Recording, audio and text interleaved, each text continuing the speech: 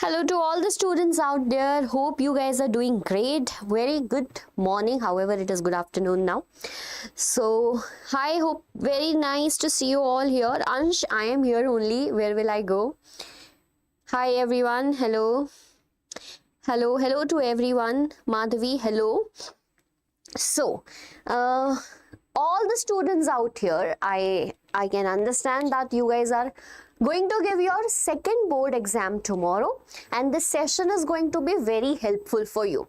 So throughout the session I will try my best to waste 0% of your time, because this is going to be a crucial day for all of you guys here. Hello to everyone. Very good afternoon, bacha. Very good afternoon, and it's nice to see you all exactly on time, which I said that tomorrow I want to see you at 12 p.m. and you guys are here. I'm very good, beta. How are you all? So I hope that yesterday's session was helpful for you, where we did a lot of subjective questions, and by that subjective questions we did revision, right? As per your demands that ma'am, we want MCQs also.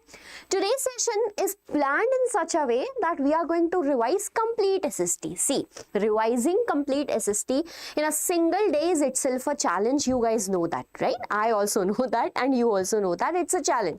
So to maintain it, to strategize it, and to make it more easy, what we have done today is we will learn some topics, then we will solve its MCQs, then I'll show you some practice questions in which if you have any doubt you can ask me. Okay, so do not think before asking the questions. Feel to ask any question whatever you want, because it is your exam tomorrow and I want you to be comfortable in this live session. Okay, hi, hello to everyone. I can see here Lavanya, it's Kalesha, Lavanya is there, Anjan is here, good afternoon, Balraj is here. Very good. Hi Sultan, you're also here. So, okay, great to see you all guys here. Today's agenda will be in such a manner. Pay attention. Always I start studying SST with economics and teach you also what economics. Why beta? Because economics is a subject in which we have 4 chapters, out of which the 4th one, it is like its existence is negligible. We are aware about that. So we have 3 chapters, and this 3 chapters will give you how many marks? 20 marks. So why not to secure the marks that are easiest for us? Okay, get it? After that we are going to study geography, then we are going to study civics, and by the end of the day we will be studying history. So this is my agenda for the day, and it is yours too now, and this is how we will study today. Duration of the class, Kalesha, it's just started yet. Even I don't know what will be the duration of the class. Just think that it will go beyond 4 o'clock. But I will make sure that after leaving this class, you guys are pretty confident that I'm going to rock my exam tomorrow. Okay, so don't worry about the duration. Just stay confident, just stay concentrated. Take your pen and your copy and a paper along with you, sorry, right? Take your copy, your pen along with you, because when I am teaching something, make a habit to write it alongside. That is very important. Okay, that will help you to revise and to retain in exam the next day. Not next year. I don't want you to repeat the year. Sorry. Important questions also we are going to learn, ma'am. Please tell. Yes, we are going to learn important questions too. So starting the session with the very first chapter of economics, beta. We have 4 chapters in the list. That's development, sectors of Indian economy, money and credit, then globalization and the Indian economy. Okay, 4th chapter you are aware about that 2 topics are going to come, rest 3 are here. If guys you feel that this presentation, this notes are important for you and you want the PDF, again the link is given in the description box. You can download it. If you have the laptop, you can open it there, so that the learning becomes more easy to you. Okay, come on. So let's start with the first chapter, that is development. See, it is a revision session, so I'm going to teach in depth, but we will do it in little fast, because all we have to complete is 19 chapters today. First is about what development promise. Easy chapter starts with what? Development's definition. So basically we know that sometimes question comes with these lines, with these statements. First one is different people have different developmental goals. What beta? Different people have different developmental goals. Here you just need to give two examples. We have two examples in the book. The first one is, pay attention whenever the statement comes, different people have different developmental goals. Just give two examples. The first one in your book is bhai, what it is? An industrialist was there, right? In a village, he opened up a factory. Now he want water. When he wanted water, he was planning to make a dam, right? When he was planning to make a dam, in that planning, he want to relocate some of the social community or the people living over there. Now, as the dam will be built, what will happen? Development will be there. For whom? For the industrialists. But don't you think the people living over there need to change their place? Is this the development for them? No. So different people have different developmental goals. What that industrialist, the development is making dam. But what that people, for that people, the development is having a home, which they are not having actually. Okay. Now, what may be development for one may not be development for another. For this in a book, we have a chart. Bacha, here you can give the example. What is the developmental goal of a rich farmer and a poor farmer? Okay, here this is how you have to write it. It can be constructive for one, for destructive for another the same example. Get it beta? Now after this, so this will be the first important topic. Next important topic, which usually come as a 2-marker question or a 3-marker question, that what are the mixed of goals, right? Now we know that if I ask you what is your goal?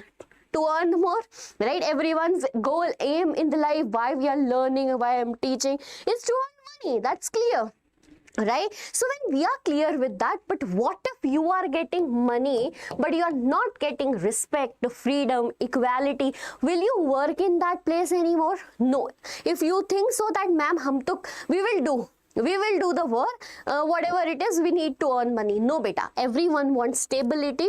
There are a lot of mixed of goals. Only and only like materialistic goal is not enough. It is needed but not enough. So need equal treatment, freedom, security, respect, and no discrimination should be there. So whenever the question comes related to this mixed of goals, write these keywords in your answers. Write these keywords in your answer. Done with this? Come on, answer this question quick. Meanwhile, I will be seeing who just joined the session and which of the following is a key indicator used to measure country's development. What do you think? Give me the correct answer to this. Okay, Kanaj, hi beta. Pavitra is here. Hello ma'am. Hello beta. How the paper will be easy or hard? Pavitra, last time also the paper was like medium.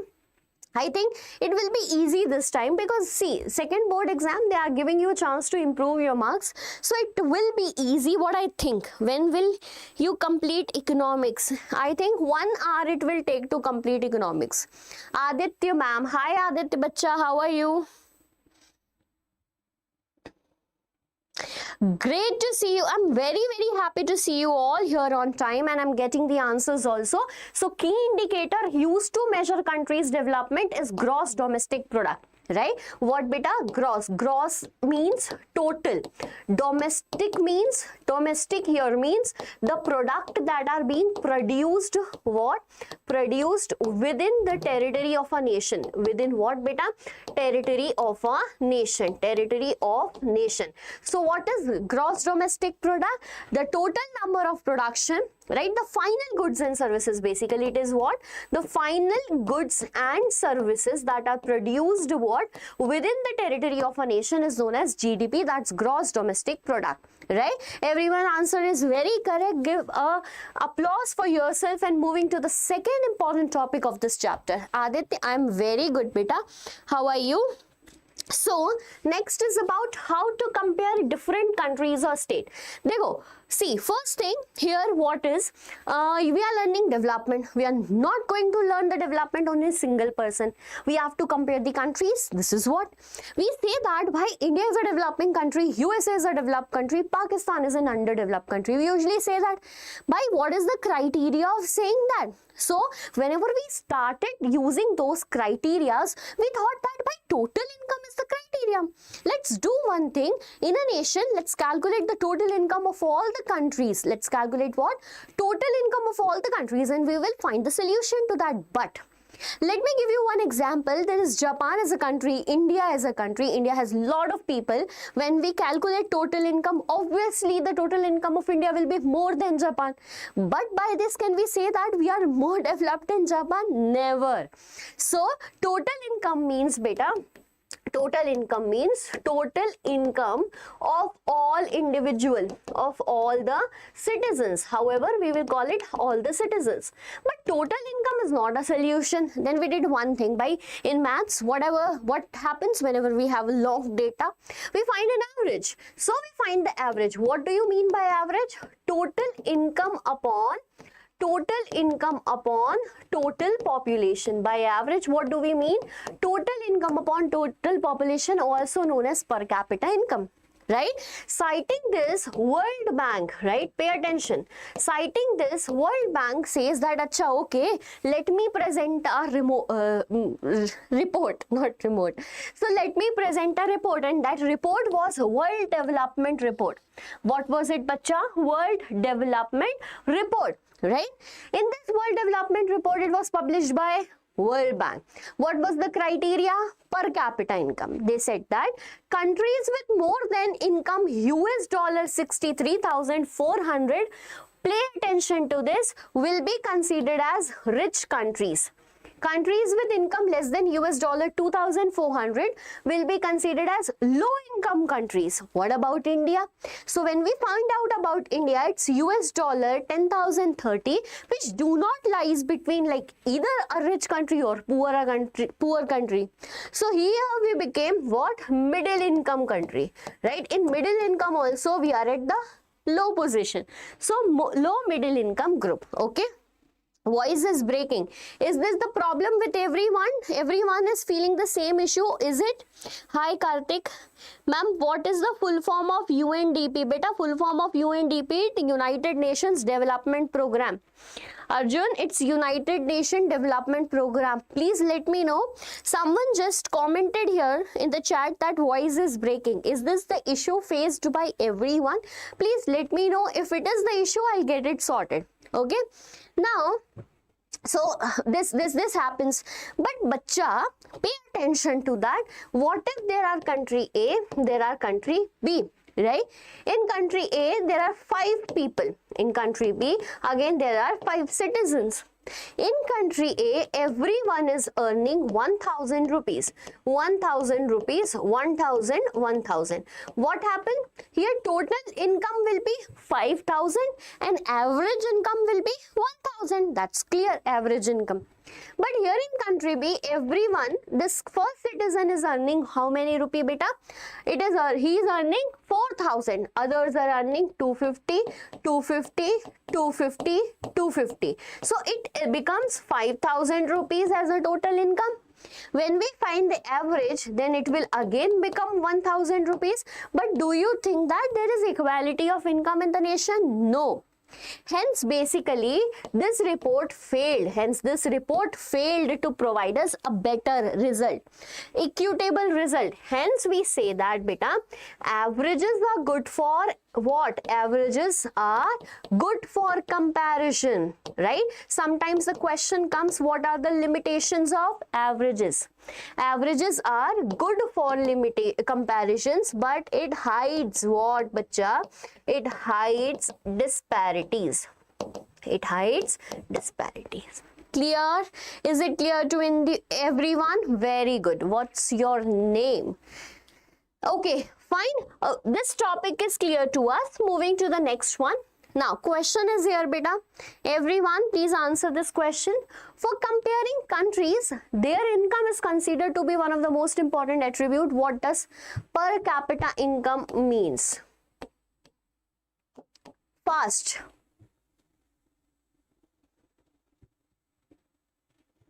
What does per capita income mean? Fast, answer the question. Chat later, talk to each other later, right? Propose each other later. Answer the question first.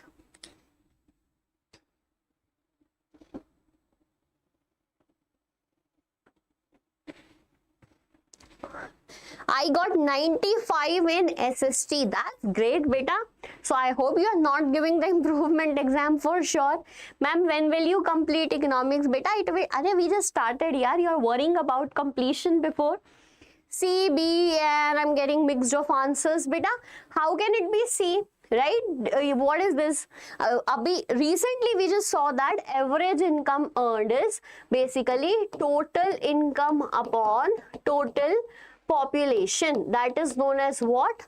Average income. So what is the correct answer to this question? B is the correct answer to this question. Okay? Clear? Ma'am, when will you complete economics? My God. Next question. Next question. Okay, before moving to the next question from the development chapter, let me tell you that these two tables are important, beta, which you have to analyze. Right? In these two tables, what is shown to us? First is that, see, we know that World Development Report becomes a failure. Right? World Development Report becomes a failure. Hence, we have to understand other thing. We understood that by only criteria is not income. Then other criteria are there. By this example, like we took the example of state of Haryana, then Kerala, and then Bihar. We saw that the income particularly of which state was higher? Haryana was higher, right? The state which earned the most was Haryana, then it was Kerala, then it was what? Bihar. But when we saw the other parameters like infant mortality rate, what is infant mortality rate, bacha? The death of what we can say, the death of a child before the age of 1 year, that is known as infant. Infant is a child before 1 year. Mortality is death. So, it is higher in which state? It is higher in Bihar. It is even higher in Haryana. It's 28. However, it's low in where? Beta, Kerala. Okay.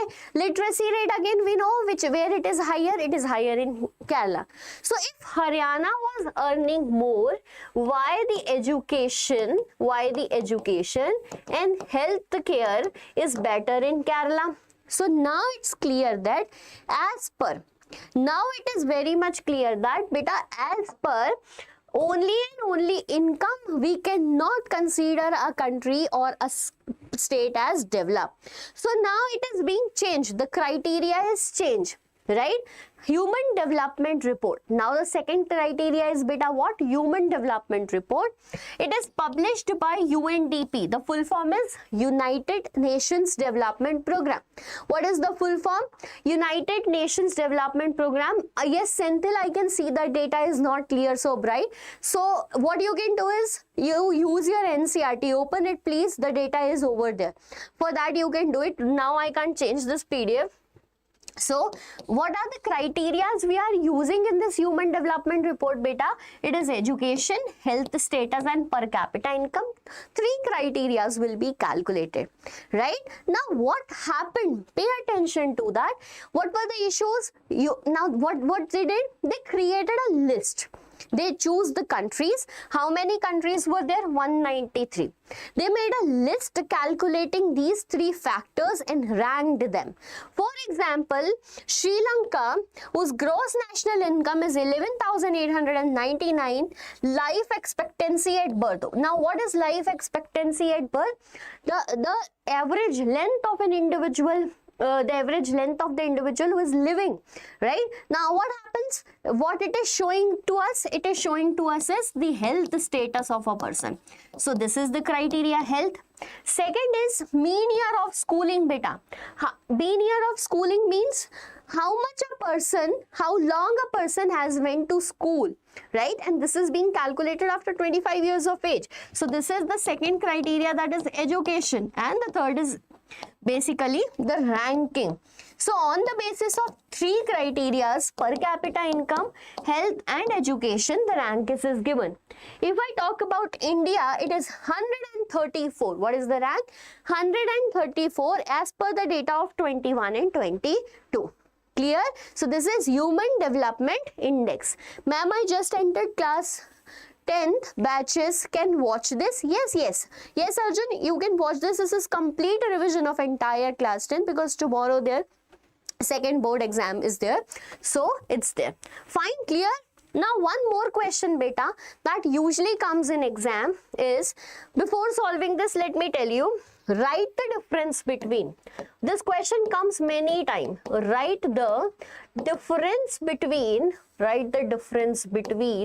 World Development Report and Human Development Report. What do you say? Let's practice it or not? Yes, we will do that. So this is what beta? World Development Report. Let's see, can we make 5 points or not for this differences? Then here it is human development report. Anyone out here who saw this question last year in your exams, either it be pre-board, either it be your final exam or any of the exam, right? You might got that. Ma'am, I improved 51 to 95 plus target, ma'am. What are you doing, ma'am? Aditya, you have to study. This is the only way we can do that. So, beta, World Development Report is published by, first point. Which body? That is World Bank, right? It is published by World Bank. Wherever I talk about Human Development Report, it is published by an organization, that is UNDP, United Nations Development Program. Clear? If I talk about WDR, right? In this WDR, what is the criteria? Do you guys remember? It is per capita income. However, here what are the criteria? Per capita income plus education, right? Plus health status. So the three criteria are used in HDR. By this is also clear. Then let's move further. This categorize, right? This particular thing, this report categorize countries into rich or high income group, then middle income group, right? Middle income group, and then low income group. Okay, it categorizes it. However, when we talk about HDR, it gives what? Human Development Index. Okay, it gives beta what? Human Development Index. In this, ranking is provided to countries. Next point here is, according to WDR, India lies at the position of low middle income group, right? India lies at the position of low middle income group. Okay. However, when we talk about this here, India's rank is particularly 134. What is the rank? 134. Now tell me, will you able to write this answer if it comes in exam or not? So it can come individually also and the difference also. Get it, beta? WD primary focus on development of whole world, whereas HDP focuses on the development of every individual. Very good. This can be our last point. We can add this point that is told to us by Balraj. Okay, let's add this point to make it 5-pointer answer. Very good. You guys are also sharing your points. Okay, done with this. Okay, moving to the next one. Chaliye, give me the answer to this question right in front of you. Identify which statement accurately describes the components of human development according to Human Development Report. Choose from the following options. Pay attention to all these points, read it nicely and give me the correct answer. Crystal clear, ma'am. Okay. So here I am getting my old students who know this word crystal clear, that by every time ma'am use this word. Is it crystal clear or not? Great, great, fine. So reading these options, human development encompasses health, education and standard of living, fine. Human development focus solely on economic growth and income, so it's not correct. Human development emphasizes gender equality and social inclusion. We can think about this.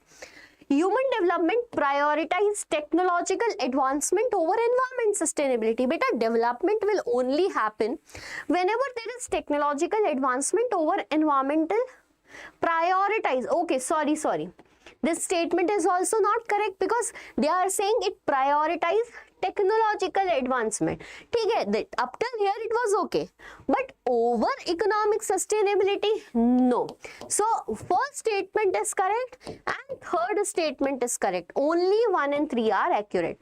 B is the correct answer. Whosoever was giving B as the correct answer, very good. आगे, let's move further. This is the last topic of this chapter. This is the last topic of this chapter, that is sustainability of development, beta. Right? Read both of them. Right? Read both of them because this can come in case-based question. Other than that, this part is not important. We just need to know what is sustainability of development, because a short note can come by development in a manner that we save our resources for our future generation. Okay. Hi ma'am, I am Akshita. Hi Akshita, how are you beta? Welcome on this live session. We are practicing SST. Today is the marathon for your second board examination tomorrow. Hello to everyone. Hello Rishabh, you are back here. Great to see all you guys here. Good name is yours. Guru Anoj Kumar. Maybe your name of your father. Fine. Okay. Clear?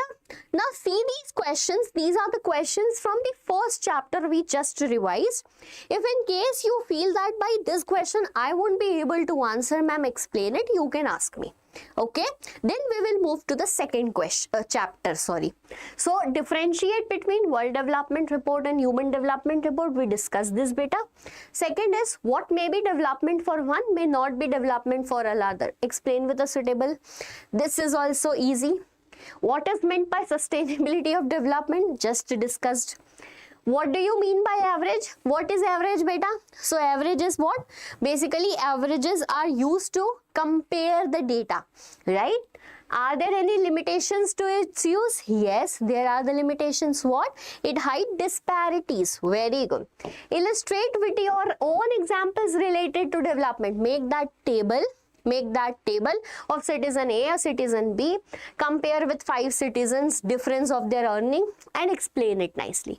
Will you able to do this answer easily? Very good.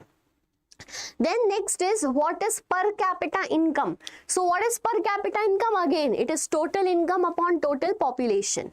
Mention 2 limitations, again the same we used in averages as an indicator of development. Clear beta? Ma'am, 4-5 please. 4-5. Okay, this one. Beta, this is same. See, averages are basically averages. So averages are, what is its use? It is used for comparison. For example, you are in a class of 50 students. And your test has happened for 20 marks. Some got 19, some got 18, some got 17. But your principal is asking from your teacher, give the average marking of your class. So what she will do? Total marks upon total number of students. Similarly, when we see the income of a country, what do? We calculate by total income upon total population. Total income upon total population, that is known as average income. That is known as beta what? Average income or per capita income. But it has its limitation, and that limitation is it hides disparities because every individual is not earning the same income. This is the explanation. Okay, ma'am, can you explain third one again? Sustainability of development, beta. See, development. In development, nation is using the resources. Because we are using the resources as per our greedy nature, sometimes we leads to its exploitation. So sustainability means using the resources or doing development in a manner that we don't cost the demands of our future generation. We save the resources for our future generation. Okay, ma'am, 4 a.m. class, Rishabh, that is not possible from my side. Thanks, ma'am. Welcome, beta. Okay, get it? Difference between average and PCI. Beta, difference between average income and PCI is not there, it's same. Right? Average is a term, however. So there is no difference between average income and PCI, that's clear. Second question, Selvi, what may be development for one may not be development for another. Give the example of industrialist who wants to build a dam. Industrialist who want to build a dam. So building a dam is a development for that individual, but meanwhile he is building the dam, he will do what? He will ask the social community to leave that place. It is not development for them. Clear? Now I think the second question is also, but in second question, see, in an area, if a dam is being built, okay, that is development for that industrialist because he needs water for industries. But meanwhile, the dam is being built, right? Some of the people are asked to leave that place. So that dam is development for industrialists, but not for that social people. I hope that now this one is clear to all the students watching me right now. Okay, as lot of students are here, the same number of likes are not there in my live session. Beta, hit the like button fast and subscribe it. Share with your juniors that here we teach what? For class 10 students. Okay, great. So done with this chapter. Everything clear, I think now. Ma'am, will you start? Ma'am, when will you start geography? But I can't tell you the exact time, but after, I think economics, either we have civics or geography only. Right? Chalo. Okay, clear. Sectors of Indian economy, the second chapter. Let's move to it. So we have sectors of Indian economy. In Indian economy, there are 3 sectors. There are 3 sectors. Right? Ma'am, triangle chapter. How can I explain triangle chapter to you? I'm not a maths teacher, beta. How can I? Do you want to do blunder in your life learning maths from me, an SST teacher? Do you think that? Okay, so we know that there are 3 sectors, primary, secondary and tertiary. Primary means use of raw material from the nature. Secondary means taking that raw material, converting it into a final product. And tertiary means service sector, right? So when a country progresses from underdeveloped to developing, the sector that contributes the largest part of the national economy change. Okay, which of the following shows this change? So you guys are answering it as B. Very good. It's primary, then secondary and then tertiary. So B is the correct answer. If we talk even about USA, United States of America, so they were also first focused on primary. Then this primary was facilitated by machines, that means industrial sector, secondary sector, and then it was facilitated by certain services. Okay, exactly the same is this. So we know that the primary sector, secondary sector, tertiary sector. I am not repeating it again, beta. You are aware about these sectors. But now what we have to do in this chapter is to compare these sectors. What we have to do, bacha? We need to compare these sectors. Okay. Now, so value of goods and services. When you need to compare any country or any sector, first what we have to do is we have to calculate number of goods and services produced in this country or the sector, right? Clear to it? Value of goods and services. But what happened? Let me give you an example. Let me give you an example. So there are 3 things produced in an economy, right? It is wheat that is being grown by a farmer. But then using this wheat, right, biscuit is also being produced in market. Let's take the example of 2 things, right? In this biscuit, wheat is being also used. But when we calculate both the products, don't you think that same wheat is calculated twice? Don't you think that same wheat is calculated twice? Because what we will do, value, that means amount of both the products, we will be calculating it. right? That is a problem. So here to solve that problem, it was said that not every good or good is like calculated. Then what is calculated, beta? The final goods and services is calculated. Example is, there is a farmer, right? There is a farmer who produced this wheat. Clear? Now there is a person who bought this wheat for 17 rupees kg, for an example. 17 rupees kg. This person, using machineries and all, converted it into a wheat flour. Okay, wheat flour. Now he sold this wheat flour for 25 rupees kg. 25 rupees kg. Now what happened? The same wheat flour is taken by an industrialist who is making biscuit. Okay, bakery owner. So this biscuit, using the same wheat, biscuits are being produced, selling 30 rupees per packet. 30 rupees per packet. But in this, not only the wheat is used, many other items are used, milk and etc. So if we calculate the income here, and here, don't you think that the same wheat is being repeated? Haan bhai, this is repeated. Hence, what do we calculate? Beta, we calculate the final value of final goods and services, and this is the definition of GDP. This is the definition of beta what? GDP. So here the definition of GDP is the value of final goods and services produced in each sector during a particular year. So you have to calculate primary, secondary and tertiary. All three, add on them to get the GDP of a nation. GDP of a nation. Beta, if a definition comes in your exams, do not forget to write these keywords. Get it? Fine? Clear? Very good. Hi Kapil. Hi Akshita. Hi. Great to see all you guys here studying for your second board exam. Rushabh, what are you doing? Rushabh, don't spam over here. Right? Don't spam, please. Aditya leaderboard is not possible today. Okay, now coming to the next question. Please answer. Which of the following shows an instance of dependence on the tertiary sector? Answer it fast. Which of the following shows an instance of dependence on the tertiary sector? Option A, ice cream producer buy milk from a dairy farm. A farmer needs a savings account to deposit his money. Oil and gas company needs machines to drill the earth's surface. Education organization buys stationery from a local cottage industry directly. So what do you think? What do you think is the correct option? Dependence on tertiary sector. Hi, I am Sakina. Hi, beta. B, ma'am. Kanaj is saying B is the correct answer. Yes.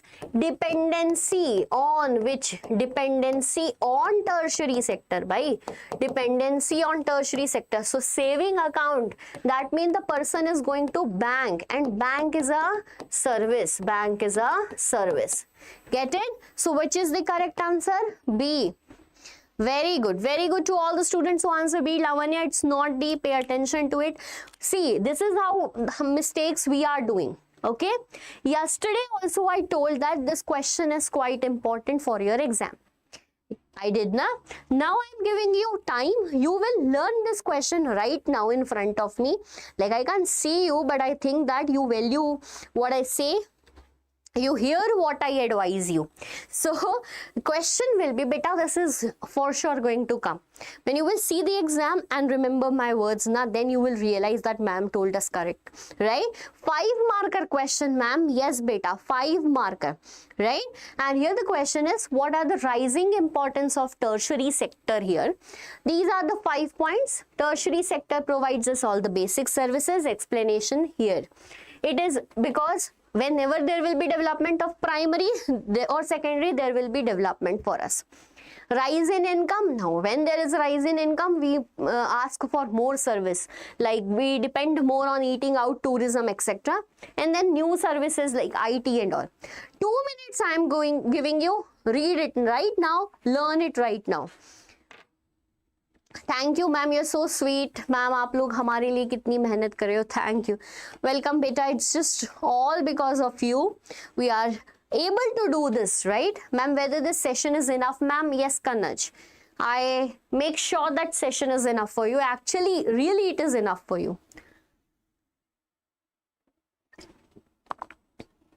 Are you not feeling it yet that the session is going to be enough for you?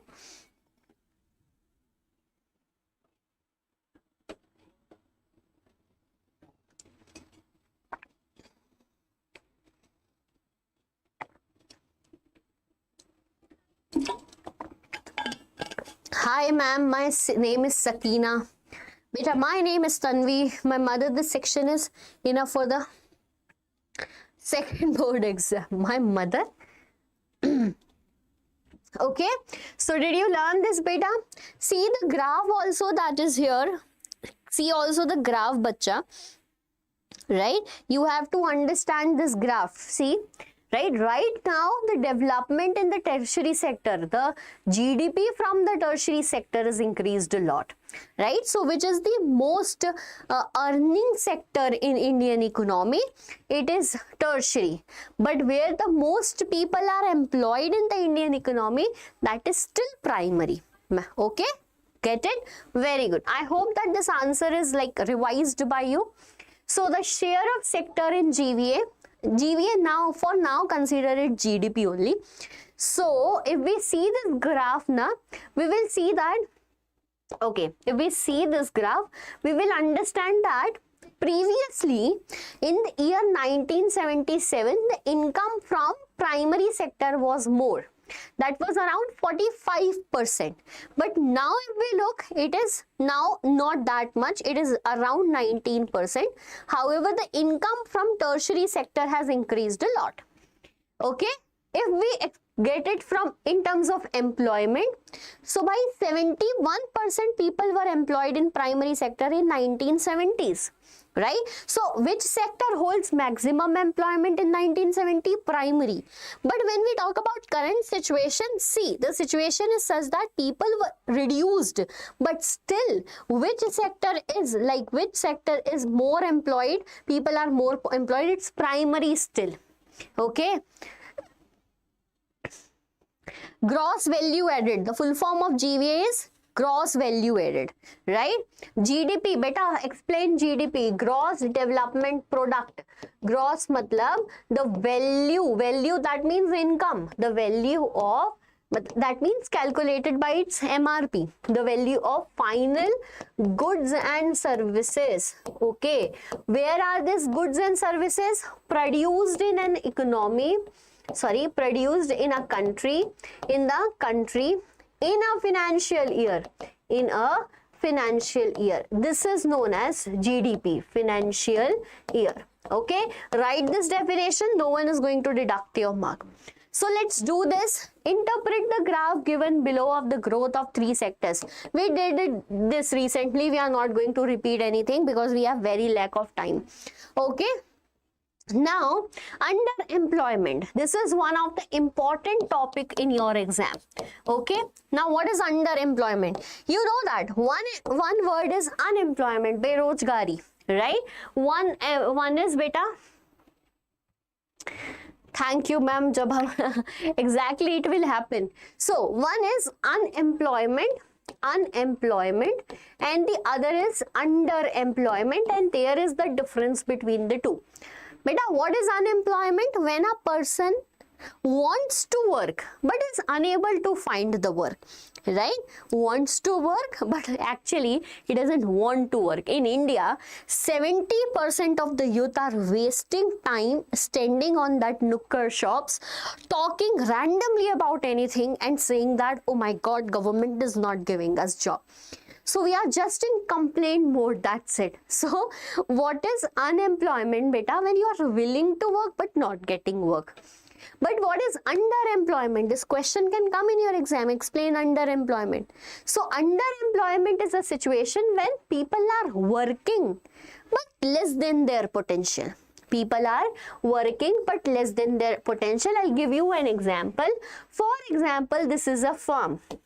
Okay, in this farm 5 people were working and this 5 people were getting the full production as much as possible. Now 2 of them got married and it added 2 more members in the family. Now there are 7 members. Now all these 7 members are working in the same farm, getting the same full production. Don't you think that this 2 people added just helped the others in their work? What if these 2 people went outside, worked somewhere else?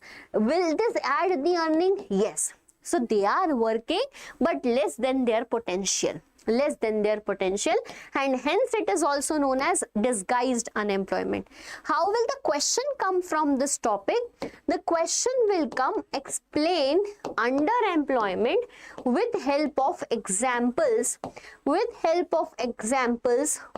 in rural and urban areas. So what are these? First is peasants without land, because what is happening? Peasants without land, they are getting work someday, they are not getting someday, so working less than their potential, right? Small scale farmer, casual laborers. Urban areas also casual laborers like painters, getting the work during the time of marriage as well as Diwali. Other than that, they are vacant. Plumber, repair person, etc. Which one should we use, GVA or GDP in our exam? GDP. Ma'am, can India generate self-employment? Yes, they can generate, but it is about consistency or not. Like if we are working in some job, we are doing job on someone else company, we are a little consistent in that. But when we are self-employed, the problem is about consistency with Indian people. I don't know why. So that's an issue. Clear to this? Clear, bacha, everyone? Beta, this is chapter from economic sectors of Indian economy. By this is your second board exam, and still if you are unable to figure out which is the chapter, which is the topic, then there is a problem. Okay, yes beta, I'm giving important questions from each chapter. Swarna, we are getting important questions from each chapter, don't worry about that. Okay, so next question is how to create more employment. If in India we are facing this issue of underemployment, then how can we create employment for you? Right? For you guys, I have done what? Division of these. Like how to create employment in rural sector, how to create employment in semi-urban sector and in urban sector. ठीक है? Ma'am, is underemployment and disguised employment same? Yes, it is same beta. It is same. We have to understand that there are a lot of people who are faking that this is not same. It is same. Both are same. Okay, so in rural areas, what we can do to improve employment? By bank can give loans to the farmers in rural areas at cheaper rate, right? New dams can be constructed so that farming becomes more easy, more people will be employed on labor basis.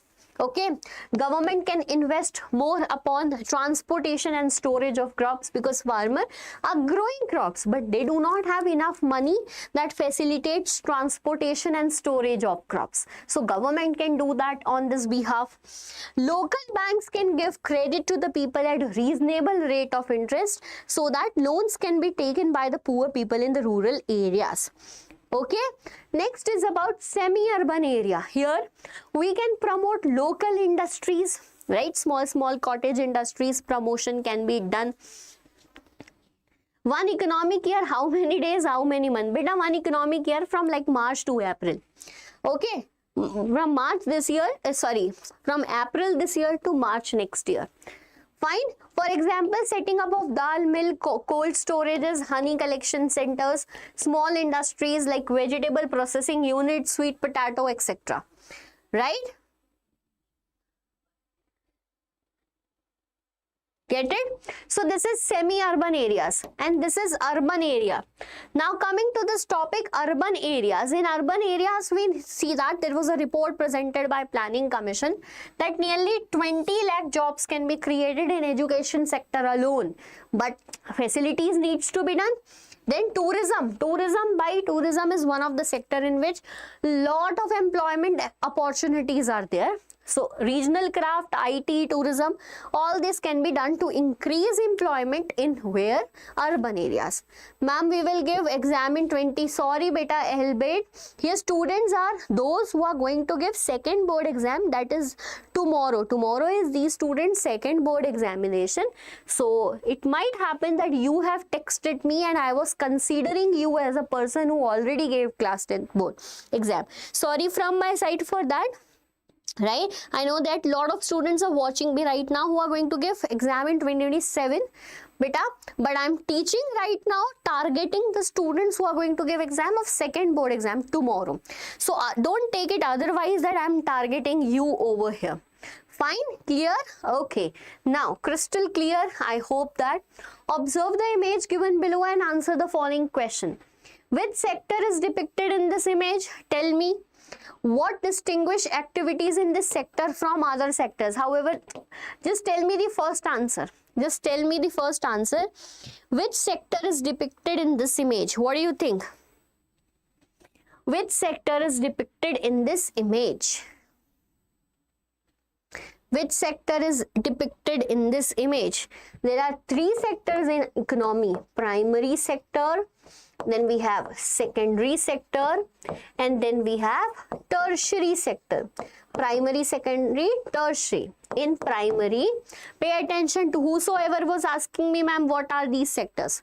Primary sectors, beta, the activities, okay, the activities in which there is use of natural resources directly, like agriculture. What we are doing, we are using resources directly. So this is which activity beta?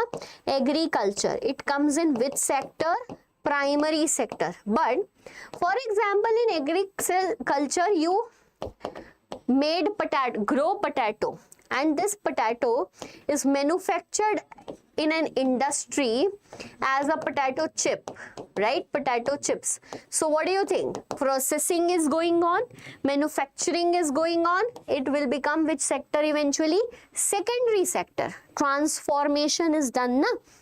When these potato chips are transported from one place to another, so this transportation is a service. Okay, so it is a service. For this potato chips, various holders are made, like promotion is done, ads are made. What is this? Promotion is a service sector. Okay, very good, very good. Chalo, next is here about WhatsApp group. Now we have MG Narega. However, the name of this is changed. Anyone who can tell me what has become the name of MG Narega?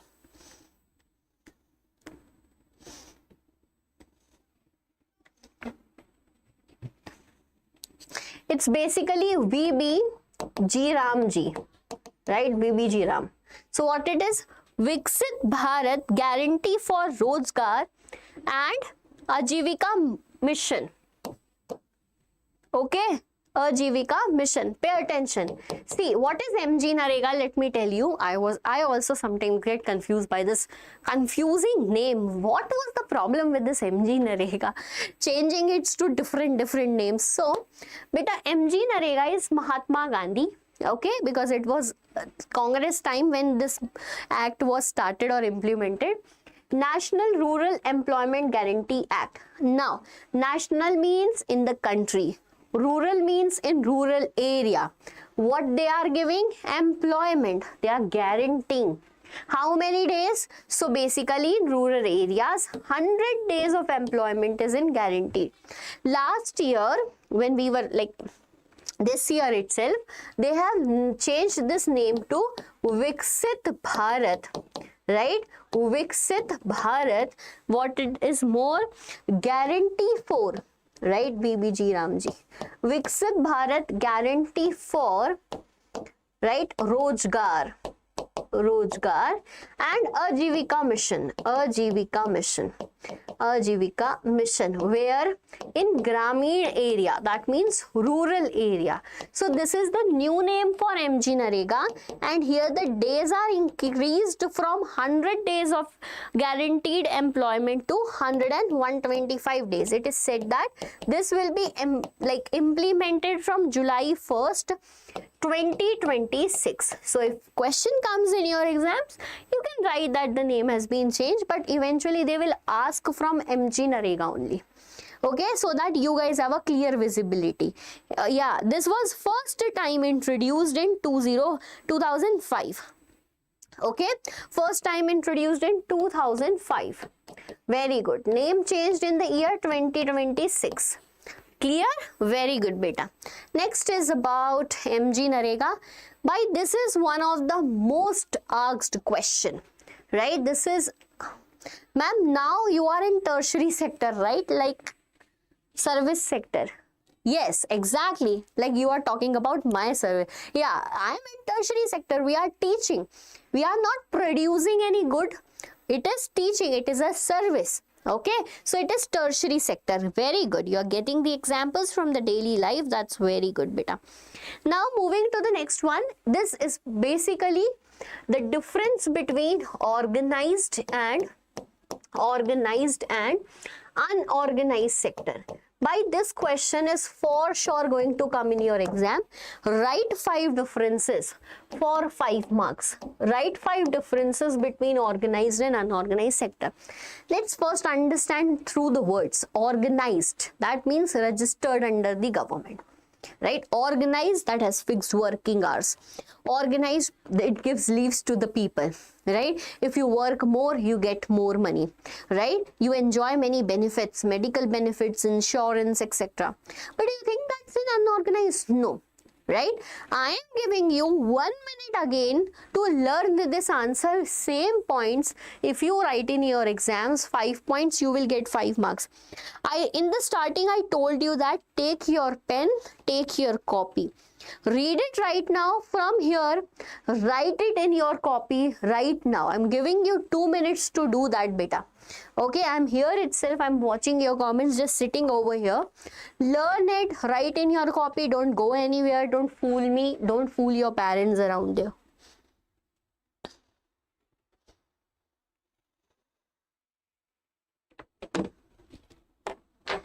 No ending time, Guru. We don't know ending time today. It can go like 4:30 or 5. The session will go up till then.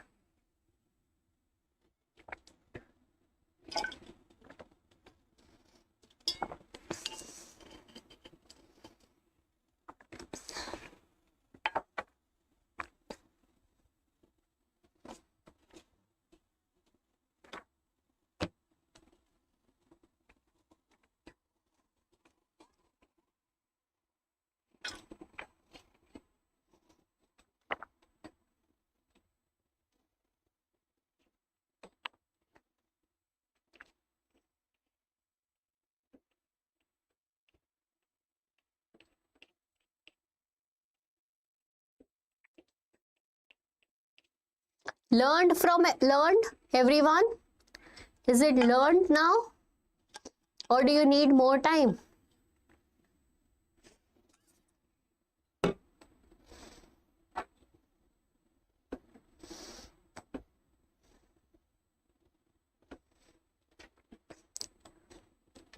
It can be a 3 marker, beta, it can be a 5 marker. Usually what I have seen that it comes as a 5 marker question. Don't think that it can only come as a 3 marker question. It can come as a 5 marker. No, not done yet. Okay, I'm giving you 1 more minute, beta. Yes. Take your time, 2 minutes, learn it. I want it to be thoroughly learned very nicely. We will learn in this manner that I am not rushing this class. I am not making it like you just see and go learn by yourself. No, you have to learn here only. Tenure means beta time of work. Tenure means time. Where it is written? Tenure means sometimes we are not aware that how long we will get this job. So time, tenure is time. Completed. Okay, very good. Lavanya, it's done from your side. Great. All other students can also give me thumbs up when it's done by their side. However, I'll just give 1 minute more. Okay, great. Karthik has also said that it's completed. Very good. So this is one is completed from your side, beta. Organized and unorganized sector question comes usually. Let's practice with a question out here in front of you. Learn. Very good. So assertion and reason. Assertion says people in the organized sector are vulnerable to exploitation and need protection. Do you think that? Reason is organized sector has many benefits along with job security for the employees. What can be the answer? I'll just tell you the correct answer because we recently saw this. You just tell me which is the correct answer. Tell me. Do you think that people in organized sector are vulnerable to exploitation and need protection? Okay, great, great. Everyone completed the last question. That's nice. Answer to the question in front of your screens. Screen. How can it be screens? C. A is true but R is false. Are you sure? Are you sure? Raji, are you sure, beta? Mamta is telling me D. Random guy is telling me D. Yes, D is the correct answer. Why? People in organized sector are vulnerable to exploitation, beta. In unorganized sector, they are vulnerable to exploitation, not in organized sector. Organized, they are not vulnerable. They get every equality and all. So, A is false, but R is true. Okay, great, great, great. So how to protect workers in unorganized sector? Beta, this is very, very important question. We saw that in unorganized sector, people are not protected. See, play smartly. Why are people in unorganized sector not getting what? Support? Because they are not getting what people are getting in organized sector. Just write those points. So how to protect them? We can choose these small and marginal farmers. These are what unorganized are, na? Who are more unorganized? Casual labor, small farmers and all that. Let's support them by providing facilities like timely delivery of seeds, agriculture input, credit storage, etc. Right? We can involve government support for procuring raw materials and marketing of output. Right? We can ask casual workers in both rural and urban areas. We can ask government to protect these workers. Right?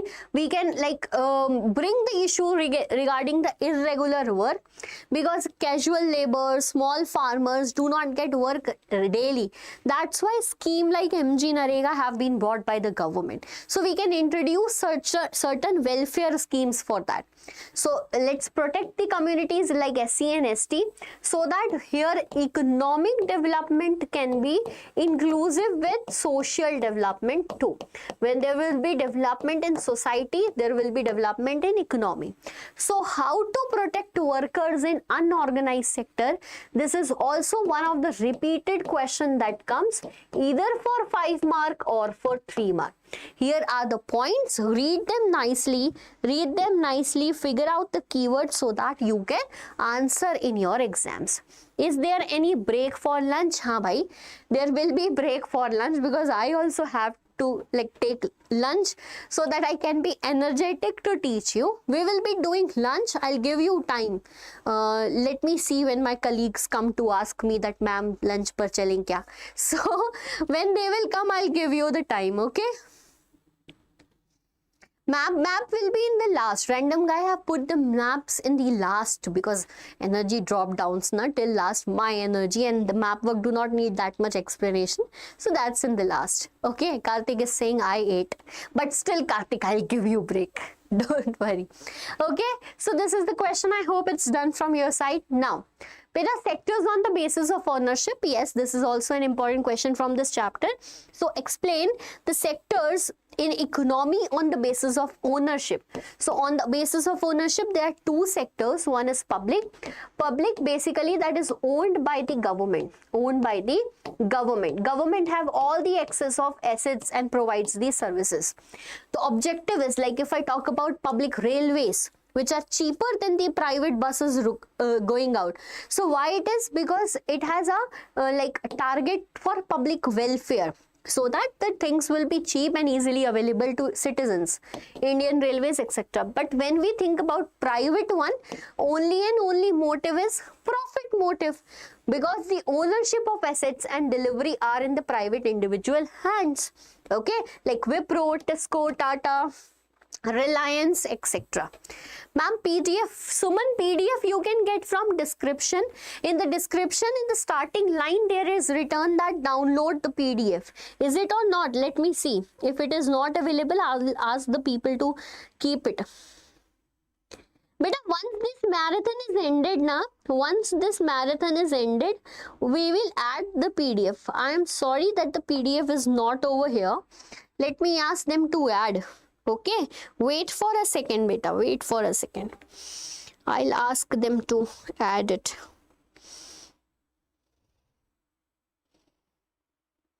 Okay.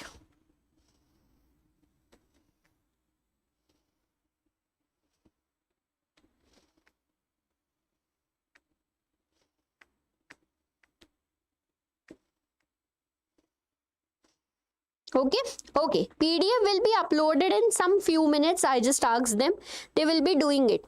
So session PDF you can download from there. Just give us some time for doing this. Break to milega. Yes beta, break will be there, but wait for a time. So this is the differences. These are the practice questions. Someone was asking in between, ma'am, can you please give us practice questions? I am giving you practice questions from each of the chapter which I can make available for you.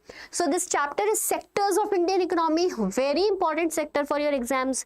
Chapter, not sector, for your exam perspective. See, how can employment be increased in both urban and rural sector? Do you remember that slide where I added rural and urban sector? This is what we have to write. In rural sector, write about loans provided by government, facilities like transportation and storage provided by government. Local banks provide money at cheaper rate. That's it. This is what we have to write. Beta, MCQs are there in the sessions in between. You have to stay consistent to understand how I am teaching, how the things are going on in this session. I'm very good, Suman. How are you? Second is, tertiary sector plays a very significant role and it's important in rising day. I gave you time to learn this answer. This is important. Next is, compare the economic conditions prevailing in organized and unorganized sector. Done from our side. Very good. How can worker in our organized sector be protected? Just now I did this. Very good. There has been a big change in 3 sectors of economic activity, but a similar shift has taken place in the share of employment. Do you remember that chart we studied? That there is a shift in the GDP by tertiary sectors earning more, but not such a big shift is seen in employment. Explain this. Just this, right? Now, how can we create more employment in secondary and tertiary sector in rural areas? Same question it is. Same question, just the words are jalebi. Okay. Why didn't shift out primary sector happen in case of employment? Same question. Same question. The problems of underemployment is not confined only to agriculture. Yes, bhai. So here we have to write about underemployment and we need to give them examples other than agriculture also, like casual labor. Okay. So support the statement with examples. Aage example, right? With the example of sugar cane, explain the interdependence of all the 3 sectors. Beta, this is important question. It is repeated a lot of times. So we can tell that by sugar cane is produced in primary sector, a farmer grows it. After that, it got processed and converted into sugar, molasses, khandsari or any other things. So it get converted now. With the help of tertiary sector like transportation, cold storages and all, it is provided to the final consumer. So all these 3 sectors are dependent on each other. We have to tell it with the help of example, that is sugarcane. Right? So, explain the objective of MG Narega. We did it. Ma'am, I completed economics and shall stay here or move to another. Ma'am, join again in other sector. Beta, we are just going to do money and credit, then we will change the subject. Don't worry. If there somewhere you can find other subject, You can go, but I'll take just half hour to complete this economics more, okay, after having the lunch break.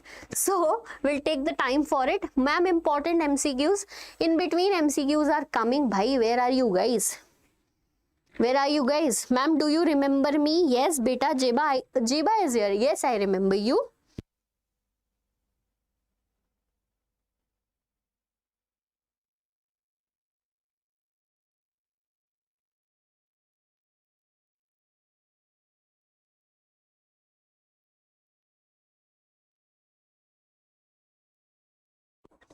Okay, so now important is about the third chapter here, that is money and credit. See beta, talking about money and credit, by we will do it quickly. This is an important chapter, however it carries a lot of weightage in your exam. 488 I get. Wow, Jeba, that's good, bacha. And how much did you score in SST? Tell these people who are studying with me right now that you were the regular student of my class, so that they can be confident that their exam is going to go good tomorrow. Okay, so see beta, money and credit. What we have to learn in this chapter is about paisa, right? So initially we were dependent upon what beta? Barter system. Barter system was in such a way, like I have seen a lot of students doing this. Barter pens, like small kids, 6th-7th class students are doing this a lot. Bartering the pens, etc. So barter system is without the use of money, we are exchanging the items. I want to buy wheat, the other person want to buy the shoes. I am a shoe producer and that person is a wheat producer. Let us exchange that. But this barter system depends only on double coincidence of want. By the person wanted shoes from me and I wanted wheat, and that is a coincidence. But do you think that this coincidence will happen again and again? Not at all. So this coincidence of want was only possible because there was no money at that time. Later, what we have done, a third party system is introduced. That means money came into role. Okay, and money became what? Medium of exchange. Whatever the person wants, now they can give money and get it. Right? So this is the thing. So what do we call money as? Medium of exchange. What is the question? Why currency is referred as medium of exchange? And these are the 5 points that you need to write in your answer. Okay, exactly. Just to print this 5 points, you will get 5 marks. So I'll explain this question to you, then we will go for a lunch break, right? So why? See, it is accepted as a medium of exchange because currency is authorized by the government of the country. Okay, no one can like make currency other than government of India. However, government of India is itself not like printing it. It is done by Reserve Bank of India on the behalf of central government. Right? So there should be an authority who is making that. Like previously when kings were there, so that kings were demanding, like asking the people to mint the coins. So now it's in the hand of central government. RBI is doing it, and RBI is not doing it on the what I can say, on the directions of government. RBI is doing it seeing the market. Okay, so as per Indian laws, no other individual or organization is allowed to issue currency. So if you guys watched Farji's web series and got influenced that you can also paint money like that, not at all possible. It will not be working in the outside world. So no other individual can do that. Right? Law legalizes the use of rupee as medium of payment. If someone is denying you that, oh, you're giving me money, no, give your cow. That like used to be during the time of barter system, then only I'll give you the product. So that's not going to work. No one can deny you payment, deny you anything if you are using rupee as a medium of exchange. These are the points, beta. Barter system. Define double coincidence of want. Beta, double coincidence of want is a situation when both the parties agree to the product whichever they want in exchange, okay, without the use of money. Without the use of money is a keyword over here. Disadvantage of barter system is double coincidence of what? Exactly. Okay, so meanwhile I'm giving you break. You are going to revise this 5 points, learn this 5 points. After coming back, we will start with modern form of money. You have these terms here. Open your book meanwhile and learn these definition. I will ask to you when I come. Okay, so you have to learn the definition of currency, deposit with banks and check. Okay, how long we are going to take break? 15-minute break. Is it enough for lunch? I think it is. So let's come back after break and start studying this. But I'll not take like much of time now because we need to end economics and move to another one. So we'll complete this in 15 minutes after coming back. Okay, great. Okay, bye-bye.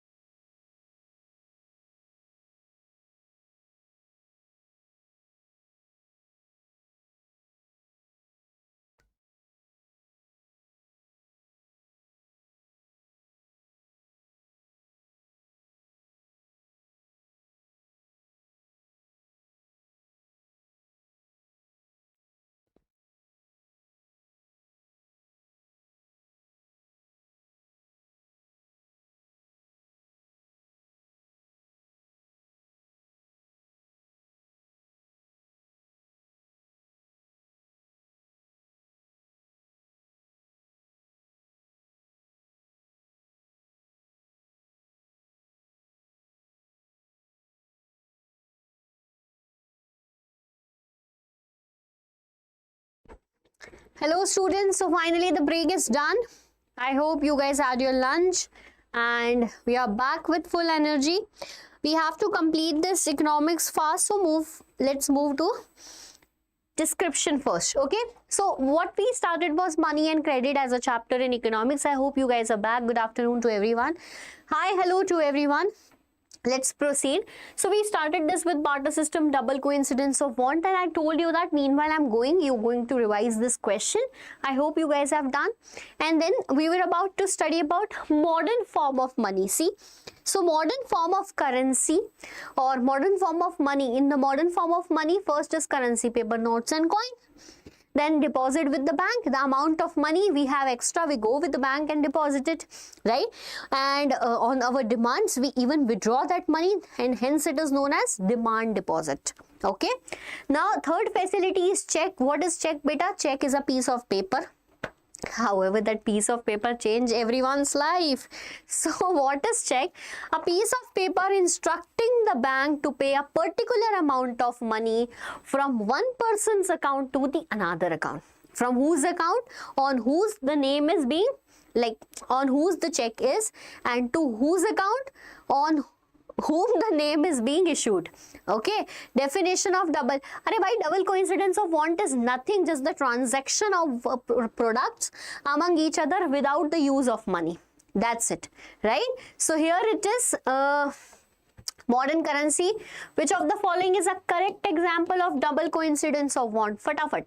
Read this fast beta and answer the question right here. Ma'am, map work, ma'am, map work. Aditya, map work will be there in end of the session. Map work is planned for you. Don't worry about that. But in between, I can't do the map work. We will be doing it in the last. Okay. David has a horse and he wants a cow. Ria has a cow and wants to buy a horse. Okay. 2 cows and want a horse. Afreen has a cow and want a horse. Not correct. Suresh has a bull and he wants a cow. Ahmed has a cow, wants a horse. Not at all correct. Okay, so A is correct answer for this. A is correct answer for this because both demands were same and it can be a double coincidence of want. Great. Now coming towards the next thing, C. The chapter's name is money and credit. The portion of money we studied, now we are moving towards credit. Credit is what? Whenever we get money in our account, right? We get a message and we feel very like happy after reading that message. That is the amount, this amount is being credited to your account. What do you mean by credit? Whenever you get the money. Whenever you give the money, that is debit, right? When the money is taken from your account and given to a person, that's debited.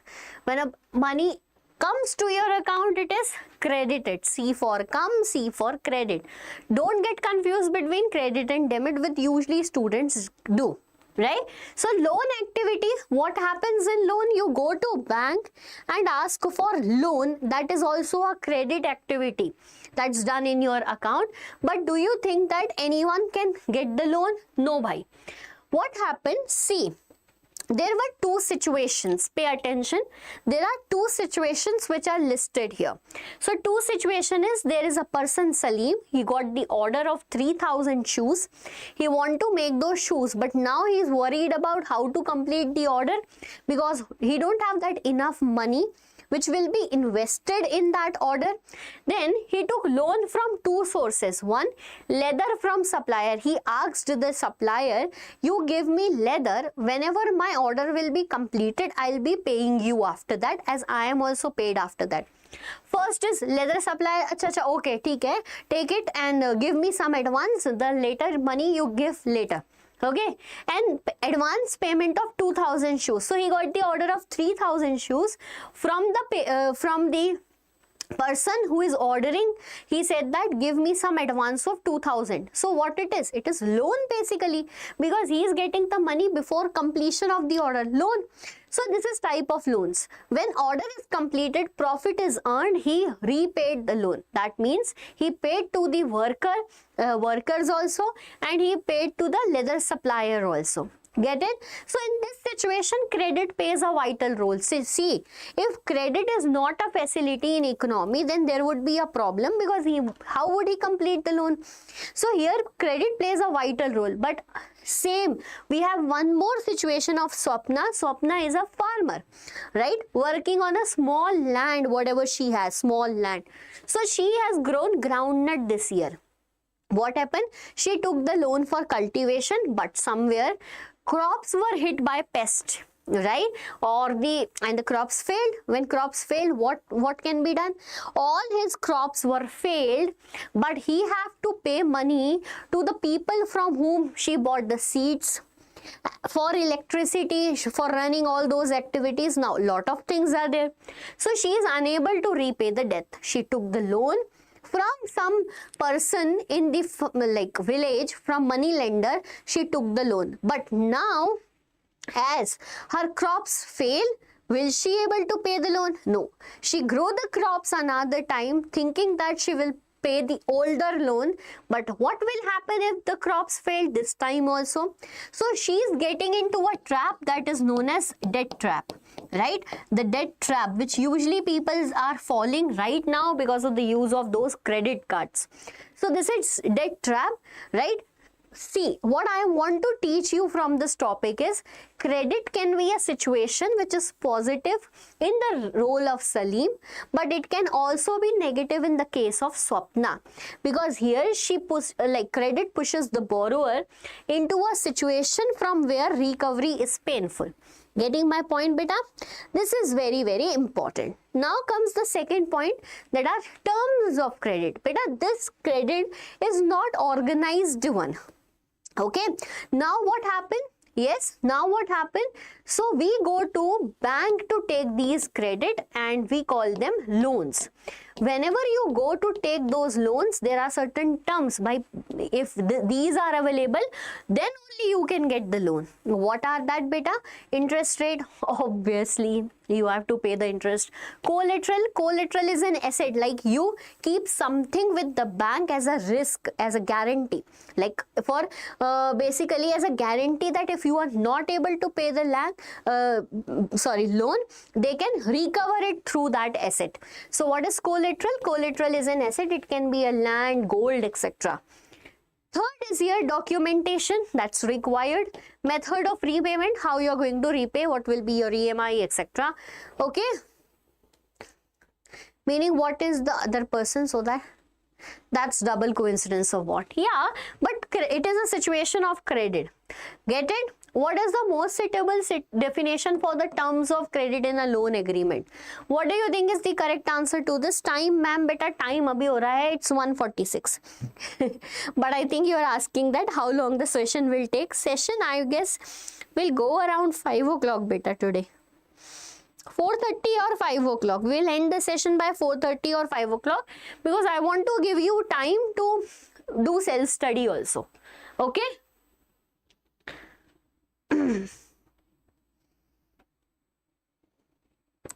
So, okay, what is the most suitable definition for terms of credit? The borrower's employment history and salary details, interest rate, collateral, repayment, amount of loan requested by the borrower, the duration of. B is the correct answer. Who is saying D? B is the correct answer. Why D, bhai? Lakshmi, why D? Why C? Amount of loan. Recently we saw the terms of credit and you guys are answering wrong answer just before one day of second board examination. How it is going to work? Improvement, I am seeing no improvement in you guys. C. Okay. Next important topic from the same chapter is cooperatives. And one of the most important question that comes a lot of time, that is difference between formal and informal sector.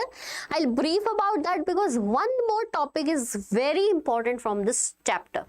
So what are cooperatives? See beta, there are various institutions available in the market from which you can take loans.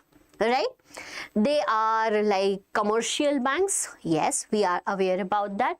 There are cooperative banks. Okay. In village, there are big landlords, money lenders. Sometimes we take the loan from our relatives too. It happens. So this pie chart show you the percentage of sources of credit in rural areas. One among them is cooperative. Question can come, what is a cooperative? Cooperative, you can see lot of people are cooperating with each other, but for what?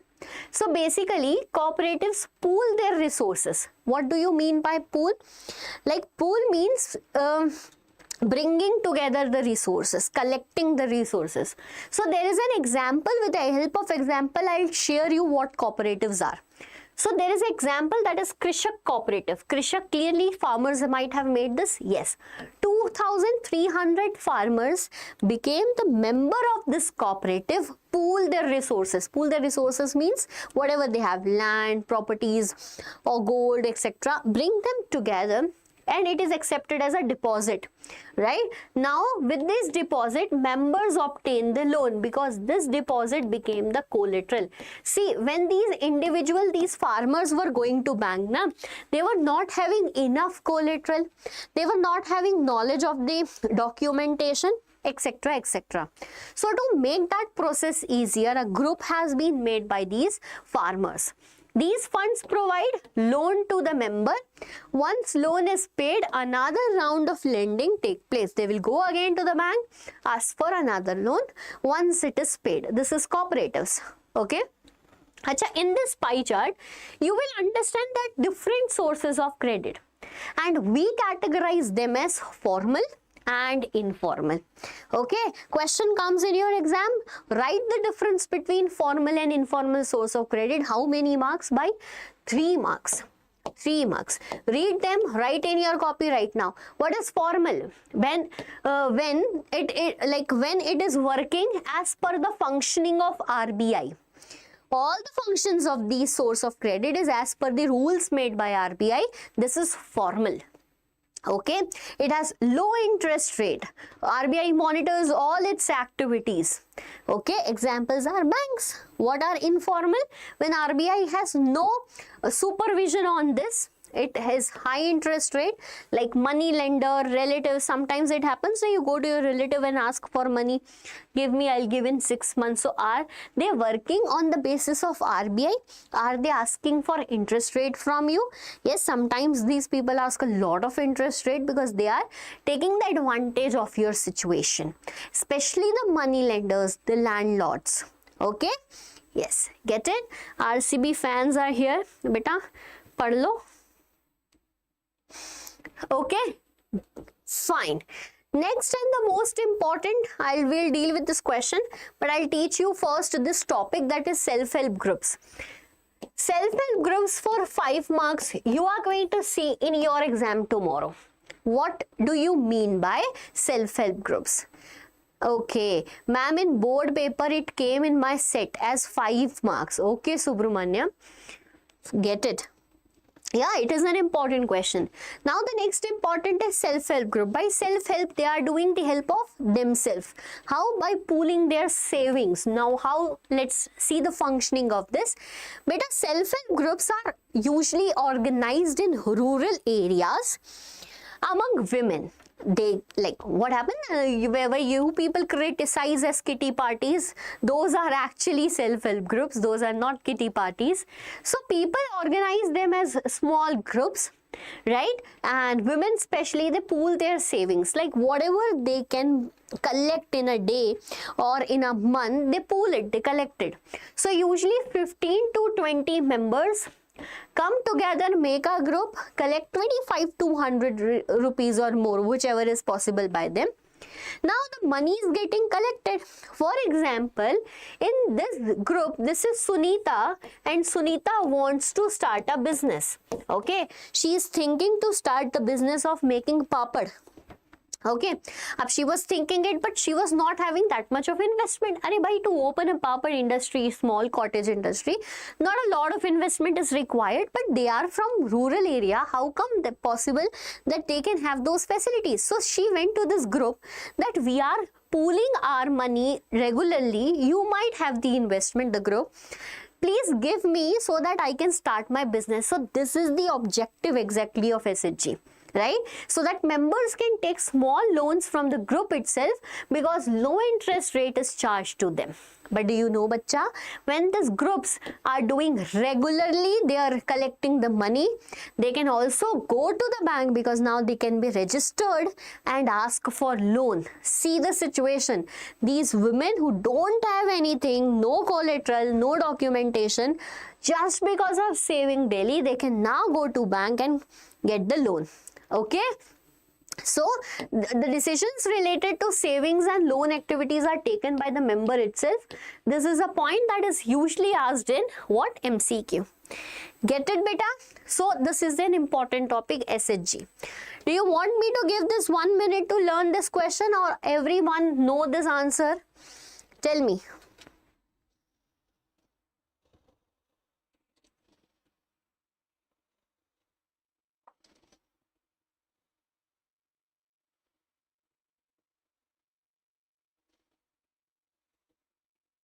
Beta, the students who are asking for the PDF is now uploaded, na? I guess they are saying it's uploaded. Check whether it's done or not.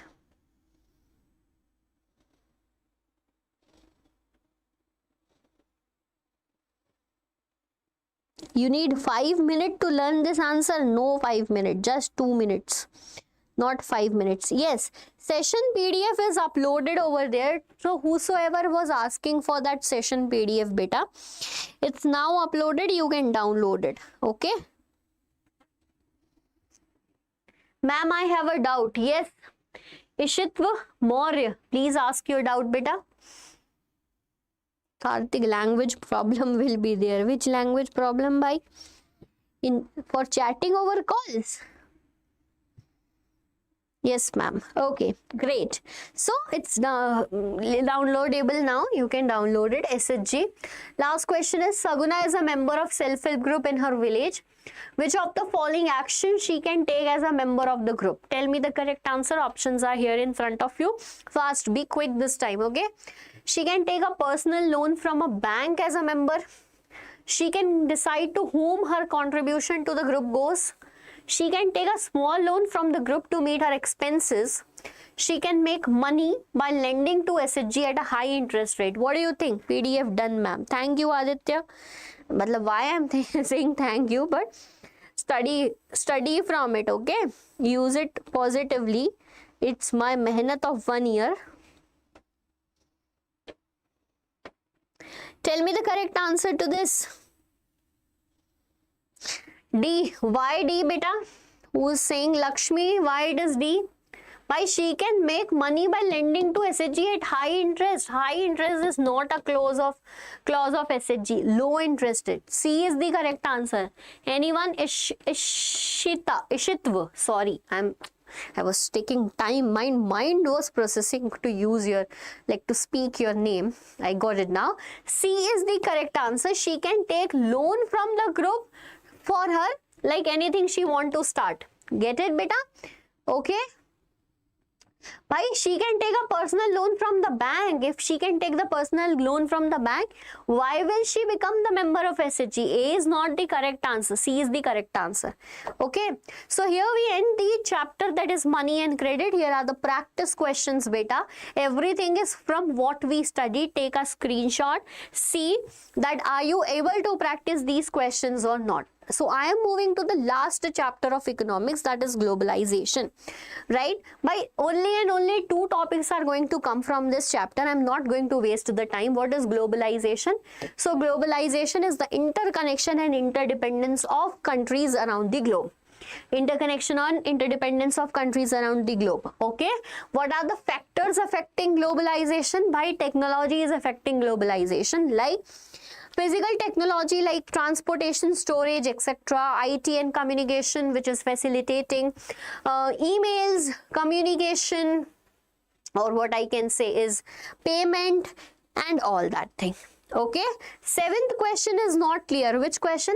Credit sometimes pushes the borrowers into a situation from which recovery is painful. Here, beta, we need to talk about debt trap. Okay, we saw, right, the example of Swapna, that she grows in a farm groundnut. However, the groundnut was failed because of pest and all, so she was unable to pay the loan she took for buying seeds, etc., and fall into debt trap. So sometimes the situation leads you into a problem in which, through which recovery is painful. Done with economics, everyone, we are done with economics. Here is a question, answer this fast, then we'll move to the next one. Which one is most suitable definition of globalization? I just told you this. Tell me the correct answer. So what is globalization, bhai? What is globalization? Tell me. Read the options in front of your screen fast. Thank you. Welcome, beta. Welcome.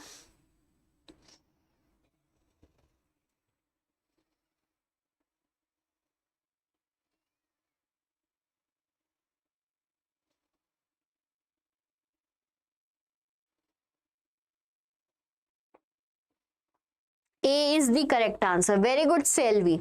The process of rapid integration and interconnection among different countries around the globe is globalization. Very good. Chalo. So we have completed economics and it took 2 hours, but we will speed up because we can't go live for 8 hours straight to complete our geography, civics and history. So we will be quick this time. Okay, is it clear to everyone? Very good, very good. Everyone is answering and I can see. Very nice. So complete geography with these chapters. The first chapter is resource and development. From resource and development, the first topic is very, very clear. I'll go with this assertion reason and then we'll clear this. Pravesh, I can take your name, but don't spam over here. Ma'am, I am back to geography. Okay, come on, all the students who were waiting for geography a lot, we have started geography. If any of your friends said that I'll come in geography, please text the person, ask her or him to come back because we started geography. Okay, beta, don't spam Pravesh, Sani, hi, hello. I won't be able to see those important comments over here just because of the spamming. Subramaniam got the answer D. So resources are free gift of nature. See, if I asked you, like if I would have asked you this question, the statement in class 6, then this was correct.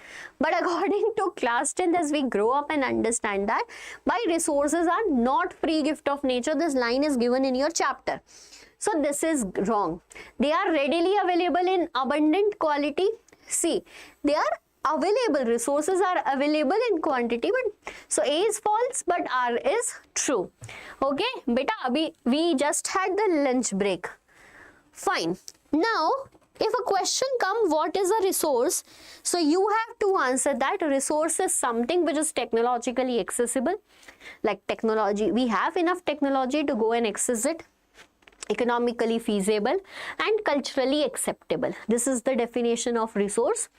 Resource that is only available in physical environment is not enough. Rather, it is equipped with two things: technology that is made by humans and institutions, again, those are made by humans. So anything in physical environment, like for an example, iron ore, right, present in some mine beneath the earth's surface, like under the earth's surface, will that be useful and a resource for you? No, bhai, it was not useful for us. So what we did, with the help of technology, we took out that mineral, right, and removed all the impurities present in that, changed it into pure iron. Then the institution converted into a well structure and made buildings. So this is only and only possible with the intervention of human beings, along with technology and institution and skills too. Get it? So this is a good definition of resources. Let's classify resources on following basis. Question comes, faster, tell me, on the basis of origin, exhaustibility, ownership, status of development. So on the basis of origin, we have biotic as well as abiotic resource. By biotic, which have life, abiotic that do not have life. Very good. Exhaustibility, I am saying very good to me only because you guys are not answering. Exhaustibility, renewable resource and non-renewable resource. Renewable and beta non-renewable resource. Okay. Now coming to on the basis of ownership, भैया my phone individual resource, मेरा phone, my घर, my land. Okay, then on the basis of ownership we have community resource. There is a garden in the park used by everyone living around their place, so that's community resource. Okay, then we have national resource. Indian forest is a national resource owned by the nation. And then we have international resource, the resource on which only a single country do not have ownership. ठीक है? Is it clear? Well, good. Status of development, we have developed resource. Okay, the quantity and quality are like known to us and we use them. Then we have a resource that is potential resource. Potential resource, the resources which have which have lot of potential but we are unable to use them. Okay, yes, stock and reserve is also there. Stock and reserve is also there. Will not come in exams. So are resources free gift of nature, bhai? No, resources are not free gift of nature. To all the students who are asking for break, we just went on break for around 20 minutes. Few minutes back, I'm not going to give break right now. If I go and give a lot of breaks, now I will be standing here throughout the day teaching you SST. So not possible. Okay. Chalo. The inequitable distribution of access to resource has disrupted world peace by dividing societies into. Tell me the correct answer quick. It divided the world into.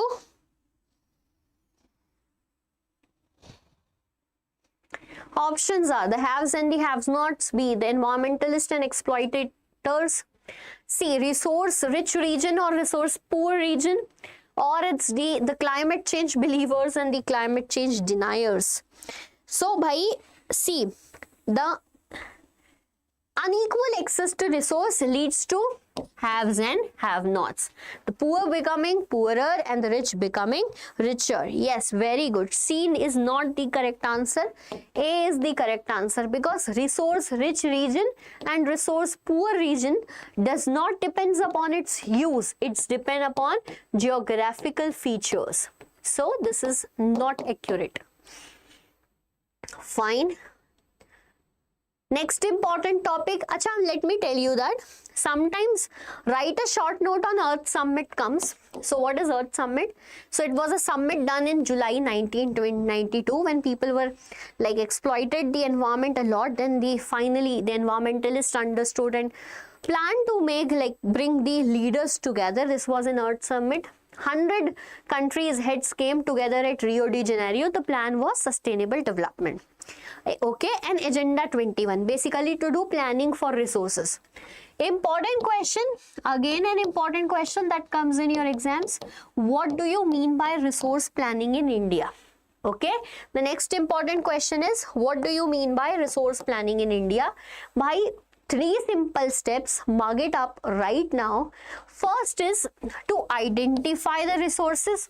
Okay, identify the resource. How do you identify that? What are the resources in a nation? By survey, map, measure it, measure the quality and quantity of resource.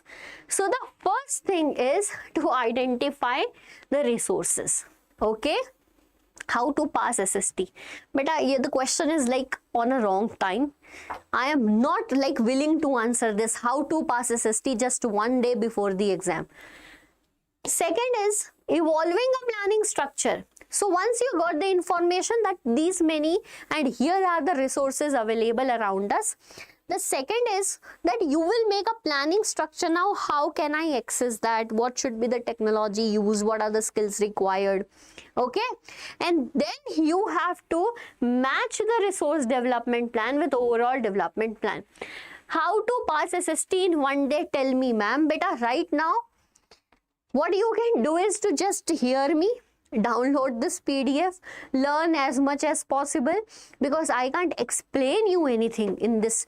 Like, how can I explain you how your mind can get everything in a single day? But what you can do is to just learn all those important topics in the last minute. Okay, this is it. This is it from my side.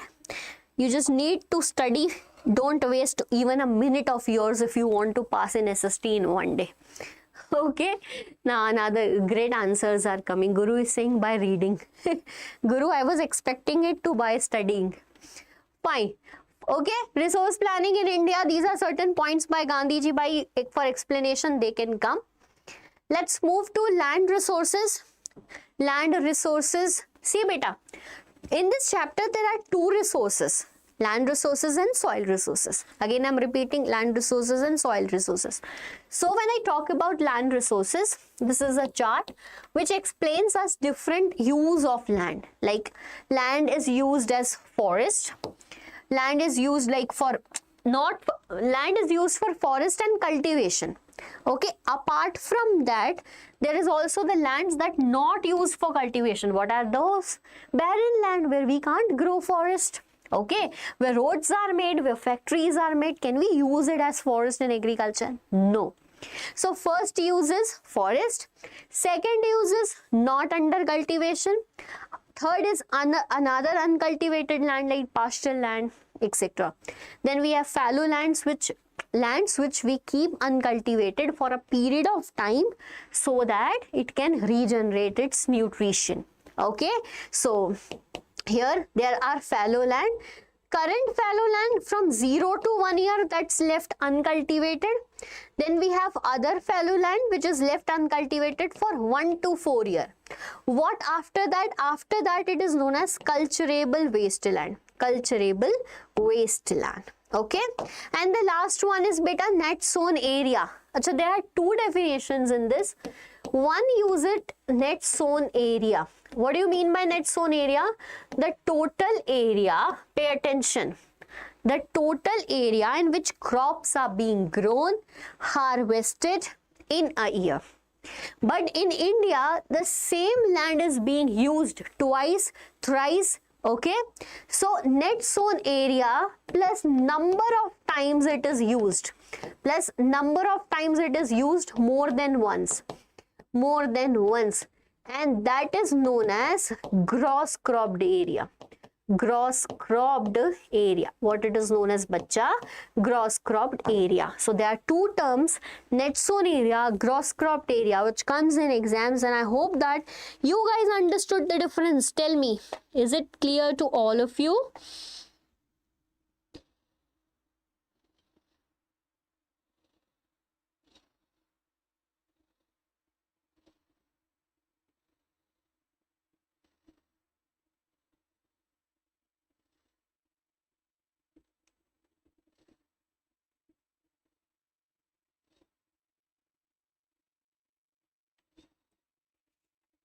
Great. Chalo. So this is an important thing. Land use depends upon physical factors and all that. Achha, one question comes in land use pattern in India. So we know that we have 3.28 million square kilometer area, but the data that is available to us is just 93%. Why? Because land is taken over by, like, wasted in POK region, because we are not able to use it. And similar such situation is in northeast also, and that Aksai Chin taken over by China. Okay, so this is an important topic. Chalo, answer this question fast, right in front of you, beta. The total geographical area of India is 3.28 million square kilometer, but the land use data is not available. For 93% it is available. What is the most likely reason for the missing data? Answer it.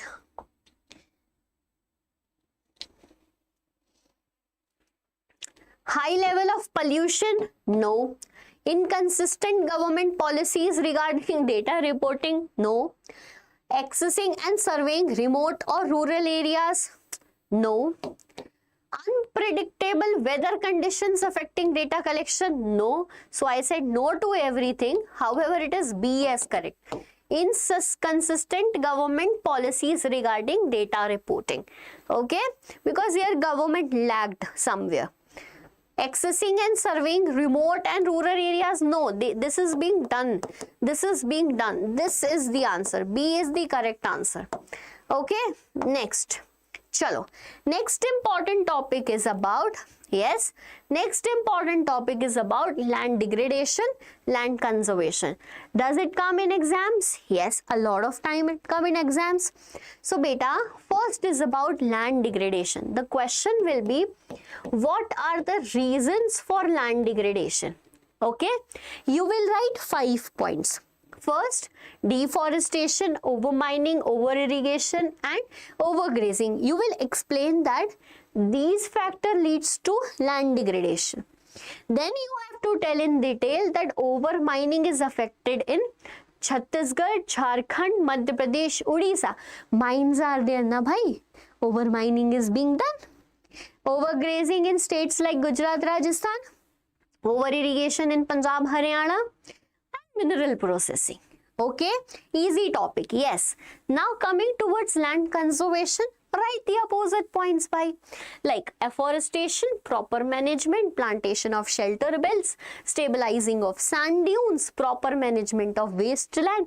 By sometimes na their questions are so easy, but because you guys lack in writing the keywords, your marks are deducted. Right? Because you guys lack in what beta? You guys lack in writing those keywords. I'm giving you 1 minute. Giving you 1 minute. Learn what is in front of your screen. Only 1 minute. Okay?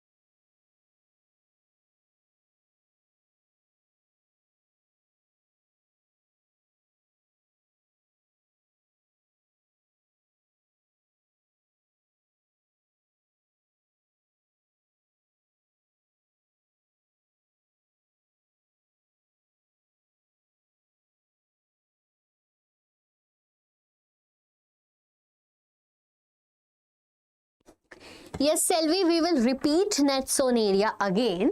Don't worry about that. Fine. You're confused about that topic? No worries.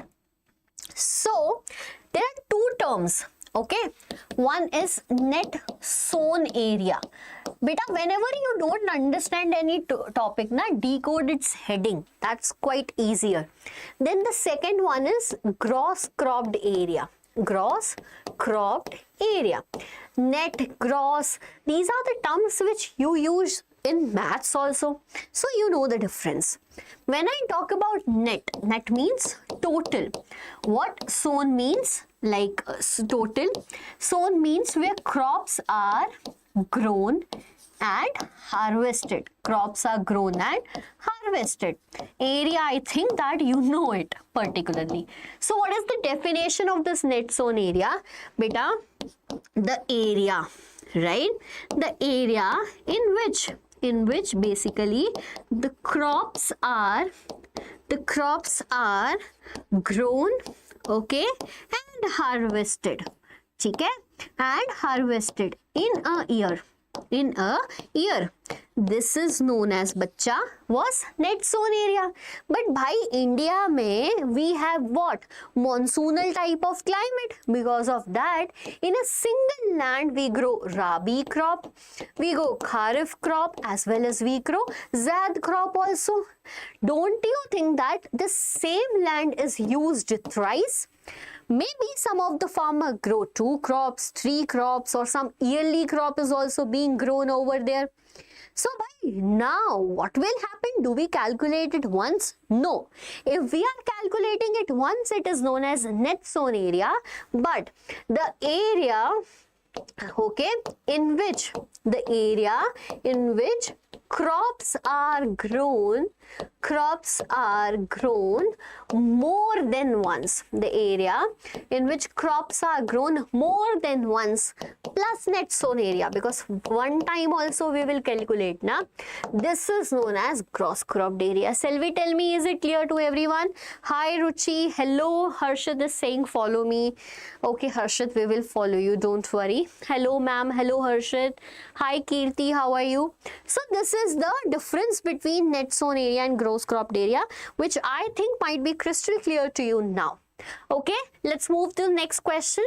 Although there have been efforts to increase the forest cover in the past few years, forests are not thriving as they used to. What could be the reason for this? Tell me the answer meanwhile I am telling you. According to the forest department, there should be 33% of the land, under forest out of the total land, right? However, is it in India that we have 33%? No, it's somewhere 24 point something. I don't remember, so let's do it 24.1. So it's 24.1% about according to recent data. However, in the NCRT, it is written that it's 23.56%. Again, this second data is, I'm not sure about this after decimal, but I'm sure about 23%. Okay, so it is not there. Increase in cattle population and overgrazing, yes, this is the reason. Lack of proper land use planning for forestry projects, yes. Insufficient rainfall in some forest region, all of these. So all of these, yes. So whosoever is answering D as the correct option, very good, bacha. Now let's move to next. Okay, now here comes the most important topic of the day, that is all soils of India. That is what, beta? All soils of India. Fine, clear to everyone? Beta, this topic comes for, like, question from this topic comes for 5 marks for sure. You are aware about that? I will tell you how to read it, how to understand it. I'll give you time. I'll not give you time. I'll give you just a space to take the screenshot of this, or you can download the PDF via the link given below. Beta, soils of India. For example, question comes, write 5 points about the what? Most fertile soil of India. So there are 6 types of soils in India. Alluvial soil, black soil, red and yellow soil, laterite soil, arid soil and mountainous soil. 6 soils are there. Which points we need to consider before writing or learning is the formation. Okay? How is alluvial soil formed? Deposits of sediments brought down by the river. How is black soil formed? Because of volcanic eruption. Red and yellow, because of, again, it is because of crystalline, igneous and metamorphic rocks. How is laterite soil formed? It is the worst soil. What happened? It is in the region where there is heavy rainfall. Top layer of soil washes away. Bad soil it is now. Why? All the nutrients are went with the water. So this is because of intense leaching. The top soil washes away. That term is known as intense leaching. Right? Then we have arid soil. Now we know because of lack of rainfall, arid soil is repeated. Then mountainous soil found in forest and hilly regions. Okay. Hi to everyone. Hi, I am from Tamil Nadu. Hi beta, how are you? Second is areas covered where the soils are found. Mineral constituents in the soil, crops grown, features. I am giving you 2 minutes. Just read everything from this. Tell me if you guys have any doubt from this topic. Okay. Read everything right now. Right, maximize your screen, read all the points over here, try to learn it right now. Hi Bharti, how are you? Where were you up till now? Not in a mood to study today or what?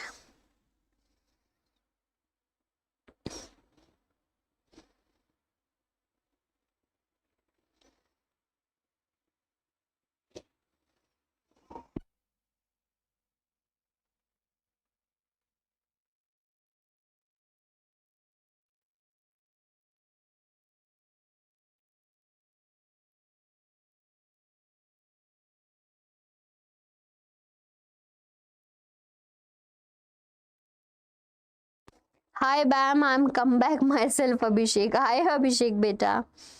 Okay, ठीक है? So is it clear to everyone? These are the points which you need to cover before writing about the soil. Okay, remember beta, this is important. Let's move to questions. Red soil develops on crystalline igneous rocks in areas of low rainfall. What factors contribute to the reddish color? Important question. Why red soil is red in color? Okay. Depends upon crystalline igneous rocks in areas of low rainfall. Tell me the reason why red soil is red in color. Tell me. Strange question. Why red soil is red in color? Yes, I had my lunch, beta. Thanks for the scare. Thanks for asking. I did my lunch. Hope you guys also have your lunch. We took the break of around 20 minutes for lunch previously. Anybody? Andhra people, are you there? Shout out if you belong to Andhra. Someone is asking here. So, because of the high presence of iron oxides, you guys are not answering, so I thought I should answer the question here. That is presence of iron oxide. Acha beta, we have two color of soil, red color and yellow color. Why do we have red color? Because of the presence of iron oxides in huge quantity. Okay, but white converts into yellow color because of high hydration. When the same type of soil is found in hydrated form, then it is yellow in color.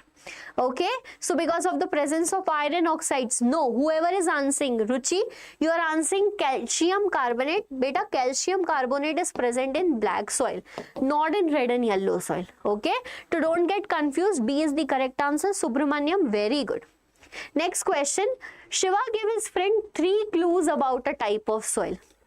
Okay, Shiva gives his friend 3 clues about the type of soil. Answer, give me the correct answer. It is found in Western Ghat regions of Maharashtra and Odisha. It is acidic in nature and it is prone to erosion and degradation. Erosion and degradation, it is prone to it. This is the trick. Here it is like where you can find out. Western Ghat regions of Maharashtra and Odisha. How Western Ghat came in Odisha? No, in Karnataka. Okay, change this. I don't know how Western Ghat went to Odisha. Answer it fast. Can you take again history, ma'am, please? Yeah, bacha, we will do history also. History is also in agenda. Hi ma'am, hi Zaid, how are you? My name is Megha. Okay, Kirti, I won't call you Kirti, I'll call you Megha now. It's like quite impossible for us to remember so many names because you don't come with original IDs, na? So that's why we take the name whichever is possible. Laterite soil is the answer to this question. Very good. Only one student gave me the answer up till now. Laterite soil. D is the correct answer. Okay, great, fine. D is the correct answer. Now, coming to the last topic of this chapter, do you guys remember this topic, that is soil erosion, beta?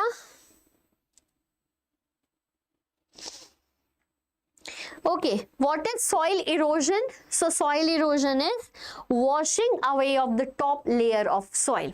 Right, washing away of top layer of soil.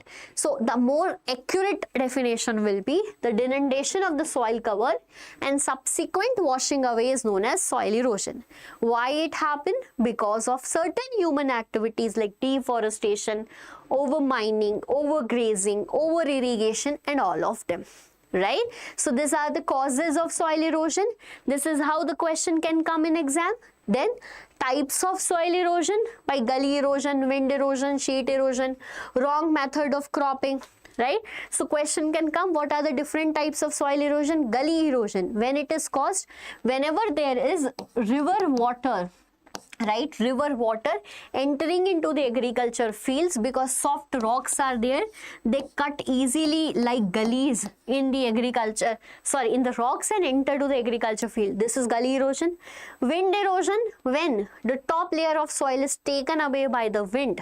It's subsequent washing away because of wind. Sheet erosion, when the complete area, complete sheet is being eroded in the hilly regions or slopey regions. That's what? Sheet erosion. And wrong method of farming we guys are aware about. Okay, the last topic is what are the ways to soil erosion, ways to solve soil erosion, sorry. So it is contour plying. See, this is a slope through which water is coming. Now here is a agriculture land. Whenever you go to agricultural land, do you see the plows in between? Plow na, to mix the soil nicely so that the nutrients mix it. So if you plow in this direction, don't you think the water will enter into this agriculture field easily? Yes, right? So now you have to plow along the contour lines, that is known as contour plying. Get it, beta? I saw your videos, means it enough? Yes, beta, that's enough. Diksha, Vedantu, CBSE ma'am, यहाँ पढ़ाई कौन कर रहा है बेटा? Everyone is studying other than you. See, those people are answering. Okay, so contour plying is there. Then we have terrace farming, tea gardens, coffee gardens, and mountain hilly regions. We make the slopes like this so that water don't like affect the soil, do not take away the soil, and those plants can hold the soil in these terraces. Then we have strip cropping, agriculture land. What do? We grow large trunk of trees around them so that it can slow down the speed of wind and water affecting this agriculture field. Okay, and it protects from soil erosion. These are the important topics. Then we have strip cropping, beta. So this is an agriculture field. Crops are grown over here. But when crops are grown over here, there are places in between. In that place, we can grow plants or we can grow grasses on these strips. Why? So whenever the wind with pressure comes, these grasses can support those agriculture crops. Okay? Or whenever water comes with speed, it can retard or slow down the speed of it. Clear? Very good. So last topic was this. I think that's clear to everyone. These are the questions. Please have a look. If you guys have any doubt, ask me. This is it from this chapter. Nothing more than that.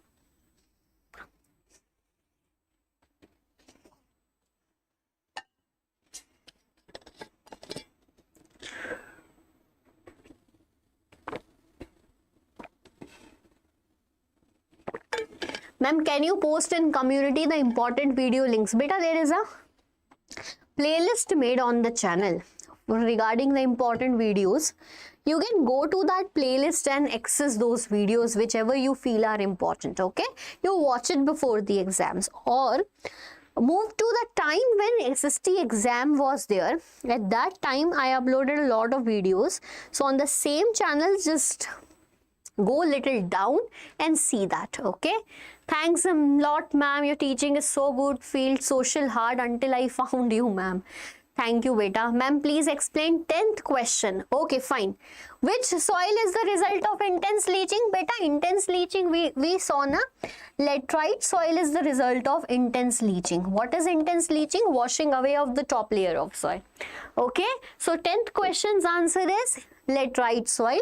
And then explain it nicely. That's it. Thank you, ma'am, for your endless efforts and guidance.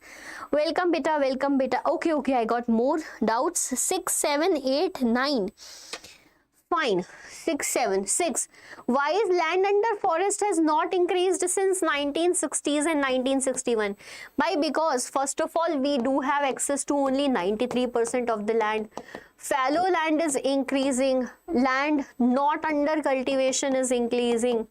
Right? Population is increasing. That is the reason. Are resources free gift of nature? No. What are the major impacted of resource depletion? By what happens? It creates the situation of haves and have-nots. Then greedy nature of humans are increasing because of the exploitation of resources. It creates global economic issues like global warming, ozone layer depletion, and etc. Okay, there is enough for everyone's need but not for everyone's greed. Who gave this statement? Mahatma Gandhi. Explain it, just that. What are the reasons for land degradation? By this is so easy. You guys only told me that this is, ma'am, easy question. Then why are you asking me? Okay, done with this chapter. Chalo, next question, next chapter. Easy chapter, very easy chapter, very easy. There are some short fixed topics from where the questions are going to come. Okay, and that is forest and wildlife. So forest and wildlife, first important question, what are the steps taken by government to conserve forest and wildlife in India? Okay beta, what are the steps taken by government to conserve the forest and wildlife in India? Here are the steps, learn them first. So basically everyone was sleeping until Britishers were ruling us, and eventually when we got independent our eyes opened and we realized that bhai, there is demand, there should be National Wildlife Protection Program. So here government passed the Indian Wildlife Protection Act in the year 1972, first point. Okay, first point. Ma'am, you are good. You are a god. No bhai, I can't be a god beta. Don't give such names to me. The history of colonization not yet completed. The history of colonization, yes. Who are there in ICSE school, guys? Bhai, here Lakshmi, you study giving wrong answers and asking about ICSEs. Study everyone. So this is the first point. Acha, then what happened? The central and the state government established national parks and wildlife sanctuaries. We have a lot of them. We know that number of national parks are there in India. Wildlife sanctuaries are there to protect those species living in their land only. Okay, then beta, various projects are launched. Project Tiger, Project Rhino, Project Hangul. Hangul is basically found in Kashmir. Kashmir stag, it is also known as. Fine. After that, in this Wildlife Protection Act, we added more species. So if you want to answer this question and get 5 marks, see these 5 points right in front of you. Next important question from this chapter. Before that, let's answer this. Which of the following will cause an adverse effect on forest cover of India? What do you think? Which of the following cause an effect? Those videos I see means enough, huh, ma'am? Yes, beta, those are enough. Actually, those are enough, bacha.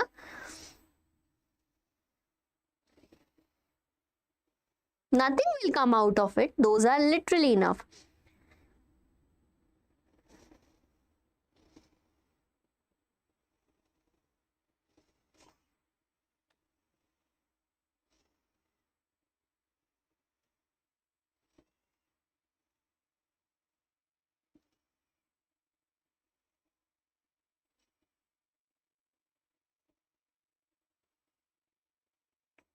Okay, I saw your answers as C.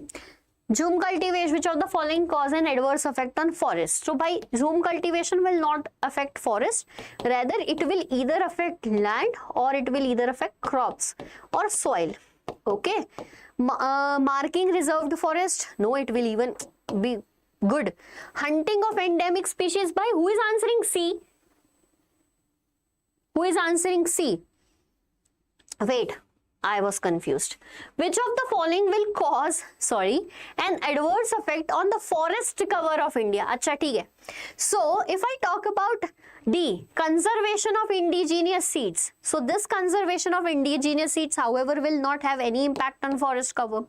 Hunting of endemic species. How hunting of animal will affect the forest cover, forest, jungle, right? Marking reserve forest, this is also good. What is not good is zoom cultivation. Why? I'm confused. I was confused. Now I am not. Zoom cultivation is basically by C. On a land there is forest, right? People come cut those forests. Why? To grow crops. Why are they coming to grow crops in the forest area, beta? Because in the previous time there was a practice of zoom cultivation, growing crops in one land, then setting up fire over there so that whenever they come next time, that land regenerate nutrients, leaving that land fallow for some time and moving to another land. In another land, if there are forests, they will cut those forests and grow. Then again leave those land and move further. So this is what it is known as what, beta? how this is how it affect forest cover. Tomorrow 6 a.m. live ma'am, beta छोड़ दे मेरे को. No 6 a.m. live. No, today any live is there. Bhaiya, this is the only live for today. No 6 a.m., no 4 a.m. Study today, that's more than enough. Today any live is there, ma'am. Bhaiya, this is live only. How many lives do you guys want? Chalo. Next question. Next question is, acha here, just learn that there are types and distribution of forest. 3 types of forest are there, that is reserved forest, protected forest, unclassed forest. Reserved, like we have reserved seats, we have reserved forest where nobody can enter and do any other activity. Protected, which is kept protected from hunting, poaching, etc. Okay, unclassed, that means other than that. These are certain important points. Okay, like Madhya Pradesh has the largest area under permanent forest. However, Madhya Pradesh is the state which has highest forest cover also. So this is it. Okay, Jammu Kashmir, Andhra Pradesh, Uttarakhand. Acha, remember these state names. Okay, this come in MCQs, but just in MCQs. Answers will not come from this topic. So sweet voice, ma'am. Thank you, beta. Now, chalo, match list 1 and 2, match list 1 and 2 in front of you. Ma'am, keep 6 a.m. live class, ma'am. Not at all possible, beta. I can't wake up 6 a.m. early in the morning. I can teach you today how long do you want, but tomorrow 6 a.m. live is not possible. By mobile overheated, ma'am. Keep it away for some time. Come back after 5 minutes. Mobile overheated. See, match this list 1 and 2 by, so we have reserved, protected, unclassed, sacred groves. What are sacred groves? See, I'll tell you a trick to do that. Sometimes what happens, these are the topics which we don't know actually because they are so close to each other. But we know one thing, sacred groves are the ones sacred. We are having religious beliefs over it. So we match D with 4. When we match D with 4, the answer is C exactly. To all the students who are answering C, very good beta. Very good, very good, very good. Chalo. Okay. Bhai, learn this important, most important topic of the day. Most important topic of the day. How does community leads to the conservation of forest and wildlife? 5 points, 5 marks. Okay, first is example of Sariska Tiger Reserves where villagers said, Acha bhai, government went there for mining. Okay, they said that, Acha, you passed the Indian Wildlife Protection Act and now doing mining, cutting this forest, affecting the wildlife, we are not going to allow you. This is how the community worked here. Okay, second is about Alwar district of Rajasthan. Here they declared an area as Sonchuri, Bhairav Dev Duck Sonchuri in this 1200 hectares of land. Okay, third example, Chipko movement, we know, Beej Bachao Andolan. Basically, the seed diversifying process was there without use of any chemicals. This is also good. Sacred groves, where how we keep the things as religious entity, like Black Buck by Bishnoi community. That's Salman Khan wala issue. Okay, you are Disney princess, ma'am. Bye, Baskar.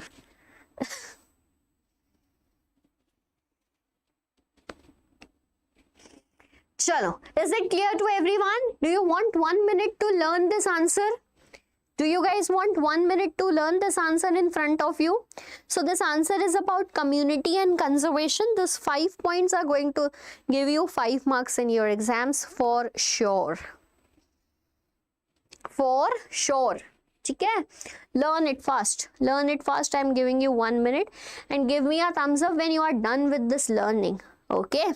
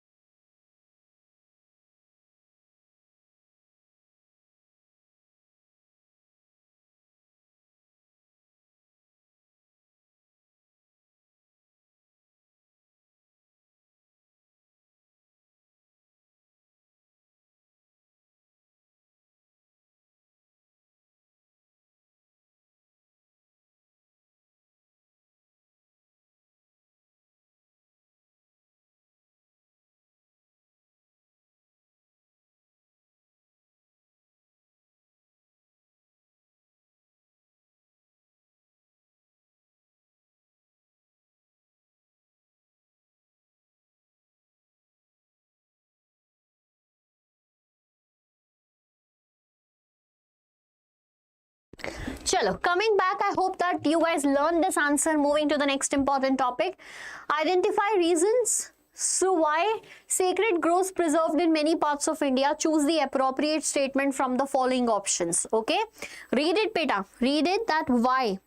Okay, guys, I can see Navadnya movement is missing. Thoda explain karo. Navadnya movement is again similar to what I missed is Navadnya movement. Is it? That same beta Beej Bachao Andolan. It's same. I am going to learn what you post yesterday. Yes, beta, that is enough. That's enough. Most important questions I have added over there. Don't spam. I see your comments for the first time also. Still, how much time will you take? Beta, until the it completes from my side and from your sides also. So I choose the appropriate statement. To maintain biodiversity and protect rare species of plants and animals. Yes. To provide land for agriculture expansion and urban development. No. To extract timber and wood for commercial purpose. No. To promote recreational activities and tourism in rural areas. So 1 and 4 statement are correct, according to which C is the correct answer to this question. Anyone who think that? So anyone who is giving answer as C, I think no one is giving because everyone is busy chatting with their people. So C is the correct answer to this question. Who is saying hi? Hi Aruna, Vaibhav. Who is this? Harshit, hi. Hi beta. Okay, so this last topic of this chapter is JFM, Joint Forest Management. It started in 1988, joint. So there may be 2 people involved. Yes, the 2 people are Government of India and the local communities. They come together to manage the forest and restore the degradation of forest. Okay, so what happened? By government understood that only and only people who are connected with the forest are the local peoples living over there. Let's trade with them. Let's work together with them. Right? So all those 2 people came together. Acha, why this local community is working with government or forest department? Because they said that in return they will be providing certain intermediate benefits, and if they successfully restored the forest, the timber production will also be given to them. JFM is an important question for 3 marks. Write a short note on JFM can come in your exam. Myself, Abhishek Thakur. This time you came with surname also. Ma'am always forget your name, na? Yes. Chalo, next question. Which is not the characteristics of JFM program? Tell the correct answer. Kaise ho ma'am aap? I am very good beta. Harshit, how are you? You come in between, then go, then come again, say hi, ask my halchal, and then go again. Hi guys, I am Mehak. Everyone say hello to Mehak. Vaibhav Sudharja. Arey bhai, Abhishek. Fine. So, which is not a characteristics. See, in the question, do not forget to see this not. By this cost a lot to us. Right? Involvement of local communities in decision-making process, we will think about this. Promotion of sustainable forest management, haan bhai. It is like obviously it is a part of it. Exclusion of forest-dependent communities, no inclusion. So collaboration between government agencies, beta, which is not the characteristics of JFM. See, the local communities are not taking the decisions. Right? So they are not involved. The decision will be taken by forest department only. So A is the correct answer to this question. Question is done. Second chapter is done. This is a map based question. Leave it. So these are the practice questions. Tell me if you guys have any doubt, or else I can move to the next chapter of geography.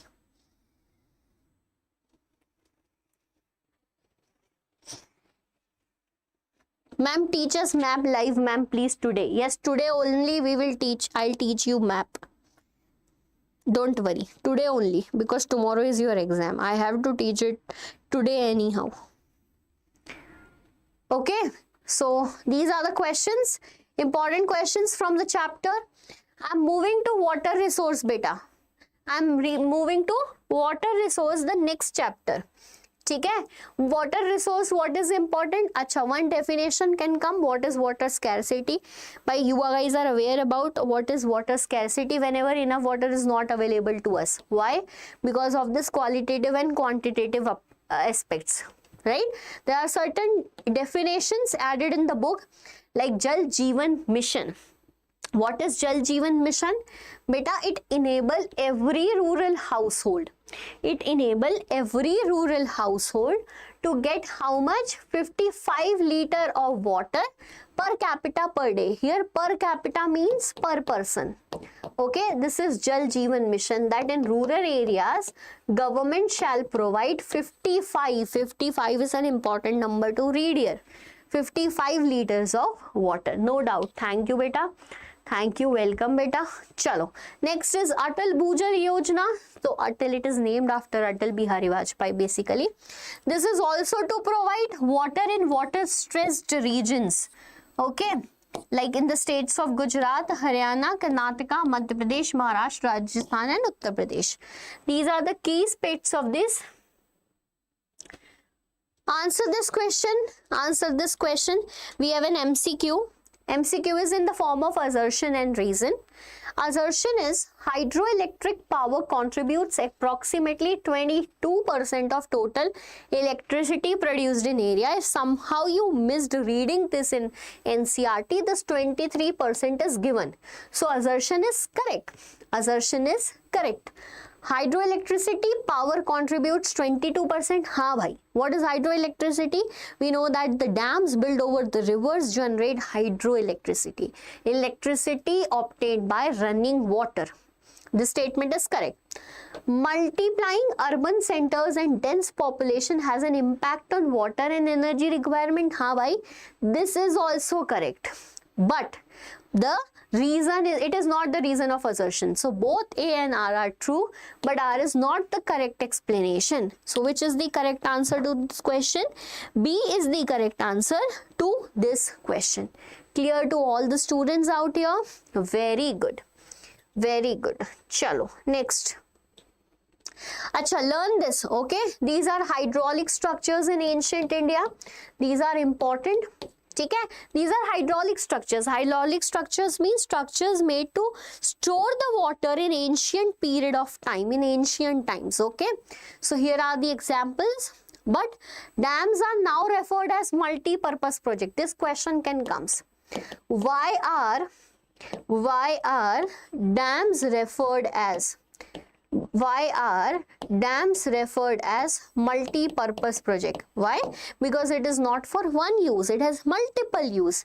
Irrigation, electric generation, domestic and industrial use, flood control, recreation, inland navigation and fish breeding.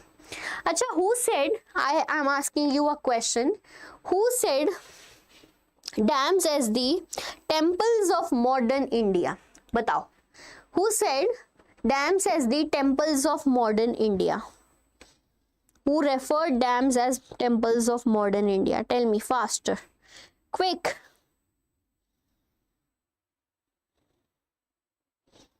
Who referred dams as temples of modern India? Anyone?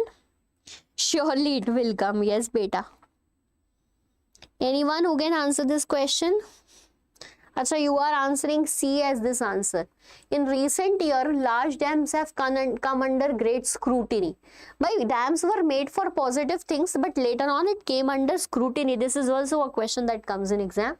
Which of the following is a reason for this? Dams have changed the cropping pattern, which has in turn increased the gap between the rich and poor. Dams acts as a recreation spot as well as helps in breeding. Dams can not only give water for irrigation but also help in... A is the answer. A is the answer to this, because what happened? Because of dam, irrigation is available. So we are doing irrigation in the region where water was not there. And we are doing over irrigation there because of this. So because of this, the cropping pattern has been changed. Like in Punjab and Haryana, the soil was not made to grow rice, but we made it possible because of dam. Now what happened?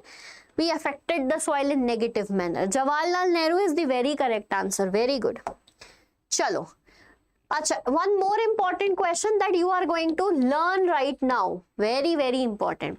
By why are the multi-purpose projects come under scrutiny? So a lot of dams are made in India. with an objective to store excess of water so that flood will not come and we could be like saving water. But now what happened? These dams created a negative approach. Why? Here are the points. Okay, because it leads to poor sedimentation. By natural flow of river was there, we made a dam, natural flow is affected, now sedimentation is going on. Excess sedimentation, the sediments are increasing in the bottom, decreasing the depth of the river. Excess water comes out, creates flood. It affects the life of aquatic animal, right? Because they had a natural flow, they move from one place to another during the time of spawning according to the temperature. That is also affected. It sometimes causes earthquakes, trigger floods, etc. Okay, read it. I'm giving you 1 minute to learn this answer. Beta, this is important. 2 minutes to learn this answer. Learn it fast. This question is surely going to come in your exam. Learn it fast. I'm coming back.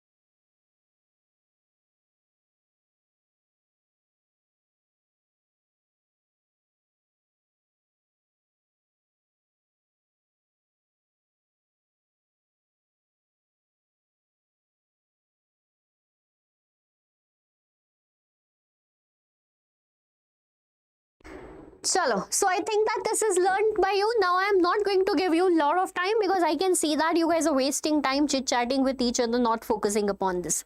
So now moving fast with next topic. By match this list of dams. So Hirakund Dam is on which river? Tell me. It is on Mahanadi River. Okay. Then we have Sardar Sarovar Dam on Narmada River. Then we have Bhakra Nangal on Satluj River, Tehri Dam on Bhagirathi. Match it and see the correct answer. That's it, because you guys are not doing it. These are certain important topics added like Pradhan Mantri Krishi Sinchai Yojana. So by this is a central government scheme. Then we have Sardar Sarovar Dam. It is built on which river? Narmada River. Covers which states? So Narmada River, as it starts from Madhya Pradesh, then it goes to Maharashtra, Gujarat and Rajasthan. Rajasthan, it do not go directly, but somewhere it is linked to it via the tributaries. Okay, then we have Krishna Godavari dispute. So by question comes a lot of time that this is a river Krishna in which two states are fighting for over the water allocation. So it's between Karnataka and Andhra Pradesh. Fine, these are the important topics. Then we have rainwater harvesting systems from the chapter water resource. Beta, there are ancient structures like, see, water harvesting is not something that is new to the world.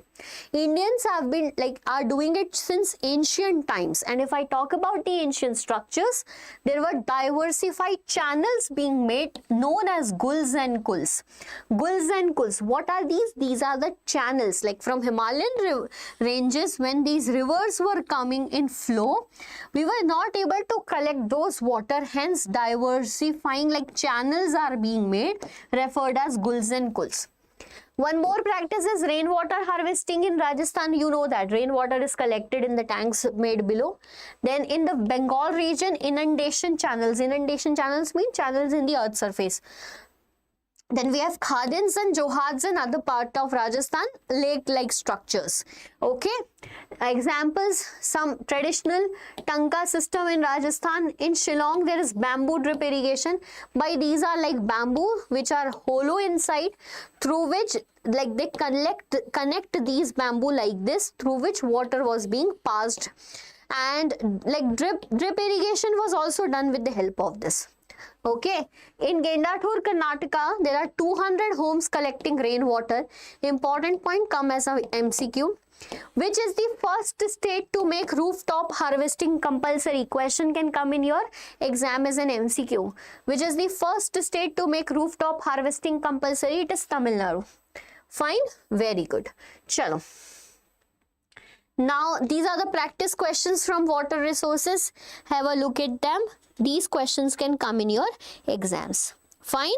You guys practice from whatever we studied right now and will help you in your exams. These are the questions. I think now the chat has been went so bad, and it is the high time I need to start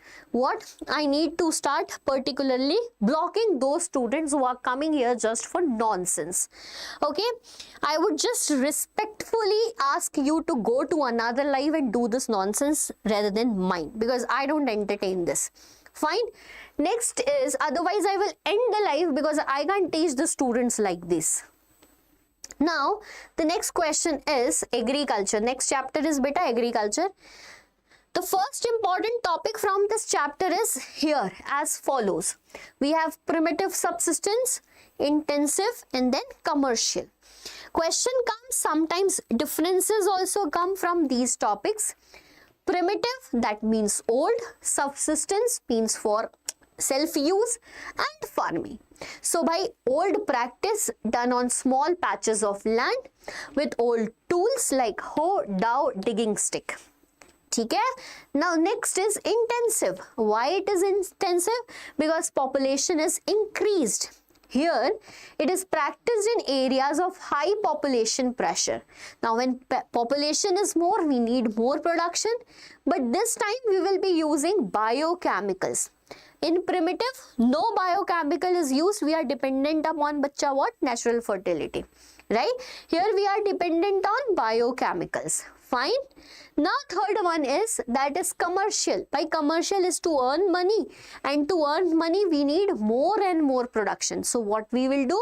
We will use HYV seeds, chemical fertilizers and pesticides. Questions a lot of times come here regarding the differences too. Okay? Then we have 3 cropping patterns. We have bacha how many? 3 cropping patterns. Kharif, Rabi and Zaid. Okay? Kharif, Rabi and Zaid. What you need to figure out is sowing period. By Kharif, K for Kharif, it's grown in rainy season. During the time of rainy season, harvested in October, November, right? Harvested in September, October. Crops are paddy, maize, jowar, bajra, tur, moong, urad, etc. Okay? Here Rabi, it's grown in October, November, like the starting of the winter season, and then it's harvested in starting of March, April, the time when we celebrate Baisakhi. Why do we celebrate? Because it is harvesting of this, right? Wheat is being cut over there. So this is the example. That between this period, like cucumber, watermelon, vegetables, fodder crops are grown at these time. Get it? So these are 3 cropping patterns practiced in India. Observe the given picture here and answer the following question. Name the type of farming depicted. What is going on? This is tea gardens. So this is tea farming.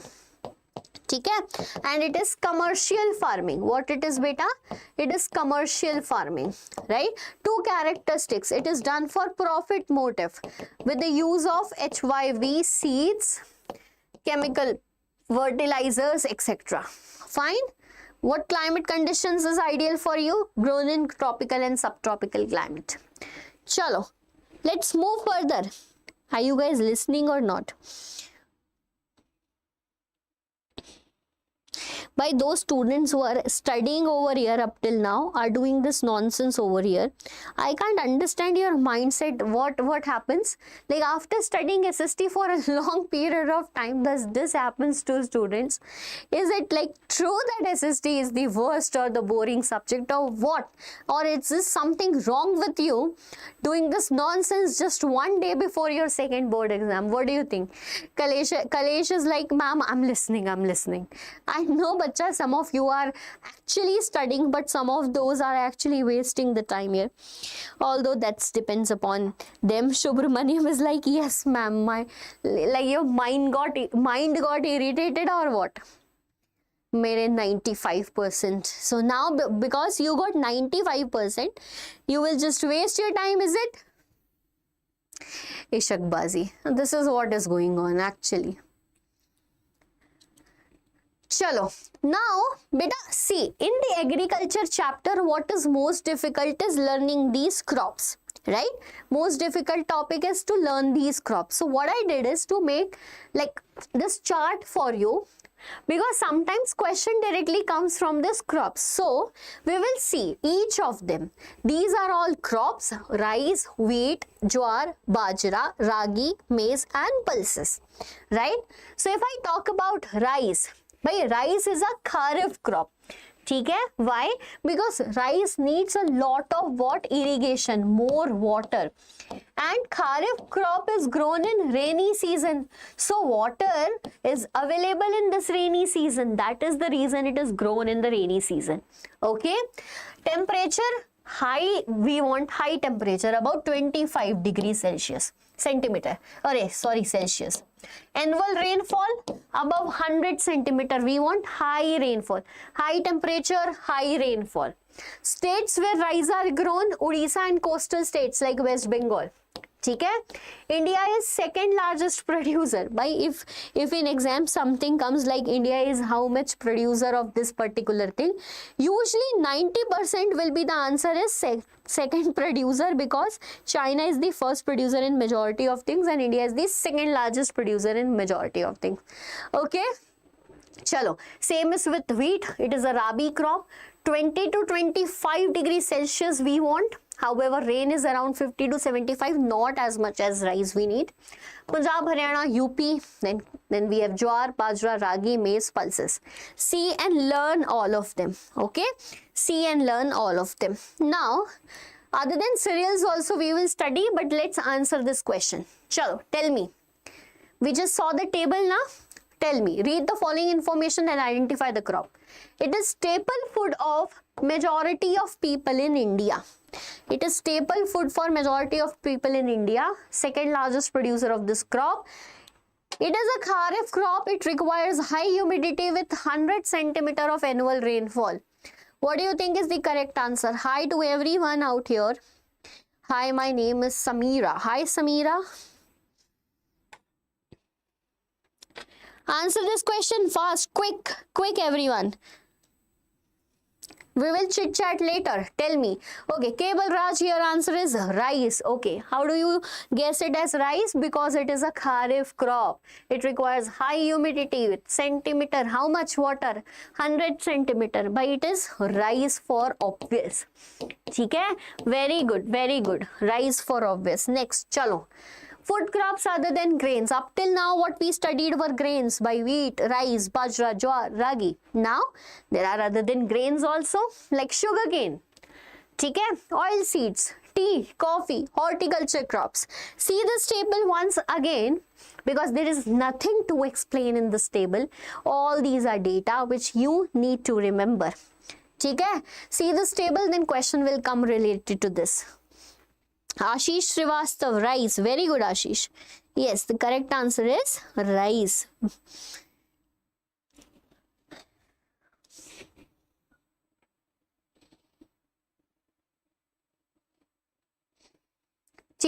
You studied this? Took the screenshot or not? So sugarcane, annual it is.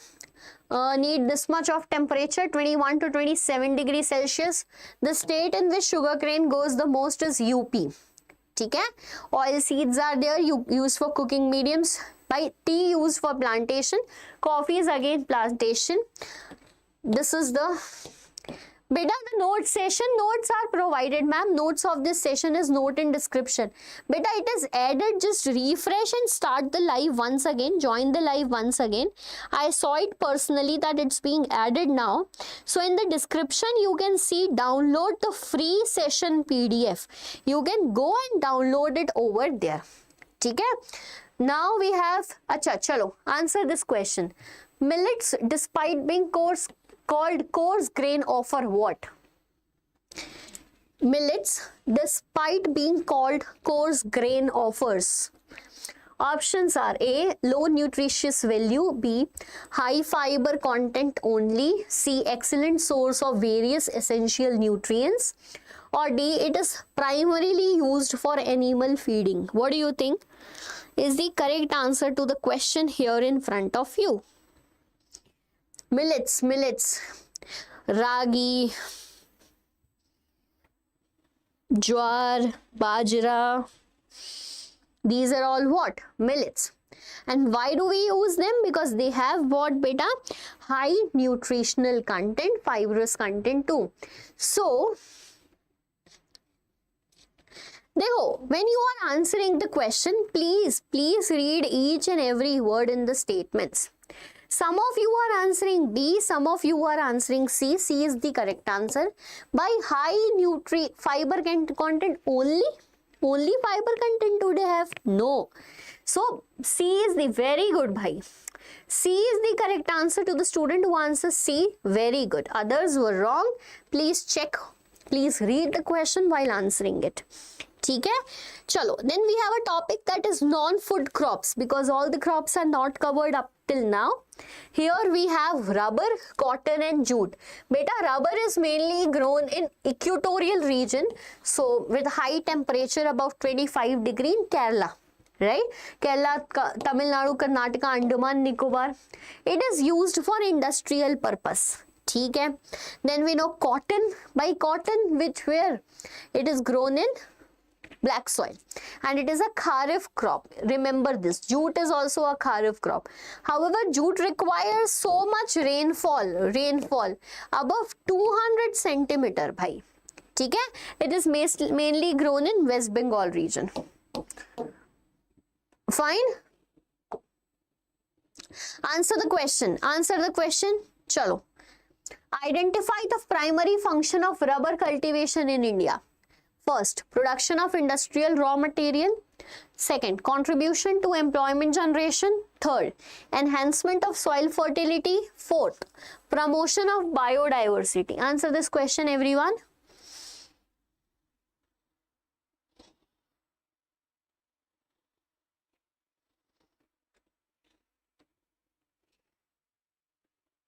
Ma'am, if we see mega revision series, is it okay? Yes, beta. That mega revision series is okay, actually made during the time when students were giving the main examination. So they are actually okay. Okay?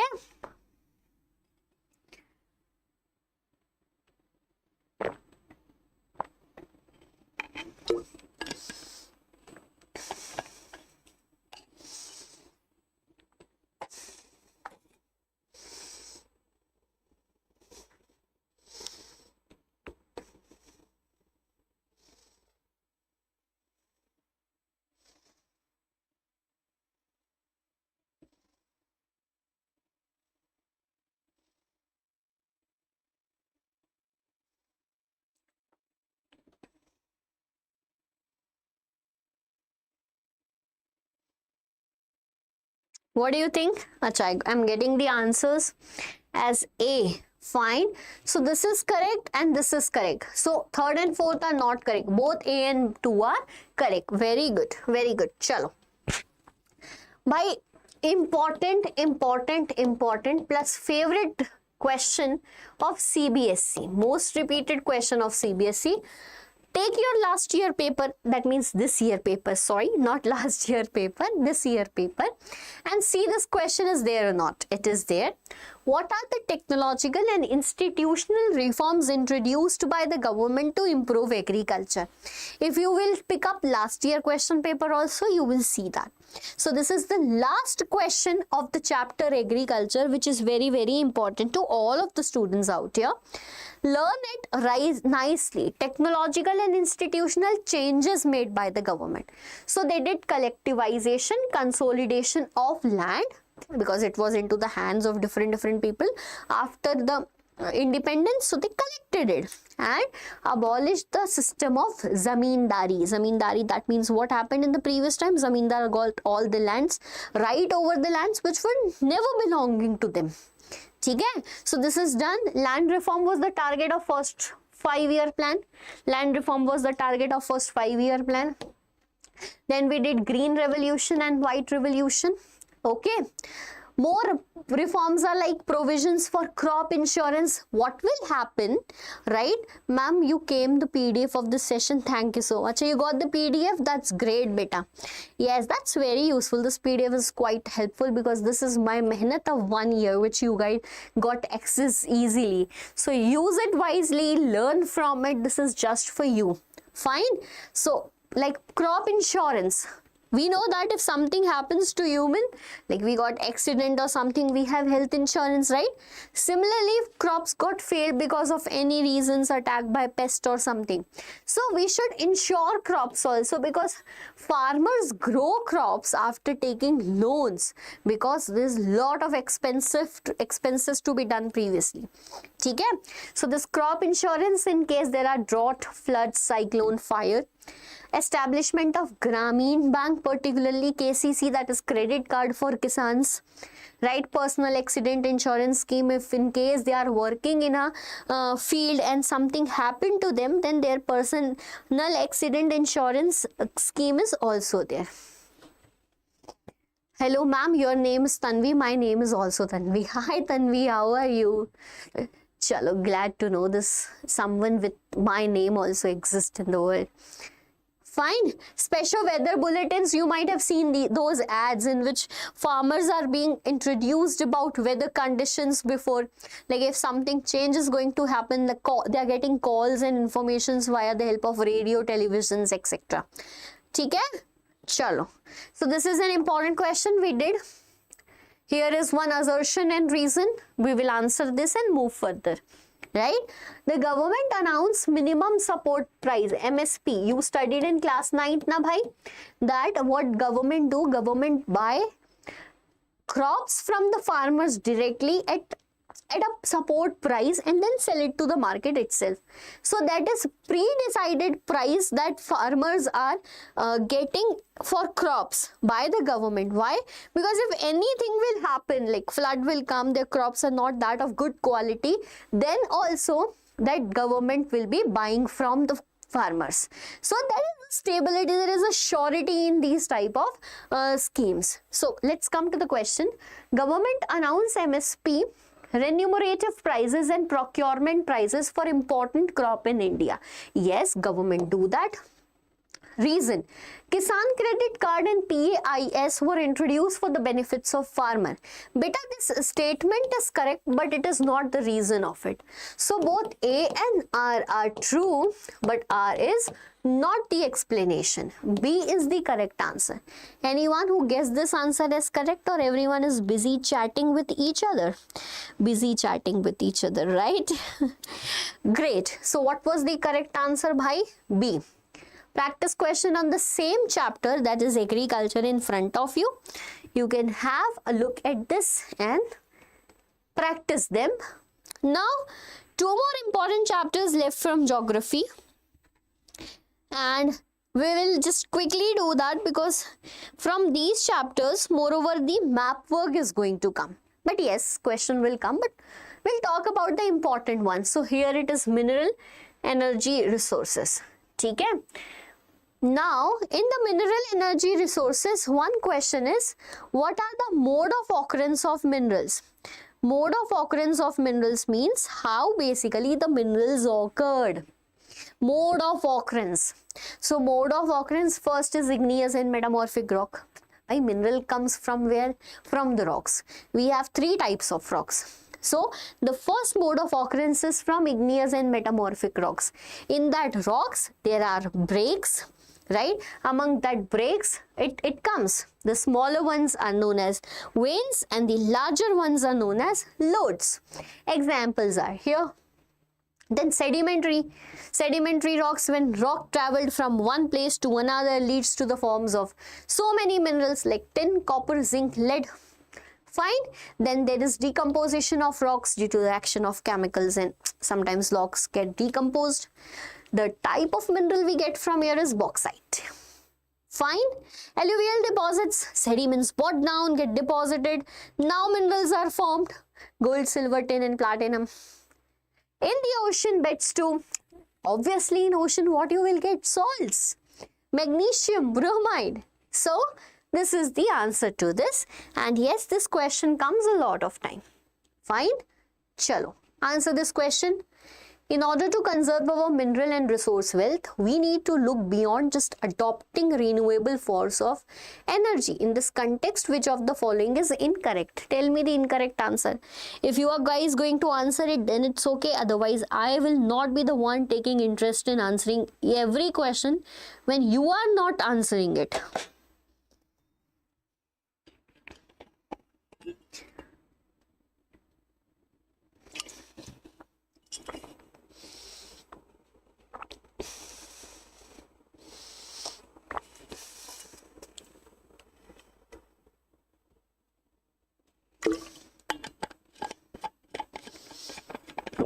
No one knows the answer to this question? B. Ashish Srivastava here is with the answer B. Dekho. In this context, which of the following is incorrect? In certain region, reuse of scrap metal is also a viable option. Okay? A sudden transition towards renewables might result in employment crisis, by which is incorrect. When we will move to renewable, it will never lead to any crisis. B. To whosoever is answering, Ritika, Shaz, Aditya, whosoever is answering, B as the correct answer. Very good, beta. Okay? B is the correct answer. Next topic that is important is classification of minerals, metallic, non-metallic and energy.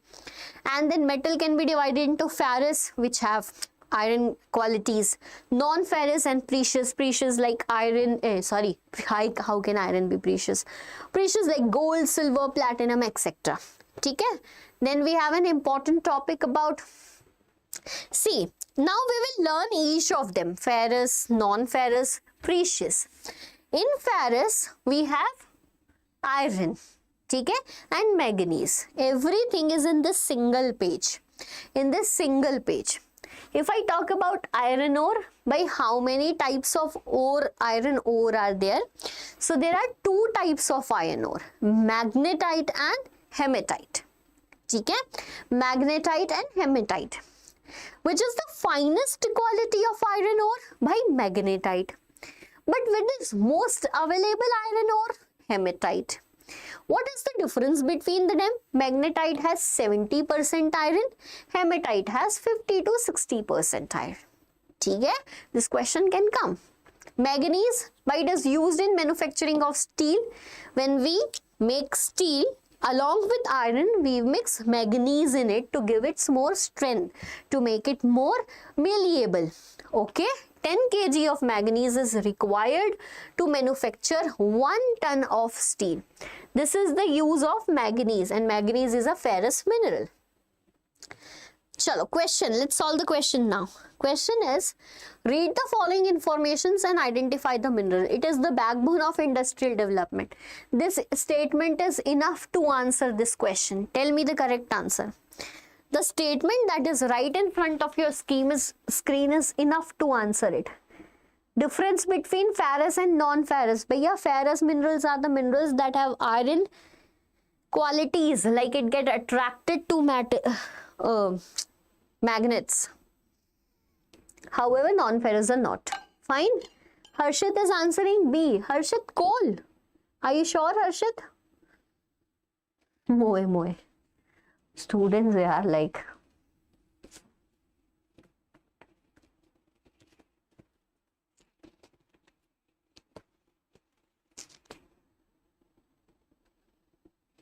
Only one answer, and that too is wrong.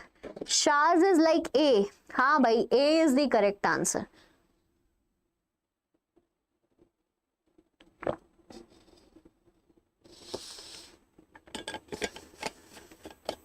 Copper. Balraj, copper is not the correct answer. Now you guys are answering. Ruchi. Ruhi. Acha, it's Ruhi. That's why everyone is saying Ruhi. Sorry, Ruhi. I am like pronouncing you as Ruchi for a long period of time. Abhishek Thakur, beta, पढ़ लो. Yes, A is the correct answer. So, what is the backbone of industrial development? It is always iron. Iron is the backbone of industrial development. Chalo. Here are the list of some non-ferrous. Okay? Here are the list of some non-ferrous minerals like copper, bauxite. Then we have non-metallic also, mica, limestone. Okay? How briefly I have written about them. I'll tell you the important points. Hi Satyam, hello beta, I can see you. So India is critically deficient in copper. We don't have lot of copper, and copper is a non-ferrous mineral, we know that. However, there are certain places where copper is present. So beta, this is in Balaghat mines, Madhya Pradesh, Khetri mines, Rajasthan, Singhbhum, Jharkhand. Important hai, you have to learn. Okay, what is the use of copper? So it is used in electric cables, electronics and chemical industries. Get it?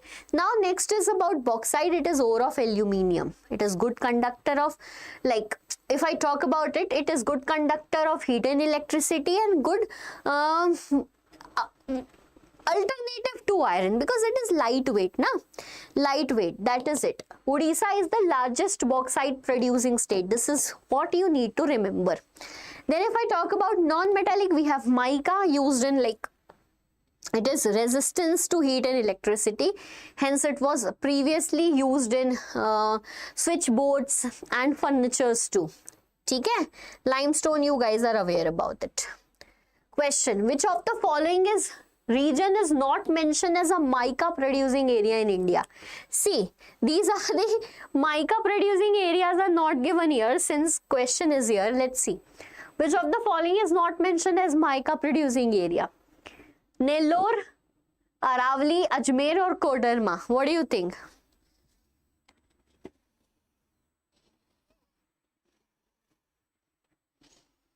Tell me the correct answer to this question. I'm waiting. I know that this is difficult one. You won't be able to, but try to solve it.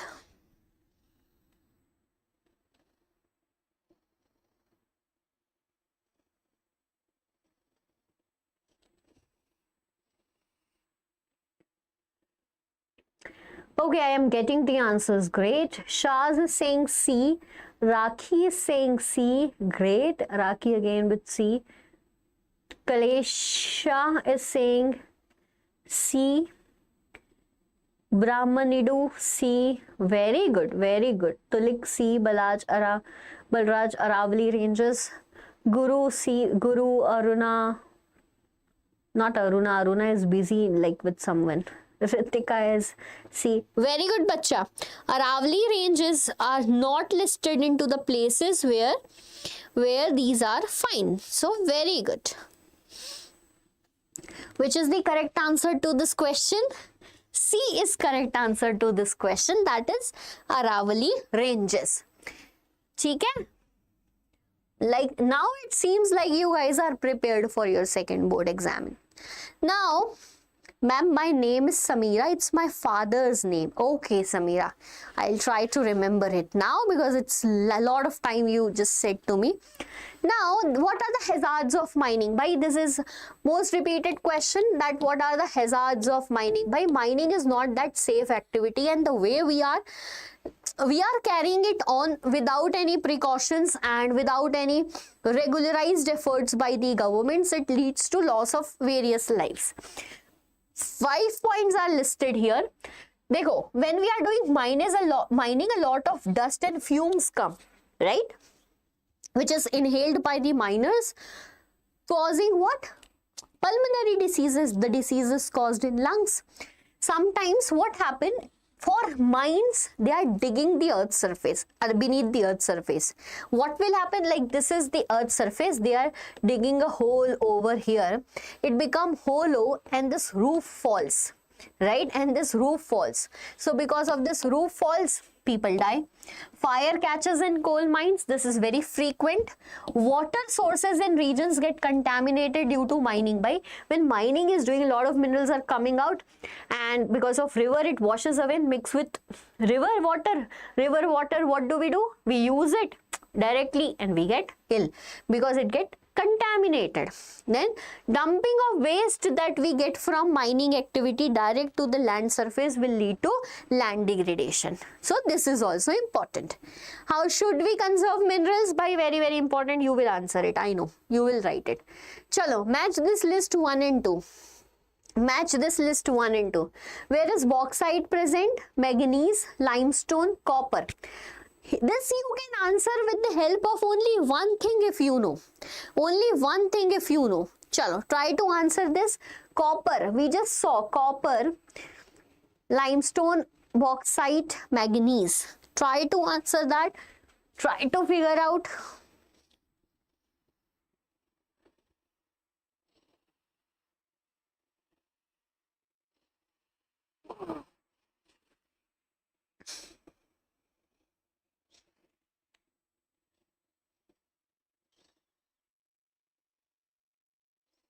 Which is the largest producer of bauxite? Do you guys remember? Rakhi is giving the answer as D. Again, T. Let's see, D is the correct answer. No. Acha, do you remember which was the largest producer of bauxite?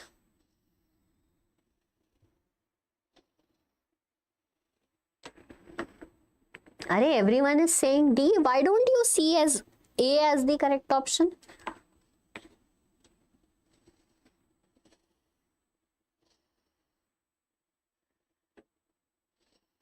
Anyone with any answer other than D?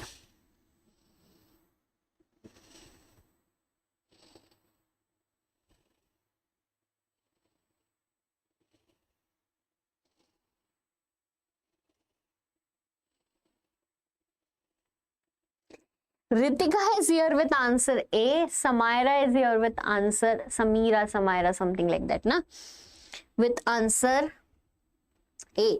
Why everyone is changing the answers now? See, beta, bauxite, Odisha is the largest producer of bauxite we just saw. Okay? Then talking about manganese, Madhya Pradesh, limestone, Rajasthan. By limestone, Rajasthan, yes. Clear it is. Copper it is. Like if you go to Rajasthan, you will see that big mountains made up of limestones. Copper, Jharkhand. By Singhbhum mines in Jharkhand, where lot of copper is produced. Find. Okay. So A is the correct answer. Whoever was confused. Is it clear, beta? Now, the most repeated question is, write the difference between conventional sources of energy and non-conventional sources of energy. And do you think this question comes? Yes, a lot of times.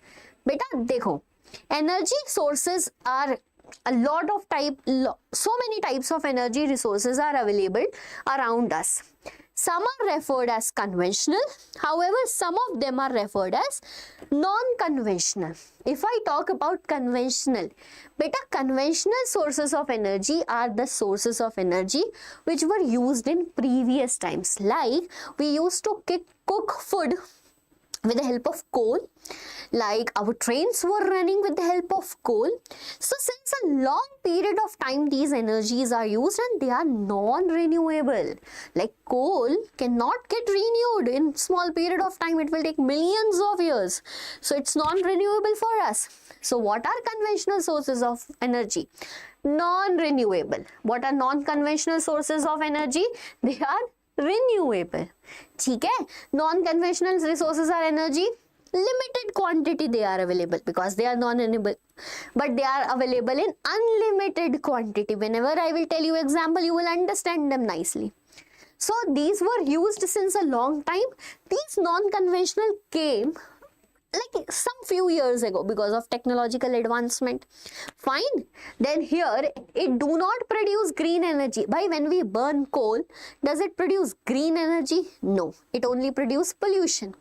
But however, non-conventional produce green energy. Now you might be thinking, ma'am, how? Beta, because conventional sources of energy are like firewood, cattle dung, coal, petroleum, natural gas, etc. ठीक है, we burn them, we create, we cause what? Pollution. What are non-conventional? Wind energy, solar energy, tidal energy. ठीक है, these are developed because of technological advancement around us, and like few years back we are trying to move over them because it requires a lot of money. ठीक है, it's expensive. Fine, chalo. Okay, one more question we have here, like to match this list 1 and 2. Poll is not here, Subramanyam. Poll is not present. The feature is not present on our channel right now. We will try to make it accessible to all the students, but it's not here in today's live. Fine. So, list 1 and list 2. ठीक है, list 1 and list 2, try to match it beta. Limestone बताओ. Don't you think that limestone is essential for a raw material in cement industries? Yes. So A matches with 3. When A matches with 3, clearly our answer will be B. But let's read the complete question. Hydroelectricity. So hydroelectricity is caused because of fast flowing water. Okay, mica used in electric cables and electronics, I just told you, and then natural gas. So yes, B is the correct answer. Very good beta, very good. To whosoever is answering the question, beta, someone is saying here that this is not live class, this is love class. So bhai, there are a lot of students who are studying. The problem is that you are not studying. Okay, and creating a mess in my class. So you can go and do whatever you are doing somewhere else. ठीक है? चलो, this is done. There are, see, the list of conventional and non-conventional resources of energy are listed here for the explanation, for detail. ठीक है? For detail, right? Ma'am, my original name is Abhinav. Balraj is my father's name. Okay, Abhinav, okay. Now again, this will be a difficulty for me to learn all of these names. Yes, ma'am, I have a doubt. Yes, beta, ask your doubt. No issues. So, see, if I talk about coal, what you need to remember is we have 4 types of coal. This question comes, explain the types of coal. ठीक है, we have 4 types of coal.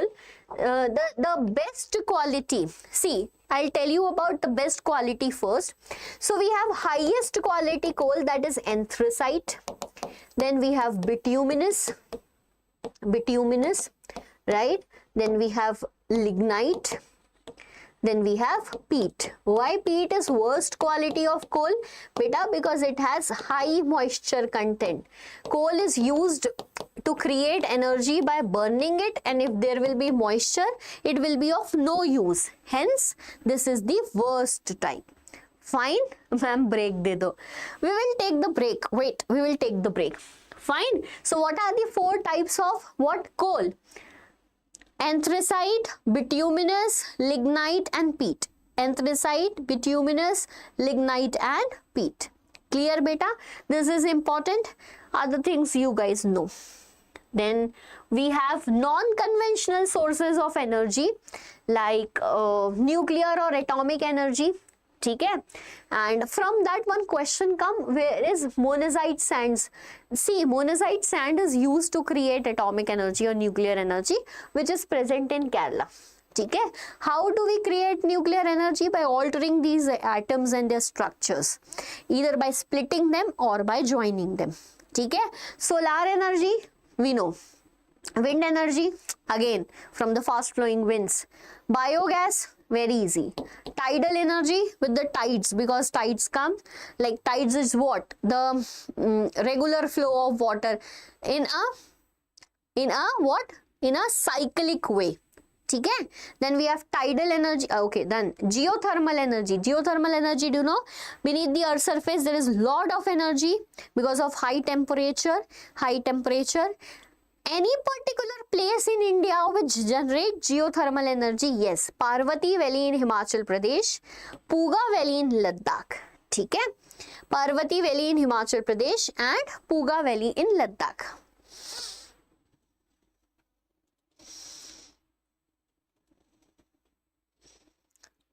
Fine, so this is done.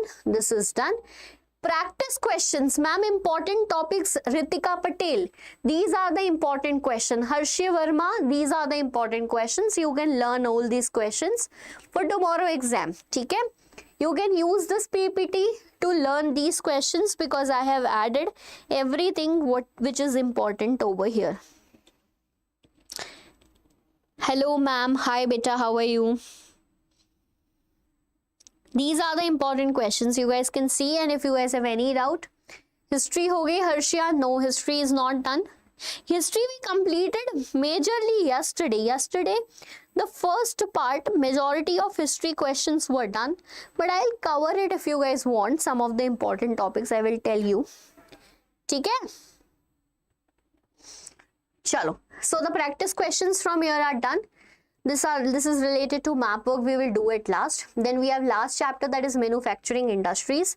Beta, in manufacturing industry, the first important question will be, what are the importance of manufacturing? What are the importance of manufacturing? So what is the importance of manufacturing? By manufacturing matlab industrial development matlab modern machinery. When this will come, what will happen? Agriculture will be modernized. We will be least dependent on people. ठीक है, when machines will be there, people will be employed because work will increase. It will export the items because it will increase the production. ठीक है, which will help in our foreign exchange ratio. Export will increase na, it will increase the prosperity of a country. So this is important. What is important beta? What are the importance of manufacturing? These are the points. ठीक है, then a point question comes here, agriculture industry go hand in hand. Bhai, agriculture and industry go hand in hand. Do you know about this? What happened? Agriculture and industry go hand in hand, like they are not holding the hands and walking together. But what happens? See, if agriculture production will be more, if in case in agriculture production will be more, by what will happen? Like if potato are grown more potato chips will be made in industries. If cotton is grown more cotton will be converted into clothes in industries, right? So they go both hand in hand. Development of one leads to the development of another. If statement like this comes, you answer it likewise. ठीक है? These are the classification of industries. Like industries are classified on the basis of raw material as agro and mineral industry. Agro industry means industries based on raw material from agriculture like cotton industry. From minerals, iron and steel industry. ठीक है. Main role, basic and consumer. Basic industry मतलब iron is used by every other industry. It is a basic industry. ठीक है. Consumer industry, when the product made in this industry is directly used by us. Like toothpaste. Is toothpaste used as a raw material in another industry? No. But iron is used, na? So iron is a basic and toothpaste is a consumer based. ठीक है. On the basis of capital, पैसा भाई, ज्यादा पैसा large scale, कम पैसा small scale. Okay. On the basis of ownership, public. Public मतलब owned by government. Private owned by an individual. Joint owned by both public and private. And cooperatives, that means owned by a lot of people. ठीक है. Very good. Then we have heavy and light industry. Like according to the material that is based upon industry, we consider it as heavy and light. Like iron is heavy, cotton is light. Fine. Very good. Can anyone give me the example of joint and cooperative industry? Anyone who can tell me the example of joint and cooperative industries? Tell me fast, rather than doing different type of chat here. Tell me the example of joint industries and cooperative industries.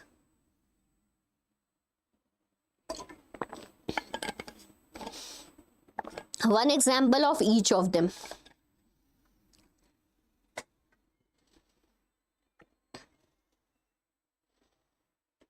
ठीक है.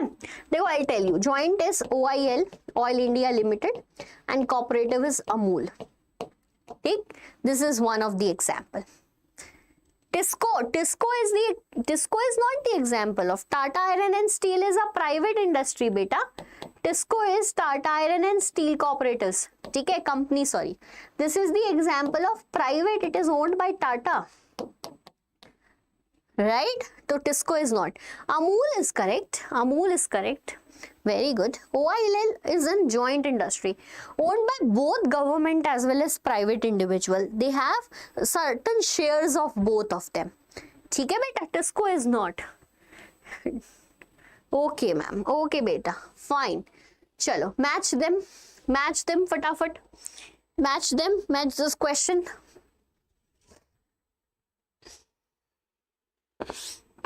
Amul butter. Amul milk is also there. Amul curd is also there. Amul दूध पीता है India.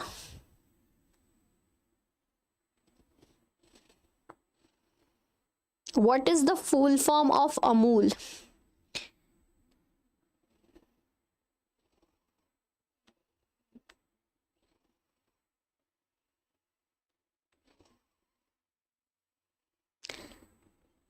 Anand Milk Union Limited is the full form of Amul. Tell me the answer to this, ma'am. Next is history. Let's see what's coming on the way, history or civics, and let's see how much my energy is to teach you. I don't think I will be able to teach you so long, but I'll try to cover most important topics beta now. D, you are giving the answer as D. SAIL. देखो, SAIL is Steel India Limited, Steel Authority of India Limited. ठीक है. Tisco is Tata. So we know that Tata is a private one. ठीक है. So B goes with 2. Oil is a joint sector. I just told you right now. Then also you are making mistakes. C. Who is saying C? C is not the correct answer. Rishta. देखो, I'll tell you answer. SAIL, Steel Authority of India Limited, is a public sector. Tisco, again private sector. Oil, joint sector. Amul, cooperative. 1, 2, 3, 4. 1, 2, 3, 4. अच्छा, A is the correct answer. ठीक है? Yes, A is the correct answer to this question. A. Very good. A is the correct answer to this question. ठीक है. Now, agro-based industries are there: cotton, jute, and sugar. I'll tell you some important questions which are being asked from this topic. Like if I talk about jute, right? One question comes every time that why there is a proximity that jute industries or jute industries are found in West Bengal particularly. So because there are jute fields, cheap water transport in West Bengal because of river Ganga. Then we have excellent rail road waterways, abundant water because jute require 200 centimeter of rainfall which is available there. Cheap labor from nearby states like UP and Bihar, and facilities in Kolkata like banking, port, etc. Okay?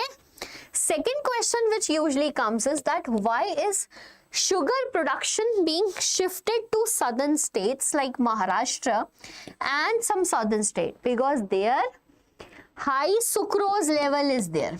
Okay? In the sugar cane found in South India, there is high sucrose level. Fine beta. So this is the reason. This is the reason. Okay? Very good. This is the reason. Now comes to the mineral based industry, iron, steel, aluminium, we know it's okay. Let's see important question from this topics, cement, automobile, IT and electronics. Okay, before ending this chapter, let me tell you that one important question that also comes is about industrial pollution. From childhood, we are studying that there is air pollution, water pollution, thermal pollution and noise pollution. So ma'am, how is this topic important? Hi Kavin, you're from Tamil Nadu, welcome here. So how is it important? Because how can the industrial pollution of fresh water be reduced? This question comes multiple time in exam. This question comes multiple time in exam. What is the question, beta? The question is, how can industries, lot of wastage is coming out. What they were doing, they were not properly discharging it, like they were not properly treating it and getting it discharged in the rivers, causing what? Water pollution. So what are the steps taken to minimize it? First, minimizing use for water for processing by reusing and recycling it. First thing, हमको पहले what we have to do is to minimize the use of water. ठीक है, we should reuse it, recycle it. First thing is that. Second is rainwater harvesting to meet the water requirement. ठीक है भाई. Third point is treat the hot water coming out of industries before getting it mixed into river and ponds, because this is the major cause of water pollution. ठीक है? What are the steps in which they are treated? What are the steps? Primary treatment, secondary treatment, tertiary treatment. Three treatment. Primary, first you will pick all these solid waste which you can see. It is known as primary treatment by mechanical means. Mechanical means, get it? Then you will do what? Secondary treatments. Now you need biological process, the requirement of chemicals to use the water. And third is what? The addition to everything. Biological, chemical, physical process all needs to be required here. For what? For the processing of this water. ठीक है बेटा? चलो. Question right in front of you. You are going to answer quick, not wasting your time. Just quickly answer this. Which of the following statement correctly describe the impact of thermal pollution on aquatic ecosystem? Thermal pollution on aquatic ecosystem. What do you think?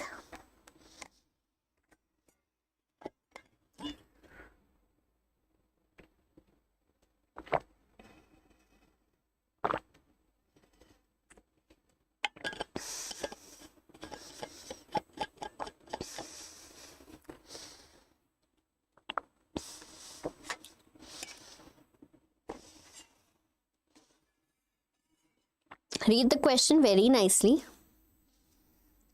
Following statement correctly describe impact of thermal pollution on aquatic ecosystem. Thermal pollution on aquatic ecosystem. Thermal pollution increases water temperature affecting aquatic biodiversity, correct? Thermal pollution can lead to reduced dissolved oxygen level, yes, harming aquatic animals.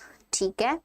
Thermal pollution promotes the growth of algae leading to eutrophication. Okay.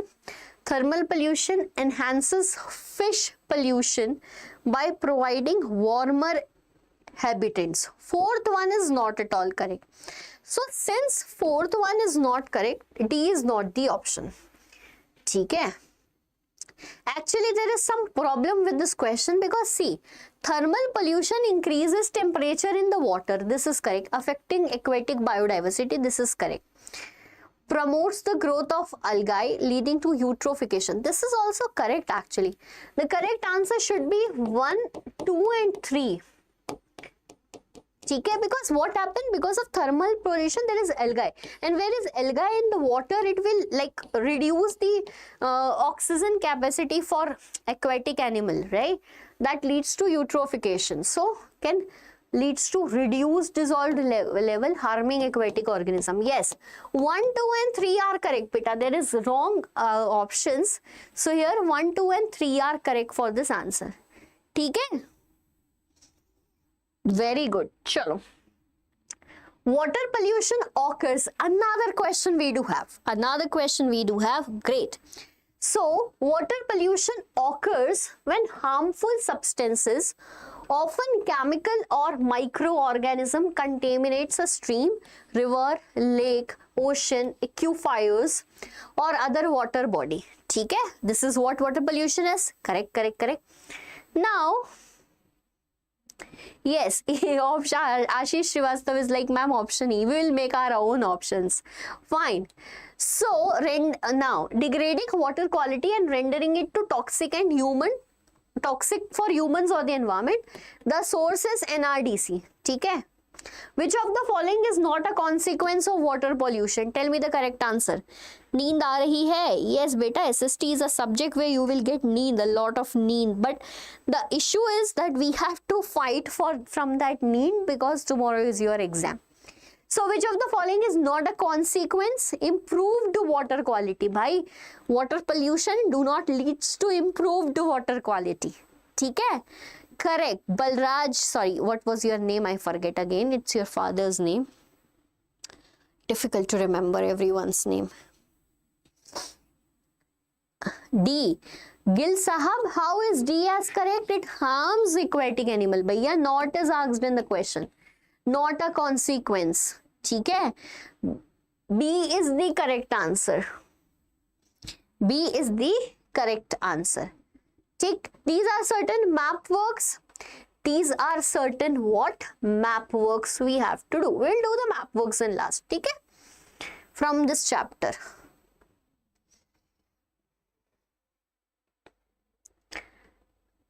This is from the chapter Lifelines of Indian Economy. So, you know, Lifelines of Indian Economy, only and only what will come? From Lifelines and Indian Economy, only what will come, beta? Only and only map will come. ठीक है? चलो, now we are moving to civics. See, देखो भाई, civics is easy and we studied civics yesterday very nicely. Even history also very nicely yesterday we did. Both civics and history we did very nicely. I will be just picking up the important topics and be telling you that what are important, what you need to go and mug up today. Okay? This is what we will be doing in solving some questions meanwhile. It's okay, Gil Saab, it happens, no worries. Chalo, which of the following is not a reason for power sharing? Tell me. Which of the following is not a reason for power sharing? To allow participants for diverse social group, to ensure efficient decision-making process, to promote majoritarian tendencies, to prevent any single group from holding absolute power. Which of the following do you think? Which of the following do you think is not a reason for power sharing?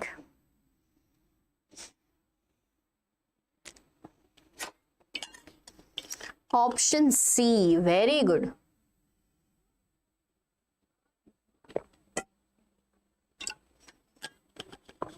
Correct, correct.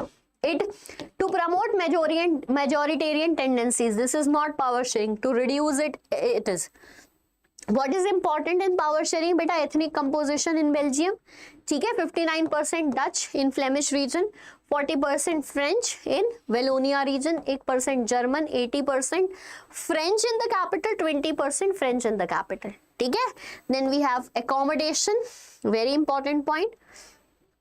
Then if I talk about Sri Lanka, then again we have to read the ethnic composition and majoritarian policies. This question is very, very important.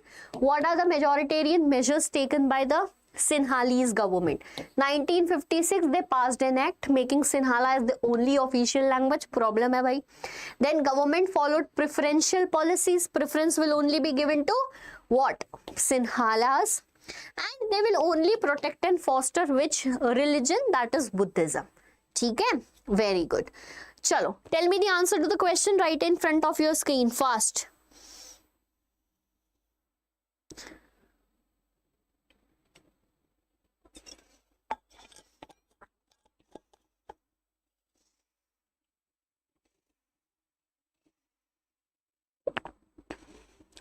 Is the ethnic composition percentage important? हाँ बेटा सात्विक. The ethnic composition percentage is quite important. ठीक है? If you think that this is a database thing, it will not come, will come. Okay, what were the major factors leading to the outbreak and consequence of civil war in Sri Lanka?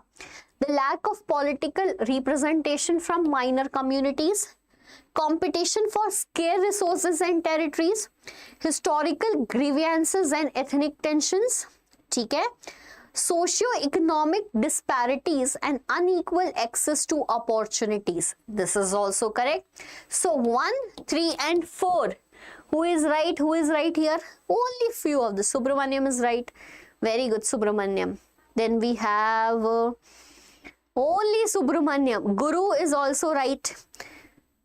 Raji is guessing that Meenakshi. D is correct. Yes, D is correct. Tanish, D is correct. 1, 3 and 4. Very good. ठीक है? Now, why power sharing is desirable? We know that. Tell the answer. A country recovering from a civil war is aiming to rebuild trust between different ethnic groups. What is the main beneficial? ठीक है?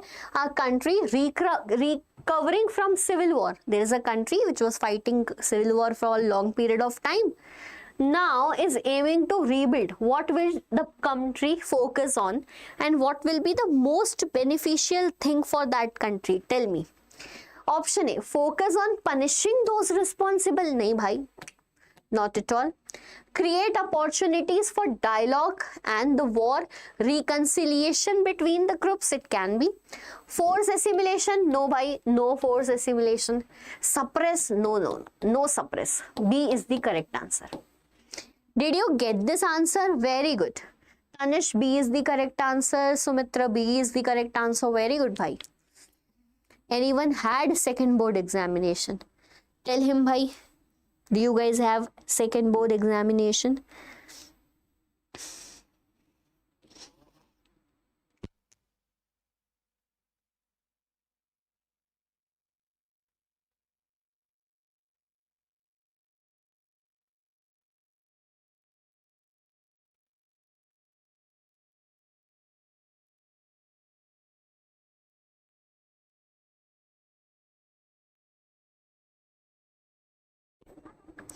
So, B is the correct answer. Very good. Any, give your Insta ID. You do was this only.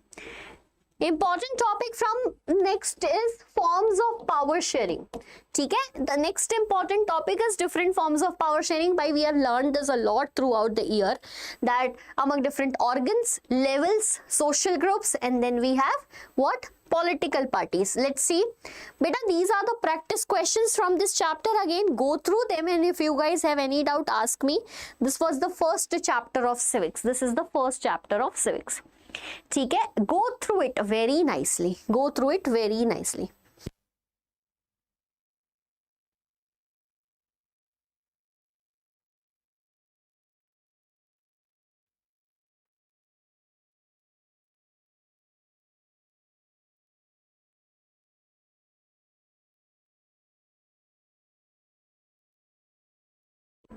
ठीक है. So these are the important questions. Practice them all for tomorrow's ma'am. PDF beta. PDF you can download with the description. Like in the description, the first line is to download the session PDF. Click that link. So link is provided over there. When you go through it, you will get the PDF. Ma'am, duration beta, like I guess half or 45 minutes more, not more than that. Now I won't be able to stand anymore. So practice questions from the chapter which beta power sharing is done. Now we have another chapter, that is federalism. Beta, federalism is a form of government, right?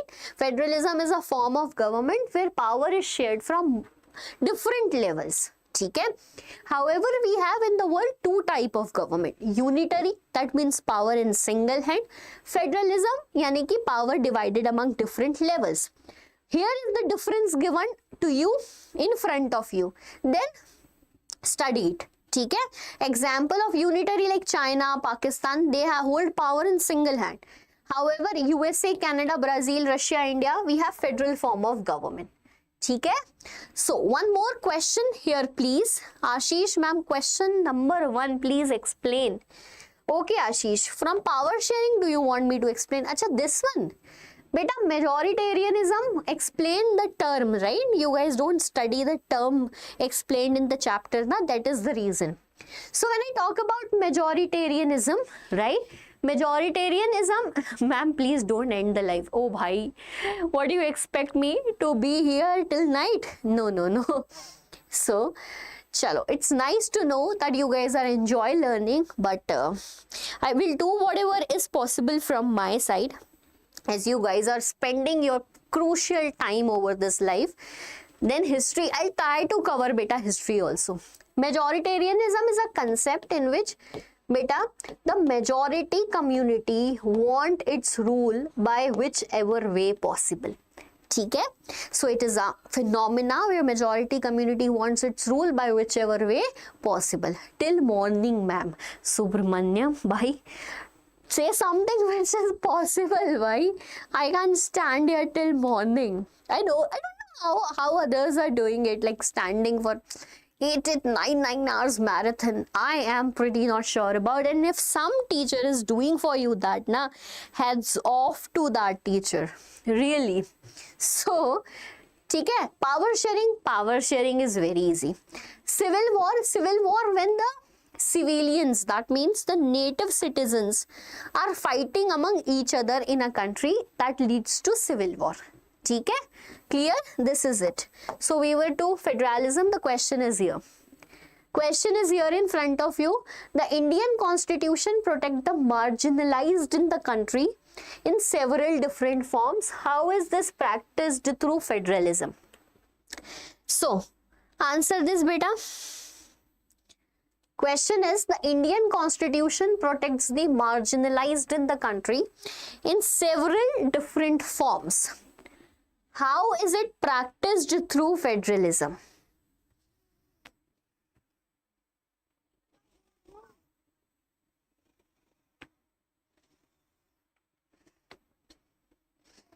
Ma'am, please explain print culture after civics. Okay, I'll try. Satvik, for print culture, you can go and see my video of print culture. I made a video to explain print culture in short period of time. That will more be like in detail for you. Okay? Still we will do it. Okay, Indian Constitution protects the marginalized in the country. How is this practiced through federalism? You guys are answering it as B. States with religious minorities have different criminal laws? No. Some states with indigenous population has special powers? Yes. Like Assam, Meghalaya, Tripura, Mizoram, we get certain powers because some people are living over there that needs protection. That's correct. Okay? So B is the correct answer to this question. Very good to all those students who were correct. Features of federalism. Yesterday also we learned this topic. What are the features of federalism? There are 2 or more than 2 levels of government. Everyone have their own jurisdiction, written in constitution, court has the right to interpret it. Okay? Achha, this sometimes come. through two routes through which federalism can be formed. Coming together, where countries are coming together to form a federalism, like USA. Holding together, that we need to hold them, like India. We know the role of Sardar Vallabhbhai Patel, right, in holding the territories that wanted to merge with Pakistan. ठीक है? Now, next is what makes India a federal country? Union list, state list, concurrent list, residuary list. Do not forget to write residuary list. ठीक है? Next question in form of assertion reason. The creation of union territory in India reflect a decentralized approach to government. Reason, union territory lacks the power of state and are directly controlled by the central government. What do you think? This is a tricky question. Let me see who is answering as correct.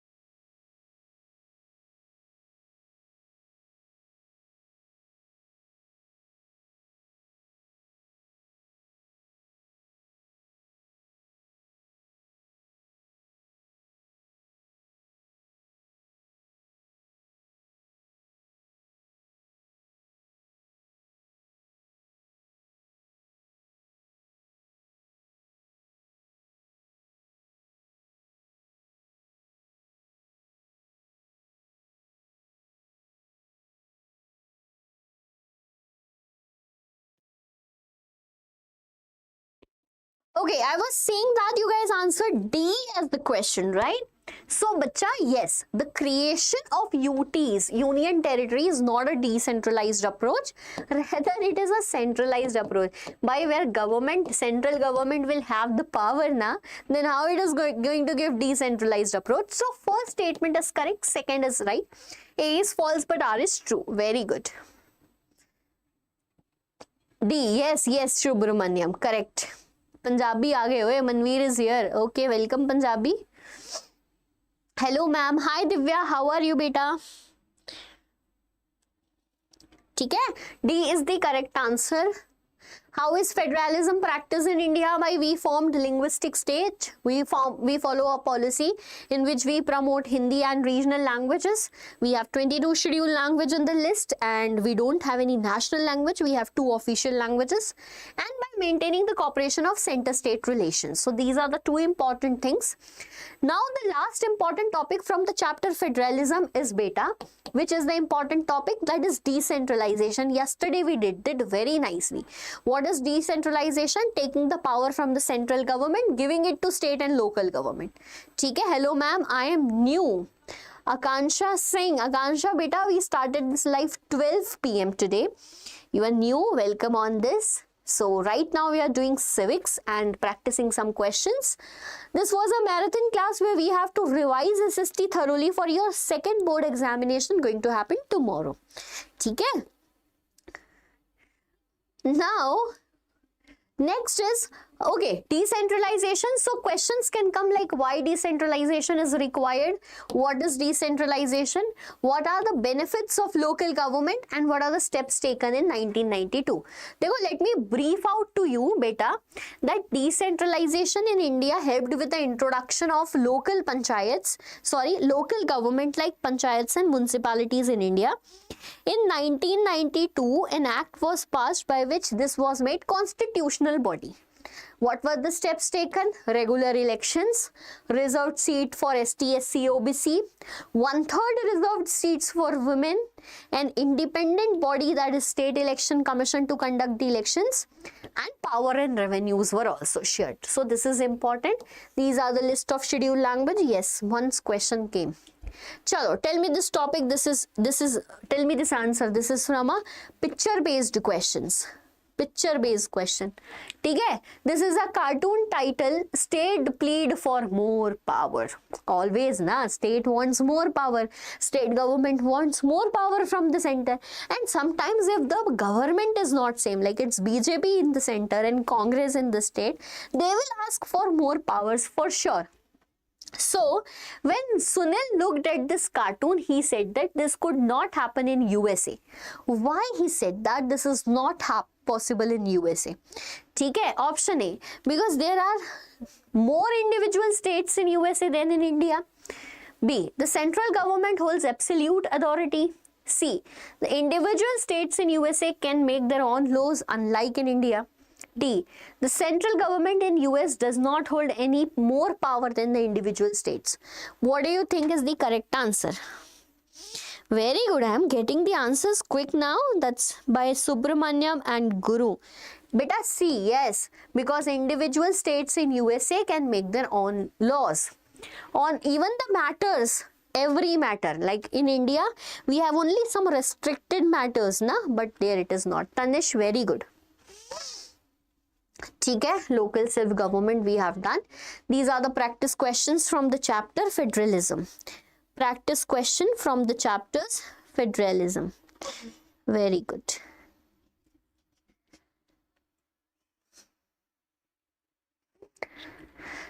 ठीक है, next chapter is gender, religion and caste. We will do quickly because this is one of the easiest chapter. ठीक है, here there are definitions like sexual division of labor. We know that men to go out and work what? Like earning and all that. This was societal thinking. And then women are divided because of their gender, that they have to do the household chores. That's not true, however. Then we have feminist movement, the movement that demands for equality among both men and women. ठीक है? So one in the important question, what are the ways in which women are being disadvantaged? 5 points are listed here. This is what you have to write to get 5 marks. Important question is this. ठीक है? We have like literacy rate, differences are cleared, low paid work for women. This sex ratio clearly defines us that the birth of boy child is more expected in India. Then we have domestic violence and the issues going around the corner. Women political representation, which is very less, like 14.36% in Lok Sabha and 5% in state assemblies. ठीक है? Next is provisions to increase. So how do we increase women participation? 1/3 seats. Because of this 1/3 seats provided in Lok Sabha, in Panchayat and municipalities, we have 10 lakh elected women. We have 10 lakh elected women. ठीक है? And then this act is passed, Nari Shakti Vandan Abhiniyan Act, Women Reservation Act, always in controversy, still in controversy. It was passed in 2023. I don't know when it is going to be implemented. Ma'am, actually I'm not having second boards. Actually I'm just revising for fun. Hope so no problem will arise. No problem is going to arise. No problem. Fine. Next is, okay, this is not important. Communal, we discussed about communalisms. Communalism is a feeling when you have, like, you feel that my community is superior and the other one is inferior. ठीक है? चलो, solve this question fast. Tell me the answer to this.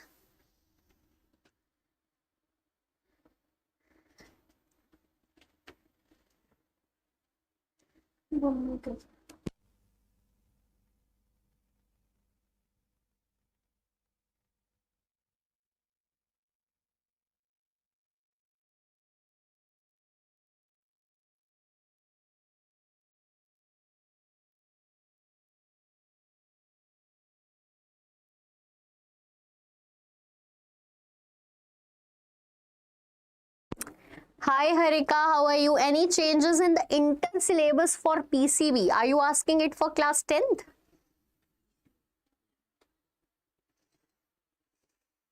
Eleventh? Ma'am ये class कितने बजे तक चलेगी बेटा? until when I am energetic. I hope it is not going to be so long now. We're just discussing important ones. So I'm seeing your answers as either A or D.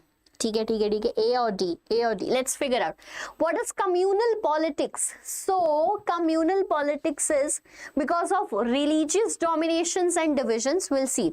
देखो, first is about communal politics, gender division, caste influence politics and societal norms. So finally this is little confusing, but we will solve it definitely. Now if we talk about communal things, so community clearly about religious dominations and divisions. So A goes with 2. When A goes with 2, clearly A is not here, B is not here, either it's C or D. Then we will go with gender division. Gender division, so gender divisions are basically, it creates divisions and conflicts, create divisions and conflicts. C is the correct answer. Caste influence politics, caste influence politics. Acha, wait.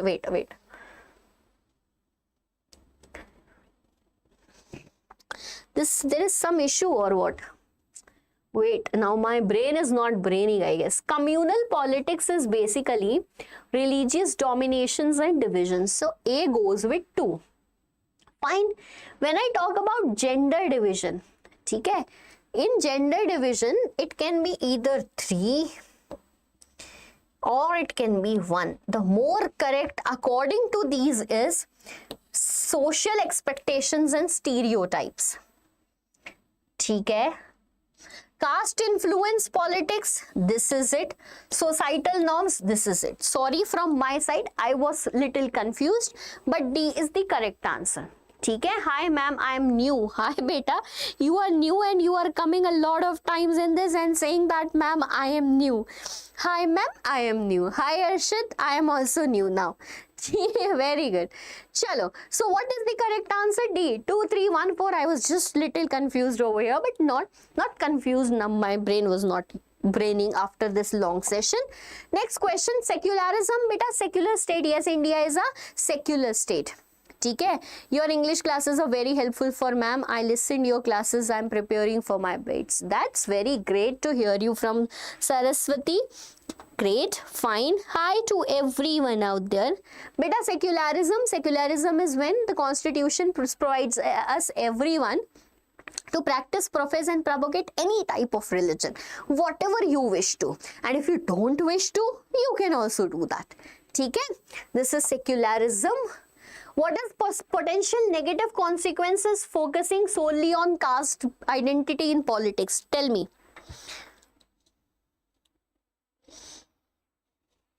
So, what is potential negative consequence of focusing solely on caste identity in politics? Tell me the correct answer to this question right now. So, increased political awareness when caste will be merged with politics. Do you think there will be increased political awareness? Not at all. Not at all. Ma'am, I am travel, but I need history class. I hope you will complete it. Please complete it. I am requesting it. It's me, Kanan. Okay, Kanan. Let's do it. Otherwise, I'll provide you an alternative for that too. Don't worry about that. ठीक है बेटा. So it is not increased political awareness. I'm getting your answers. Better representation for marginalized group. Not at all. Diversion from one other critical issues. Bhai, yes. See, when casteism is included in politics, na, then what happened? We just choose the candidates choosing those caste composition. Whichever caste is high in the constituency, we will choose it. Just to muster or to gather votes, we will focus upon this caste sentiments. And hence, all these important and the critical issues will be lagged behind. Okay? Great. Guru says, I also want live classes for history. Okay. Caste system. Yesterday we discussed about caste in politics and politics in caste very nicely. So, which of the following is the least likely benefit of caste-based politics? Least likely benefit. Question is changed. Question is changed, beta. Least likely benefit of caste-based politics.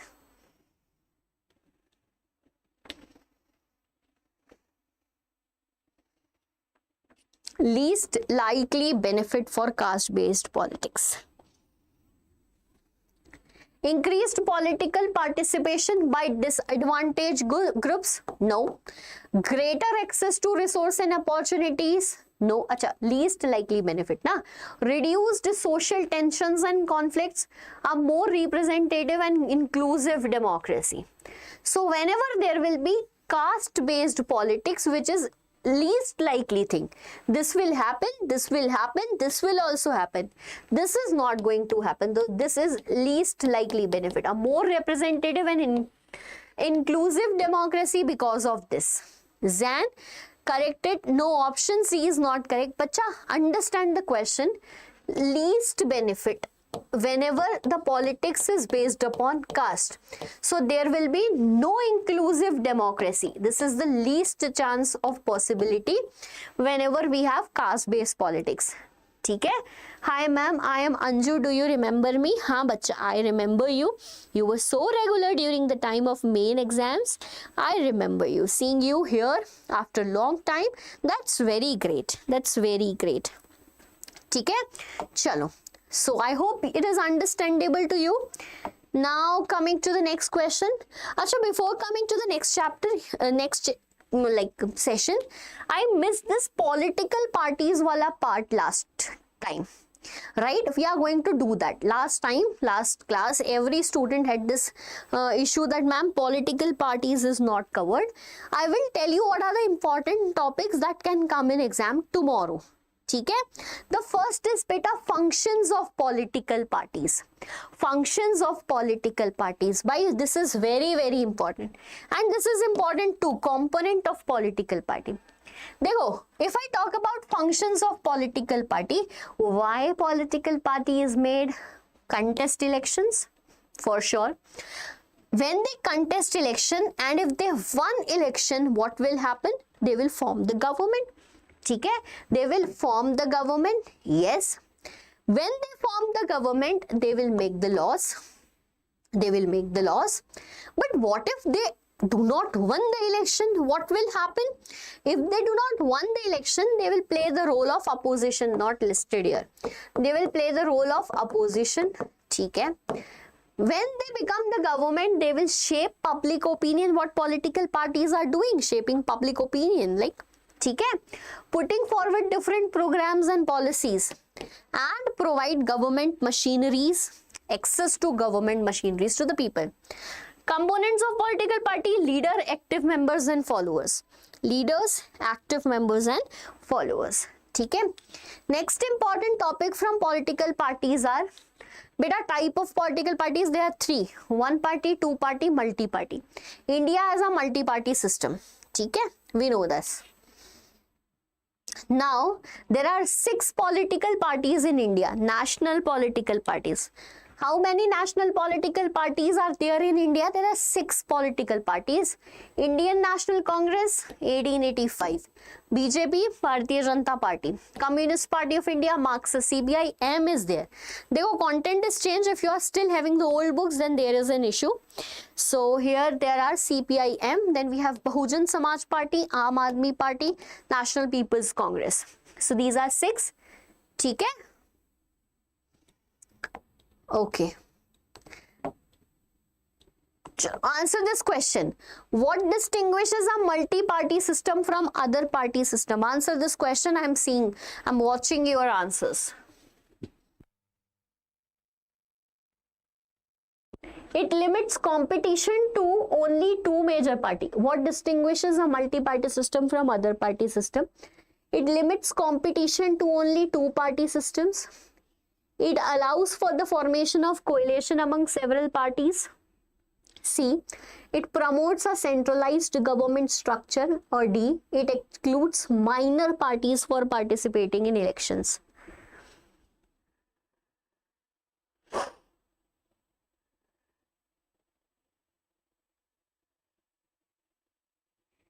Ma'am, 4 a.m. live, please. Beta, no, not at all possible.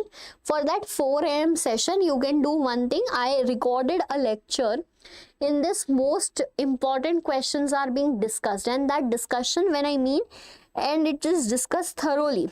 So you can watch that recording session. This is of 1 hour, uploaded on the same channel. Watch that session.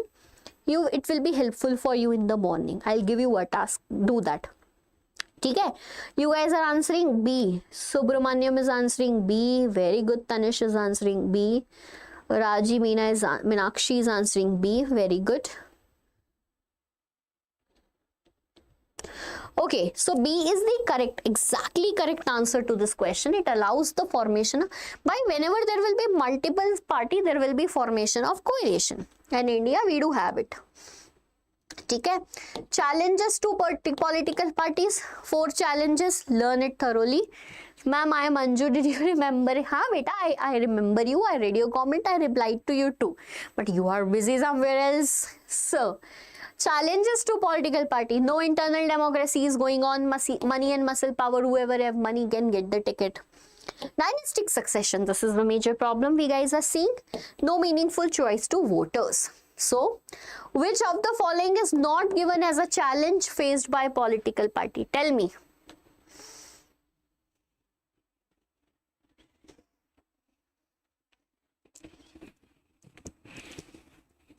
We are already tired.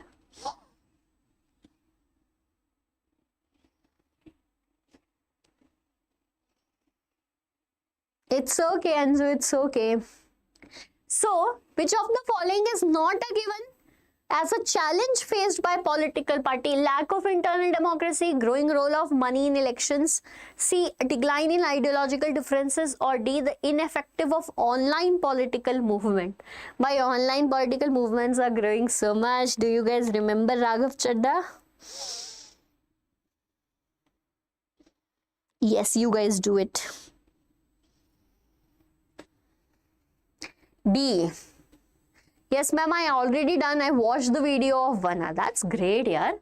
Ineffectiveness of online political movement. Very good. How can parties be reformed? So, there are 2 different things. When the question comes, how can parties be reformed? And what are the suggestions here? So, when I talk about how political parties are reformed, there are certain recent efforts. Like anti-defection law. What is anti-defection? Beta, defection word here means that when an elected MP or MLA later change its party, like Raghav Chadda did recently, later changed their party. So that's wrong because we trusted that leader, we trusted that party. To prevent that, and law is being made that is known as anti-defection law. That is known as what, beta? That is known as anti-defection law. To prevent the political leaders after getting elected move from one party to another. Then we have some orders of Supreme Court made to reform the party, that every candidate need to file what? Need to file an affidavit. Now what is affidavit? It is a legal document giving details of their property, that how much property do you have, giving details of any criminal record is going on their name. And third reform is being done, that they have to file the ITR. This is just for transparent economic transactions, or the money do they have. So this is very important. Now suggestions are also there. Maintain register.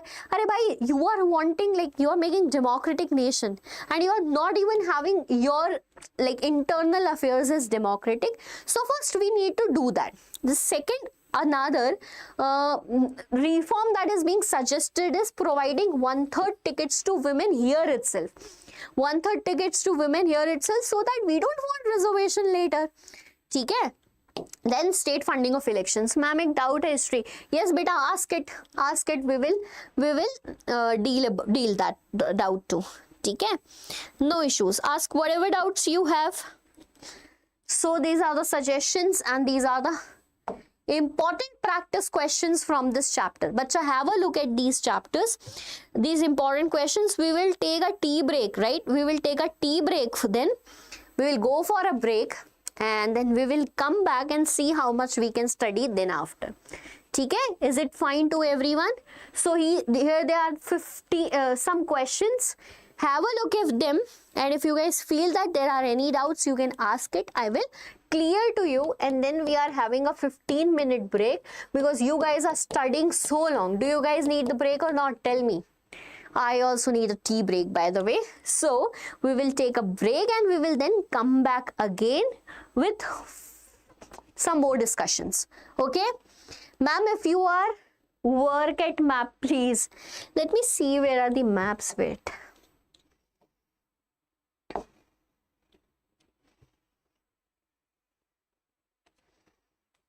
We'll directly come back with maps. Like, wait.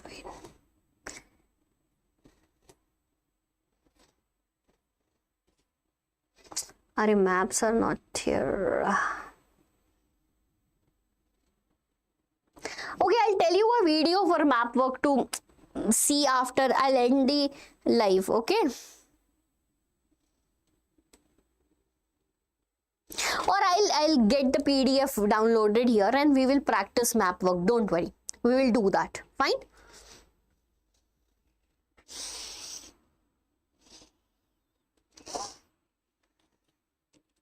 Okay, 15 minutes break, bacha. I will be coming back after some time.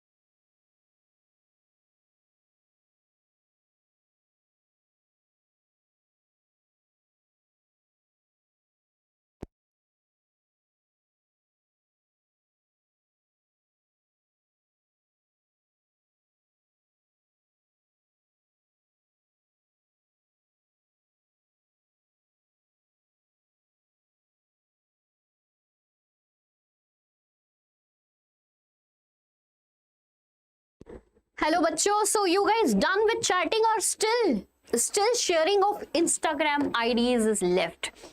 Right, I was seeing your comments and we were literally laughing. We were sitting together and seeing your comments and we were like, what the hell you guys are doing in this age, yaar? Thank God we did not have these things available to us during those time when we were in class 10th, 11th or 12th. Chalo, the last thing what we have to do today is see, whatever we revised was enough for today. We revised a lot. Since morning, I know that I was not able to complete everything. There are certain important topics from civics left and history too. But I would suggest you, if anyone wants important topics from history, yesterday's live was very much helpful because we started with history there. We didn't focus a lot on geography and economics, but we did it today. Okay, so other than that you can see a lot of what videos on the channel regarding history. A complete history live is there already on the channel which I did before your main exam. You can watch this and that's more than enough. One question is asked by a student, ma'am, what do you mean by vernacular act? I'll explain you, beta. See, when Britishers came na, then during that time when Britishers came, printing came along with them. So certain newspapers were written. Gradually, Indian people also started writing Indian newspaper. And what do you think they will be doing? They will be doing here in the newspapers? Criticizing the government policies? Yes. Citing that, the Britishers went angry and passed this Vernacular Press Act. Okay? In 1878, what happened in this vernacular press? They said that any printing press, if writes anything against the Britishers, okay, then the printing press will be confiscated. That means it will be taken over by the Britishers. This was Vernacular Press Act. Okay? This was a topic in which chapter? Print culture. Clear to everyone? Great. Now I am moving to the most demanded thing which you were demanding since morning, ma'am. Map work, ma'am, please map work. So here is the map work, okay? Here is the map work. Okay, Balkan crisis is also to be explained. I will do this in between. Balkan crisis I'll keep in mind, okay? Dekho, for history, 2 marks map work is going to come. How many marks, bacha? From history, only 2 marks map work is going to come. And these are the definite locations that are going to come in history. We will start with the important sessions of Indian National Congress. We will start with the important sessions of Indian National Congress. See, in the month of September 1920, Indian National Congress session organized in Calcutta where the plan for non-cooperation movement was put up, right? It was like presented by Gandhiji in front of Congress, but the same plan was accepted in the month of December. By these months are so important, beta, because both these what Indian National Congress session was organized in where? In the month of in the year of 1920. So September session at Calcutta, December session at Nagpur. What happened in Nagpur? NCM was adopted. Okay? NCM was adopted. Then we have one more important session, 1927 Madras session. 1927 Madras session. Okay? Important sessions. Pay attention. Come here. Pay attention. Do not talk. Do not chat. Do not waste your time. Now, coming to this Indian National Congress, Indian National Movement important centers, we will move from north to south. Amritsar. Amritsar, what happened? Jallianwala Bagh massacre. Right? Jallianwala Bagh massacre in Amritsar. So you will identify it likewise. Then we have Champaran. Champaran Satyagraha was organized against indigo. Against indigo cultivation or oppressive plantation. This can also be written. Then we have beta Chauri Chaura. What happened in Chauri Chaura? Withdrawn of non-cooperation movement. Withdrawn of non-cooperation movement. Violence was there and then eventually it happened. Then bacha we have Ahmedabad. Ahmedabad. What happened in Ahmedabad? That cotton mill workers did the satyagraha. Cotton mill workers. Okay? Cotton mill workers. Then we have Kheda. Here because of crop failure, what was done? That satyagraha was done by peasants. Peasant satyagraha, it is also known as. What happened in Dandi? Dandi, coastal town it is, CDM was started or salt law was broken. Salt law was broken by Gandhiji. ठीक है, these are the important. This 2 page right now can give you how many marks? These can give you beta, this alone can give you 2 marks for sure. 2 marks for sure. ठीक है, we are done with this map work. I hope that maps, ma'am, year, yes बच्चा, years are important. Like if I talk about Jallianwala Bagh massacre 1919, then we have Champaran 1917, Chauri Chaura 1922, then Ahmedabad 1918, Kheda again 1918, and Dandi, this is basically 1930. Wait, 1929, then what happened? Yeah, 1930, correct, 1930, because the Irwin Pact was signed in 1931. ठीक है, yes बेटा, year Tanish, year is important. चलो, let's move to what? Geography. 2 marks saved from here. Very good. Next is about geography. The first important map from geography is major soils of India. How many soils do we have? We have 6 major soils in India. How many soils do we have? We have 6 major soils in India. Alluvial soil. ठीक है, find the alluvial soil, this light green area. Do not forget this narrow corridor between Gujarat and Rajasthan and this corridor here over. ठीक है, in this coastal plain, eastern coastal plain. Then we have black soil. Where is black soil? Here is the black soil. Then we have red and yellow. Here in rain shadow area along the western Ghats and some parts in northeastern region. ठीक है, then we have laterite soil. We have laterite soil over here. ठीक, here in the gaps, not gaps, what we can say, in a small area above Kerala, this is laterite soil formed because of intense leaching. Then we have beta arid soil, obviously in the arid region, that is Rajasthan, and then the forest or mountainous soil in this Himalayan region. Okay, one map from geography done. Then we have major rivers and dams of India. Very important beta. Major rivers and dams of India. I'm repeating him. Say after me, revise and understand what is important. ठीक है, see, first project is Salal project. What? Salal project. On which river? On the river Chenab. Now what you have to remember is SC, that means Supreme Court, where S stands for Salal and C stands for Chenab. Salal, Chenab.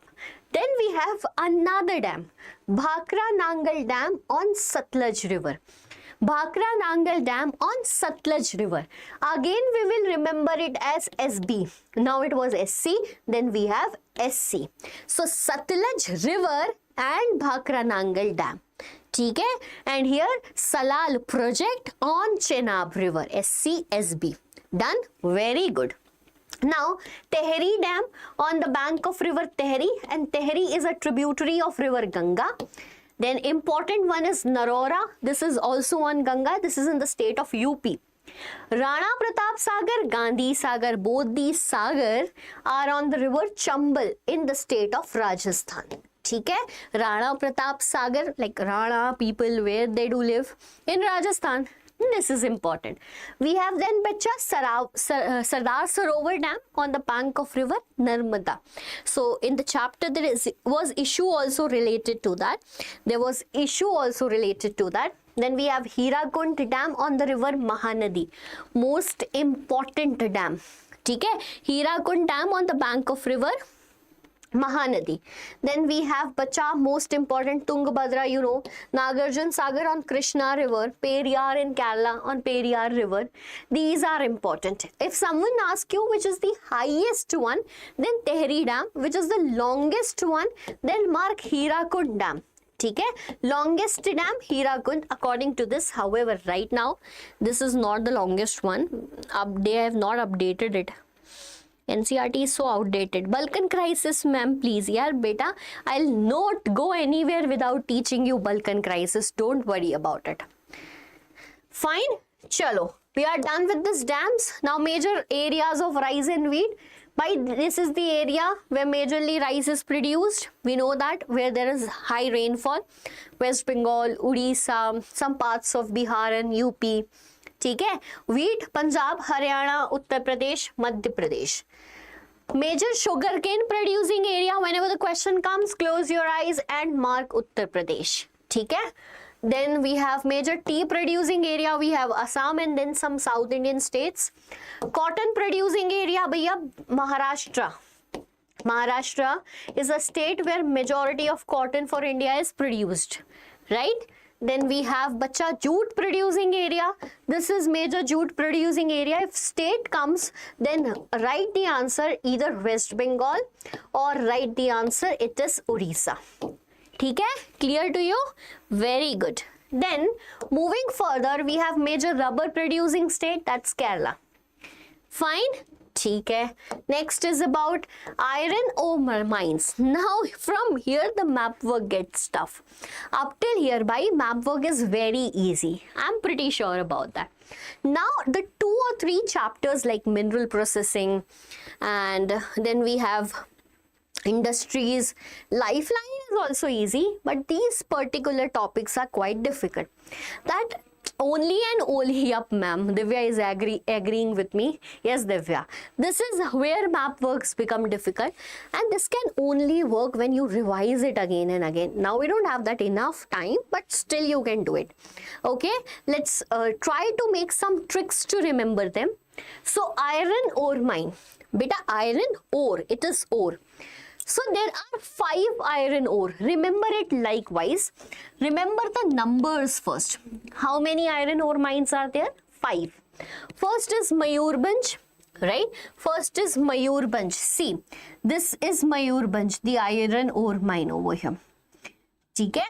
And it is, like if I talk about particularly Mayurbhanj, it is in the state of Odisha. It is in the state of what? Odisha. So Mayurbhanj lies in the state of Odisha. Okay? Durg. By Durg and Beladila both are best friends. DB. Right? Durg and Beladila is in the state of Chhattisgarh. Durg in the center of Chhattisgarh. Here it is. And Beladila in the south of Chhattisgarh. We have to mark exact locations too. So Durg in the center of Chhattisgarh and Beladila in the south of Chhattisgarh. So beta, it is in Chhattisgarh. ठीक है? Ma'am, brightness कम करो. Okay. Wait, I'll reduce more.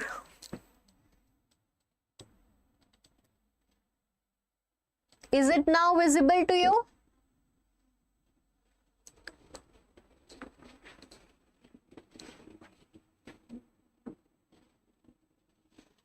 हाँ Tanish, I am doing it. Tanish, wait, beta.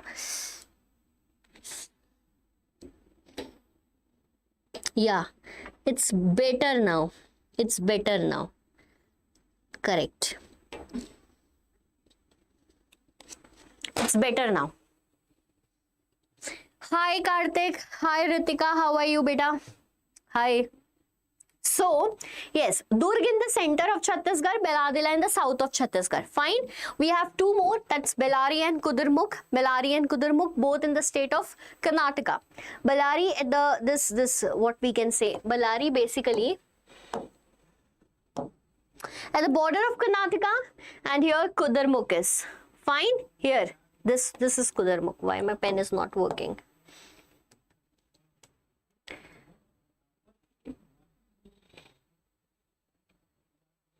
Okay, it's working now. So here it is Bellary and here it is Bacha Kudarmukh. Okay? So we have how many iron ore mines? 5. Revise after me. First, Mayurbhanj, Odisha, Durg, Chhattisgarh. Then we have Beladila, Chhattisgarh, Bellary, Karnataka, Kudarmukh, Karnataka.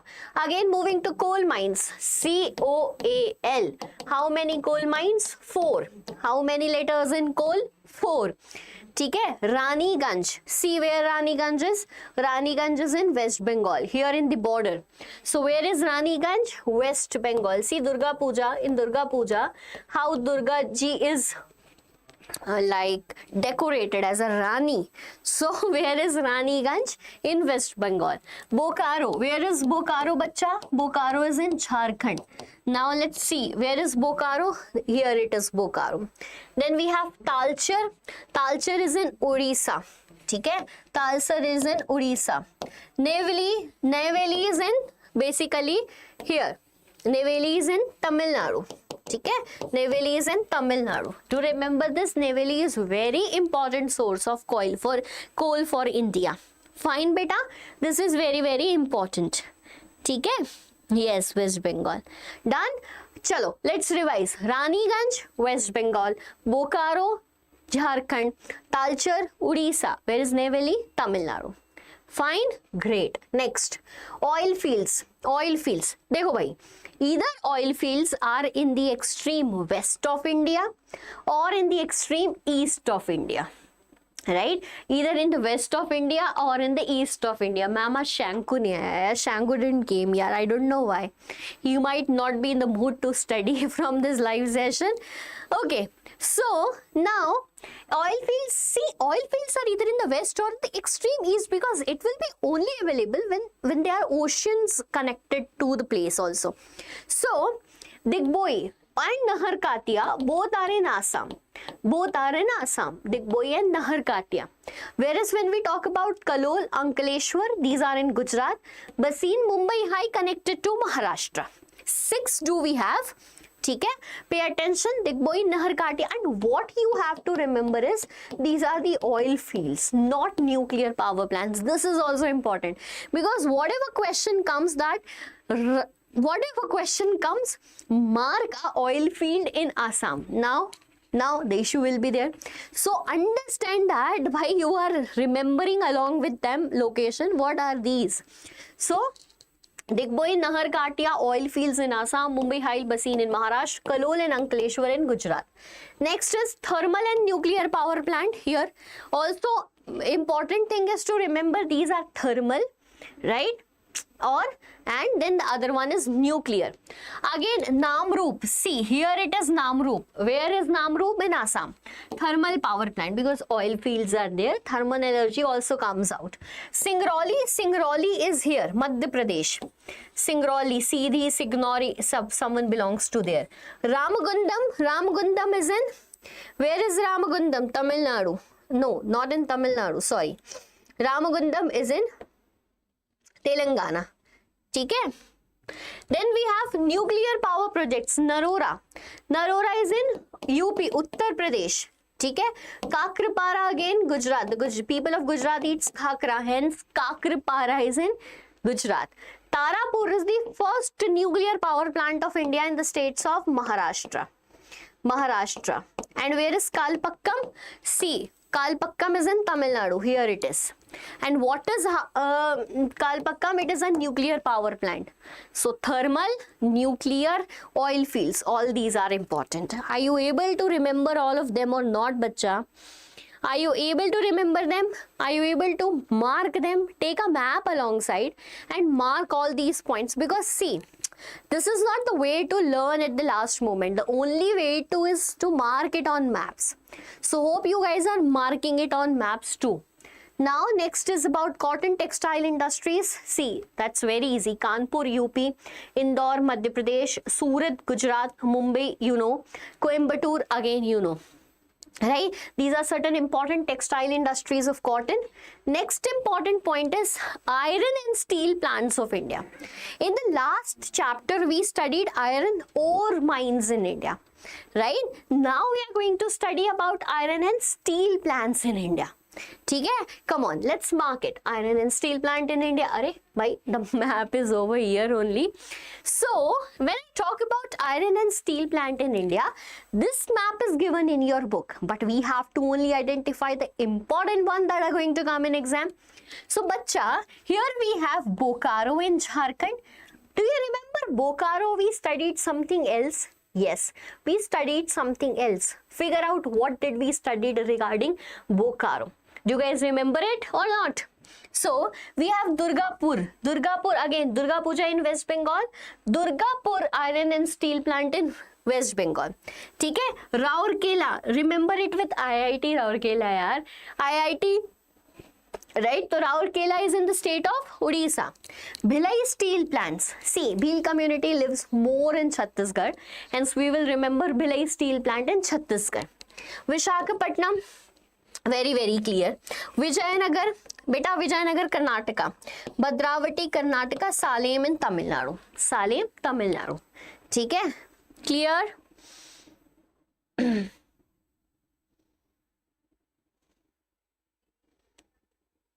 So this is very very important for us. That's iron and steel plant in India. Okay, then what we have, software technology park in India. We have a lot of software technology park in India. That's Srinagar, Jammu, right? Then Mohali, we do have here in Haryana. Then Noida, UP, Jaipur, Rajasthan, Gandhinagar, Gujarat. In Madhya Pradesh, we have Indore, Mumbai, Pune in Maharashtra, here Hyderabad. ठीक है, then we have Bangalore, Mysuru, Chennai, Thiruvananthapuram in Kerala, Assam, Guwahati we have. In Northeast we have one software technology park, and Kolkata in West Bengal, and Kolkata here in West Bengal.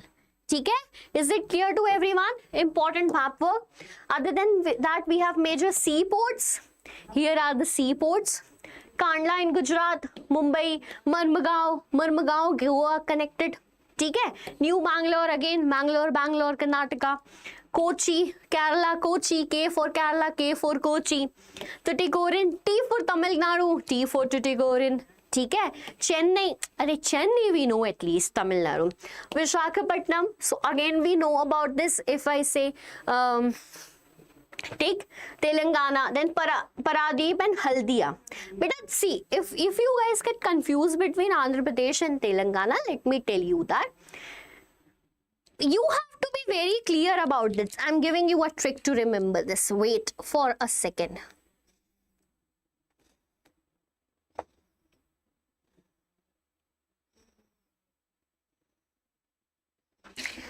Now what we have to remember about is, see, this is Telangana, which is landlocked. Telangana, new state, right? And it is landlocked. That means it is not connecting to any sea. And this is Andhra Pradesh. Hyderabad went with Telangana, and Amravati is now the capital of Andhra Pradesh. So Telangana is landlocked. If you guys want to remember, this is the way you can remember it. ठीक है, clear?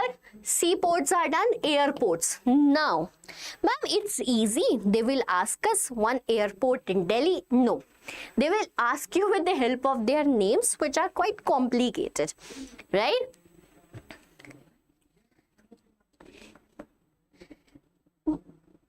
Balkan crisis. हाँ बेटा, Balkan crisis. This is the last thing. Then we will do Balkan crisis. Okay. Amritsar is named after Raja Sansi. Indira Gandhi International Airport in Delhi. Then we have Netaji Subhash Chandra Bose in Calcutta, Chhatrapati Shivaji in Mumbai, Rajiv Gandhi International Airport at Hyderabad, Meenambakkam, Chennai, and Nedumbucherry in Tamil Nadu. Nedumbucherry in Tamil Nadu. ठीक है? Now come to the topic, that is Balkan crisis, and if still you guys have any doubt, you can ask. The last topic for today which I am going to deal is Balkan crisis. What it is, beta? Balkan crisis. Now what is Balkan crisis? Yesterday also I told you, but I will explain this to you again. What happened? This is Europe, right? Imagine that this is Europe. When you imagine that, you will figure out this region was known as Balkan region. ठीक है?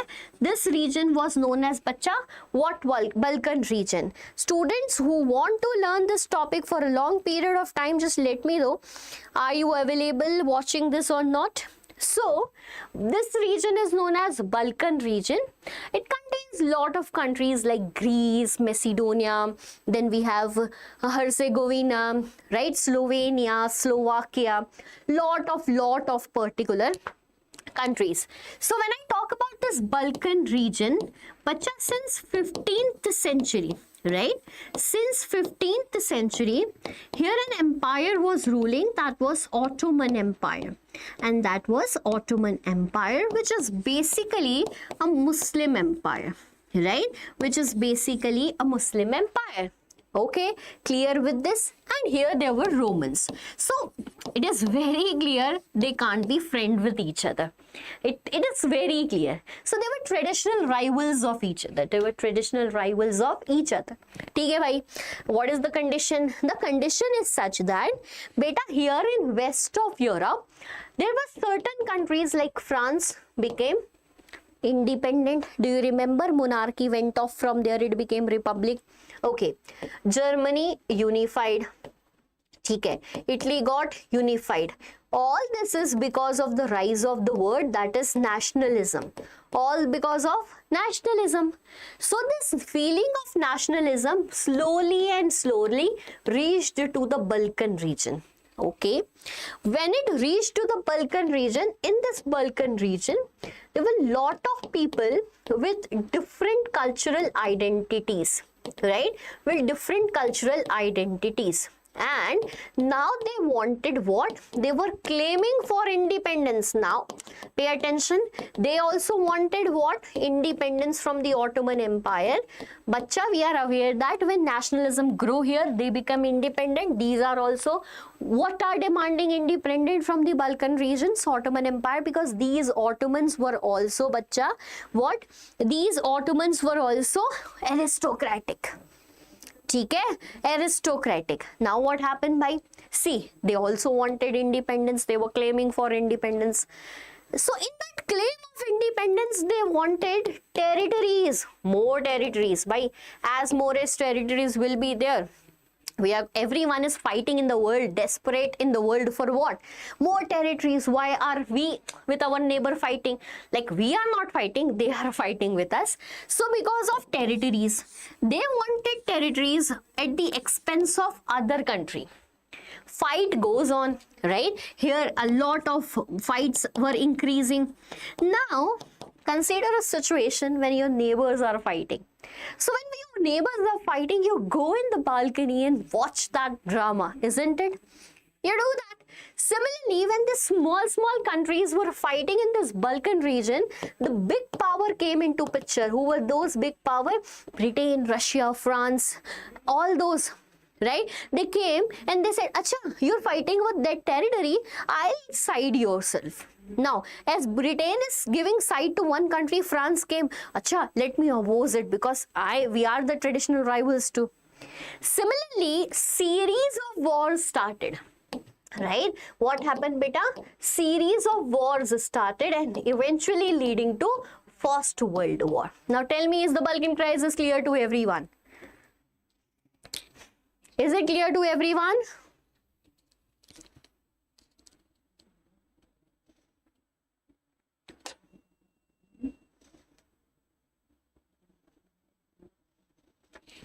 Okay, tell me, I am student of class 11th. Hi, beta. So now, to whosoever was demanding for this question, bacha, is it clear to everyone? Because now we are going to end the live session for today. Okay, thank you, beta. So this was it for today. Still, if you have any doubt, just that, beta, tomorrow in your exam, focus on MCQs, focus on map work, you should not make any mistake in case-based questions. Write your answers in points. Do not forget to underline the keywords and listen to me carefully right now. So, do not forget to underline the keywords. Write neat and clean. Pointers answer. Do not repeat the pointers because examiners are not fool. Do not try to make them fool. They are smart. ठीक है, keywords are very important. Write them and underline them also. Keep your map work neat and clean. Do not leave any answer.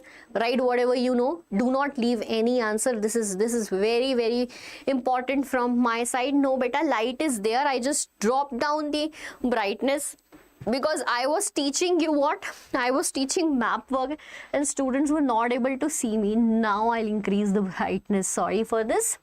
So, what I was telling you is to how to manage tomorrow. Do not write more than required. Stick to the word limits, underline keywords, keep your copy clean, write pointers, do not miss any question, and focus on time management. Okay, if you're stuck in some question, do not spend a lot of time thinking about what the answer is. Rather move forward and do whichever you're sure about. This is it from my side. I hope that today's session was useful to all the students watching me right now over here. I hope that you are going to give your best in your exam tomorrow. All the best to all the students. Still, if you have any doubt, I'm just here for 1 minute. Ask, otherwise I'll leave the class, because now I can see that a lot of students are chatting over here. Okay? So it's done from my side. Do you have any doubts still, bacha?